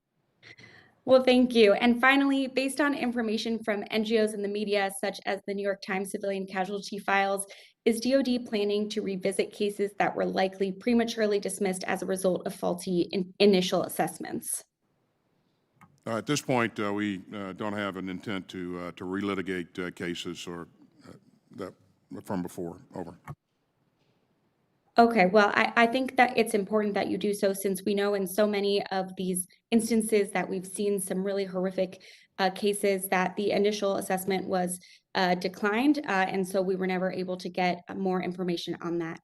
And with that, Mr. Chairman, I yield back. Thank you. Mr. Fallon is recognized for 5 minutes. Thank you, Mr. Chair. Thank you, General Milley, Secretary Austin, and Mr. McCord. You know, inflation is at 8%, and the president's proposed budget, $813 billion, is a 4% increase year over year, which means in real dollars and purchasing power, of course, it's a reduction maybe as much as $30 billion. And in a world ruled, where the Taliban's ruling in Afghanistan after a humiliating withdrawal, we're witness to the largest land invasion we've seen in Europe since World War II, and the saber rattling of the communist Chinese particularly over the last year, where they increased their defense spending by 7%, and are also using ever more increasing and aggressive rhetoric when it comes to, as they see it, their renegade province of Taiwan. And given these and a host of other threats that we're facing in this real world, to embark on a path to reduce the number of operational ships in our Navy by 24 vessels over the next 5 years, to reduce our active duty Army to the smallest size since World War II, and overall to reduce our active duty force by about a percentage and a half. I just don't think that's the right path, and it's concerning to me. Secretary Austin, at the beginning of November last year, ranking members Rogers and Turner led a letter that myself and a total of 15 members of this committee signed. It's this letter right here. We signed on urging the president and your administration to do two things. Considering the massing that we saw of troops in open source reporting of the sizable Russian presence on the Ukrainian border and their equipment, and I think any level-headed, fair-minded observer would have seen that if invasion wasn't imminent, it was highly likely. We asked for two things. One, to send a significant amount of lethal aid to the Ukraine immediately, and two, to deploy a military presence in the Black Sea. So Secretary Austin, what was the total dollar amount of new lethal aid that was sent? Because I know we sent, the administration sent I think it was $60 million in September of last year. What was the total of new lethal aid that was sent to the Ukraine in November of last year? Well, I'll just tell you that prior to the invasion, the total amount over time that we provided to Ukraine was $1 billion. And since the invasion, we've also provided another $1 billion. Do you don't know in November of what that number was? I don't know how that breaks out in November versus any other month. Because my concern is that that letter wasn't heeded and we dragged our feet inexplicably for no reason. Secretary, what is the total number of ships we currently have in the Black Sea? Current U.S. ships in the Black Sea? None. Yes, sir. None, okay. Because we historically have kept a presence in the Black Sea, is that correct? Fair to say? We have, the presence has ebbed and flowed over time, but there's not been a permanent presence in the Black Sea. But in 2021, is it true that we had 12 ships in the Black Sea for a total and aggregate of 182 days? We were rotating in and out on various exercises, working with partner nations, yes. So my concern is simply that we see this mass buildup, the Russians, and we had a presence in the Black Sea, and now we have no presence at all, and it's almost as if we're cutting tail and running rather than trying to deter a very evil man and the actions that he's taken. And, our worst nightmares from last November have, come to pass. If I could. Please. Because a cut tail and running thing, as you would expect, strikes a chord with... I don't think your microphone is on, Mr. Secretary. I know it's hard to... Yeah, if I could, just... Well, that's what critics would say. I'm not saying, because I think, in a large measure, we're allowing Putin to deter us and not deter him. So what you've seen, the day after he invaded, we had forces flowing to the Baltics states, to the eastern flank, within 24 hours to reassure and deter. We had aircraft flying policing missions in Romania and Poland right away, within 24 hours. And so Putin, in his best estimate, was that it was going to take months for NATO to react or respond, to move forces to the eastern flank. But we were there within 24 hours. So that's far from cutting tail and running. And not to mention the incredible capabilities that we've been providing to the Ukrainians who have taken that assistance that we provided along with our allies and partners and used it to good effect. And Secretary, just with the little time I have remaining, so we have no presence right now in the Black Sea. That's the bottom line, though. I went on a CODEL just recently, and I found it interesting that the Romanian Prime Minister said that when I asked him, should we keep our bases in Eastern Europe permanent, he said he didn't think we had any choice. I wanted you to comment on that if you could. Gentleman's time has expired. So we've got one more questioner. I have some questions I want to give before we get done here, and then we're done. Mr. Moulton is going to be the last questioner, so we'll be done shortly after 2. So if anybody's looking around out there, we're done after Mr. Moulton. I want to follow up on the sub-launched cruise missile, because we're probably going to have an argument over this. And I understand that, the general position is more is better. But Mr. Courtney made some, I think, pretty well thought out comments about the impact of turning our attack submarines into nuclear launch submarines and how that would undermine other missions, would complicate the ability to get in there for them to do what they're designed to do. It also potentially has an impact on the AUKUS deal because the Australians are pretty clear on the fact they don't want to be launching nuclear weapons off of a submarine. So, and we are building the long-range standoff weapon. Granted, that's up in the air, not under the sea, but it has a very similar capability. So other than just, well, what the hell, we may as well have more, how do we overcome those concerns about the impact it would have on what the attack subs missions already are and the wisdom of building this missile? And General Milley, you sort of have staked your position that you want the missile, so how do those arguments not undermine that? There's, was there 50 some odd attack subs in the system? So what we're talking about is building or developing a piece of munition, an ammo. Granted, it's nuclear, but so the weapon itself wouldn't be necessarily on each of those subs. So some of those subs, a small percentage, may have a mission change. The others would not. So I think it's a fair comment from Congressman Courtney about it, but I don't buy that as in terms of the overall. I think that presenting the president, this president or future president, with options. But it's also a moot point. I'm here to defend the president's budget. The president's already made a decision. I mean, so let me this assure is you, not General, in- this is it's not- not actually a moot point.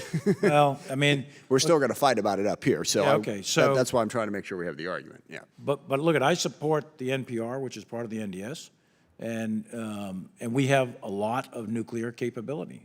So no foe of the United States should underestimate our capability because of a slick amend, a decision to produce or not produce a slick amend. Our nuclear capability is much, much bigger than that. It is, as you know, a triad, and the amount of throw weight we have, the amount of yield we have in all kinds of different weapon systems, nuclear weapon systems, is enormous. And so no adversary of the United States should underestimate our capability. Will is a different matter, and whether you use it or not is a different matter. Those are political decisions. But our capability, our nuclear capability, is significant, it's assured, it's capable, and in this budget and in future budgets or past budgets, we are continuing to recapitalize that system. So I wouldn't get overly hung up on the slick amend, because our nuclear capability writ large, the triad, is very capable to defend the United States.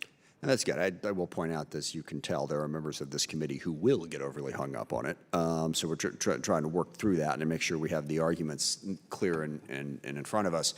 And I'm not a submarine person by any stretch of the imagination, but from what I understand, if you're talking about handling nuclear weapons on a submarine, that is an entirely different thing in terms of how you have to train the crew and prepare the crew. Yeah, that's right. And even if the nuclear weapons aren't on that Yeah, yeah. particular submarine at that They'd have to be particular certified. moment. Yeah. And My that's- only point is I'd like all presidents to have as many options as possible. That's all.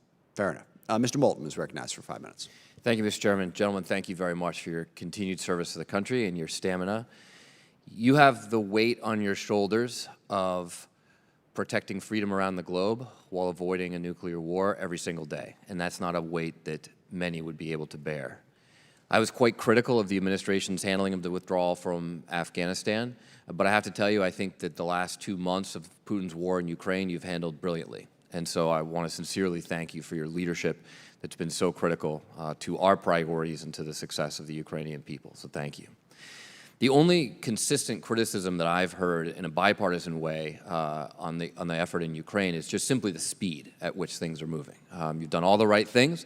Some people have said it could move more quickly, and I think that reflects just a broader concern I have with this budget, that we're transforming the force, we're modernizing, you're investing a lot in research and development. My question is, are we moving quickly enough? So I just have a couple of questions on that. Mr. Secretary, you've testified about the various innovation efforts and the DoD's investment in technology, but Defense Innovation University, DIU, which has leveraged $25 billion in private R&D, introduced 100 new suppliers to DoD from 37 states, has been cut in its budget for FY22. Why is that, and is that a wise move for the future? I think they've been incredibly successful. Well, as we look across the landscape, we want to make sure that we're putting out dollars where we're going to get good return. And DIU has done amazing work for us over time, and we want to make sure that we're also using other means to encourage initiative and bring new capabilities on board, and get the input of entrepreneurs and small companies and that sort of business. But DIU is important to us. It will remain important to us. So that's not a signal that we're phasing DIU out, if that's what No, Mr. Secretary, it's hard for me, especially as the co-chair of the Future Defense Task Force from a couple years ago, to imagine you not increasing the budget for DIU given their returns. So I'd like to have a more detailed answer for the record, please, on that. And if there's an opportunity for us to increase the budget, that's something we'd like to do. In China, gentlemen, we've seen heavy divestment from the traditional land army. It was a good thing for us that China wasted a lot of time and effort on their million-man army because it was not very effective. They've been pretty dramatic in taking money out of that, downsizing their force, and putting it into other capabilities. As you think about the overall structure of DoD and the balance among the services, are you adapting that balance to meet the threats from China and Russia? Or does each service within your budget essentially still get the same amount of money? I can assure you that each service does not, and that's always an issue of the great debate. But we're really going after the capabilities that we need, that are relevant to this fight that we could have in the future. And so you've seen significant investment in naval forces and also air forces. And if you look across the FIDEP, that trend continues. But it's not a excuse me, it's not a cookie cutter approach by any stretch of the imagination. Mr. Secretary, on the same theme, can you just, I know that the chairman asked this question at the beginning of the hearing, but can you give me two specific lessons that we have learned from Ukraine and explain how those lessons are reflected in changes in this budget? So, are you changing the amount of money that we're investing in artillery or armor or in drones or something like that, given the lessons we've seen on the ground in the last several weeks? And again, it's still early, and this is a month into the fight, and there will be lessons that we take away from this. But in terms of how it impacts our structure and our warfighting capabilities, we don't. There are no changes that we would desire to make at this point. Again, we'll see how this plays out over time. Mr. Chairman, may I ask you the same question? Do you think that we should be making changes in our budget based on what we're seeing in Ukraine? I might add the conflict in Azerbaijan gave us a lot of lessons along the same lines. I'd say two things, not necessarily changes to the budget, but one is the fundamental significance of air defense systems in order to deny an opponent the ability to achieve air superiority or supremacy. That's been done by the Ukrainians, and it's been done with a huge amount of help from the United States with Stingers, et cetera, but also because of our intelligence feeds. So the second big lesson here is intelligence. We have, and I'm not going to go in open hearing about the intelligence we've collected, how we did it and all that, but this war has arguably been the most successful intelligence operation in military history. And it's really tremendous, and someday that story will be told. I guess the third thing is to reinforce the United States doctrinal methodology of mission command, power down, decentralized decision-making to the lowest level possible. The Ukrainians have been trained on that over the last 6 years, actually longer than that, 8 years. Time That's been very has successful. expired. I think it's Sorry. Good answer. And this is a good place to close, I think, because the president's budget is president's budget, but it's a starting point, not an ending point. So a lot of the things that we've talked about here, and as we try to react to the lessons learned from the Ukraine conflict, we have a number of months here to work our will legislatively and in cooperation with the Department of Defense and the President to get to the right answer on this. But I think what Mr. Moulton and a number of other people are talking about is really important, modernizing the force. We've talked about it for a long time. How do we, put ourselves in a position to take advantage of innovation more quickly and recognize how the battlefield has changed within the Pentagon budget. As you know, it's a big process, sort of like painting the Golden Gate Bridge. It's constant. Budget get introduced, requirements get locked in, and Pentagon has built a system around the 5-year plan. One of our frustrations on DIU is DIU does great research on ideas, and if they find something that works, then they got to wait 2 years before they can buy it in many instances. I know there is some fungible money to do that, but the length and the process involved undermines our ability to rapidly react in terms of procurement, acquisition, in terms of how we're going to prioritize things. We are working to try to help you speed that up. And that will be a lot of what we do in the next process. Of course, single most important things, if we could get this done by October 1st, that would help you as well. Gentlemen, you have anything to say for the good of the order? I will allow you closing comments if you have them. My only closing comment, Chairman, is I want to thank the committee and all of your colleagues writ large for the tremendous support that you've given us, the speed at which you've moved to support our efforts, especially here with Ukraine here in the recent past, and we'll continue this work. This is something that the Chairman and I talk about every day, and so this is not something that's been passed off to a staff officer at a lower level. This has our continued focus, and we remain in contact with our counterparts in Ukraine there. They've performed magnificently, and I think they'll continue that work. I would also point to the fact that what you're seeing with NATO right now is no accident. The President and all of the cabinet members have really leaned into making sure that we are transparent with NATO. We do everything we can to keep NATO unified, and I think, well, I don't think, I know that our colleagues in Europe really appreciate our leadership and what we've done to help them. Thank you, sir. Thank you. We very much. I'm sorry, Chairman Milley. Go ahead. And ditto. I would like to thank the committee for your continued support as well.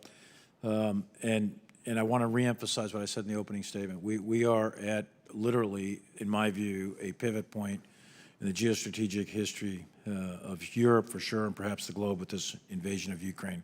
And we've got to do everything we can that's possible without going to war with Russia to ensure that the Ukrainian people remain free and sovereign. That's really critically important to global security. And the third and last point is I'm enormously proud of what this joint force is all about. Every single day these guys come to work. They work hard to defend their country, and they're doing a selfless service for the defense of this nation in support of the Constitution. And nothing could make me prouder than what our soldiers, sailors, airmen, Marines, and Guardians do every single day, day in and day out. Yeah, we want to emphasize the last few points the Secretary and Chairman Milley made. One, that the hard work that has gone in from Secretary Austin and the entire Biden administration to pull this coalition together, to have the response. And then second, what you're seeing in Ukraine, we have been working to train the Ukrainians for a very long time. It shows, so we should be very proud of that. And I do also want to thank the committee, I think, with one notable exception. This was a very, very good discussion of the issues and what we're looking for. And as far as that notable exception goes, I looked it up. Sadly, I don't have the power to simply take a member's time away. So if they're going, they're going. But other than that, I think this committee did a really good job of analyzing the issues. As I said, this is the start of the process. We got a lot of work to do between now and when we produce a final product, and look forward to working with all of you to get that done to the best of our ability. And with that, we are adjourned.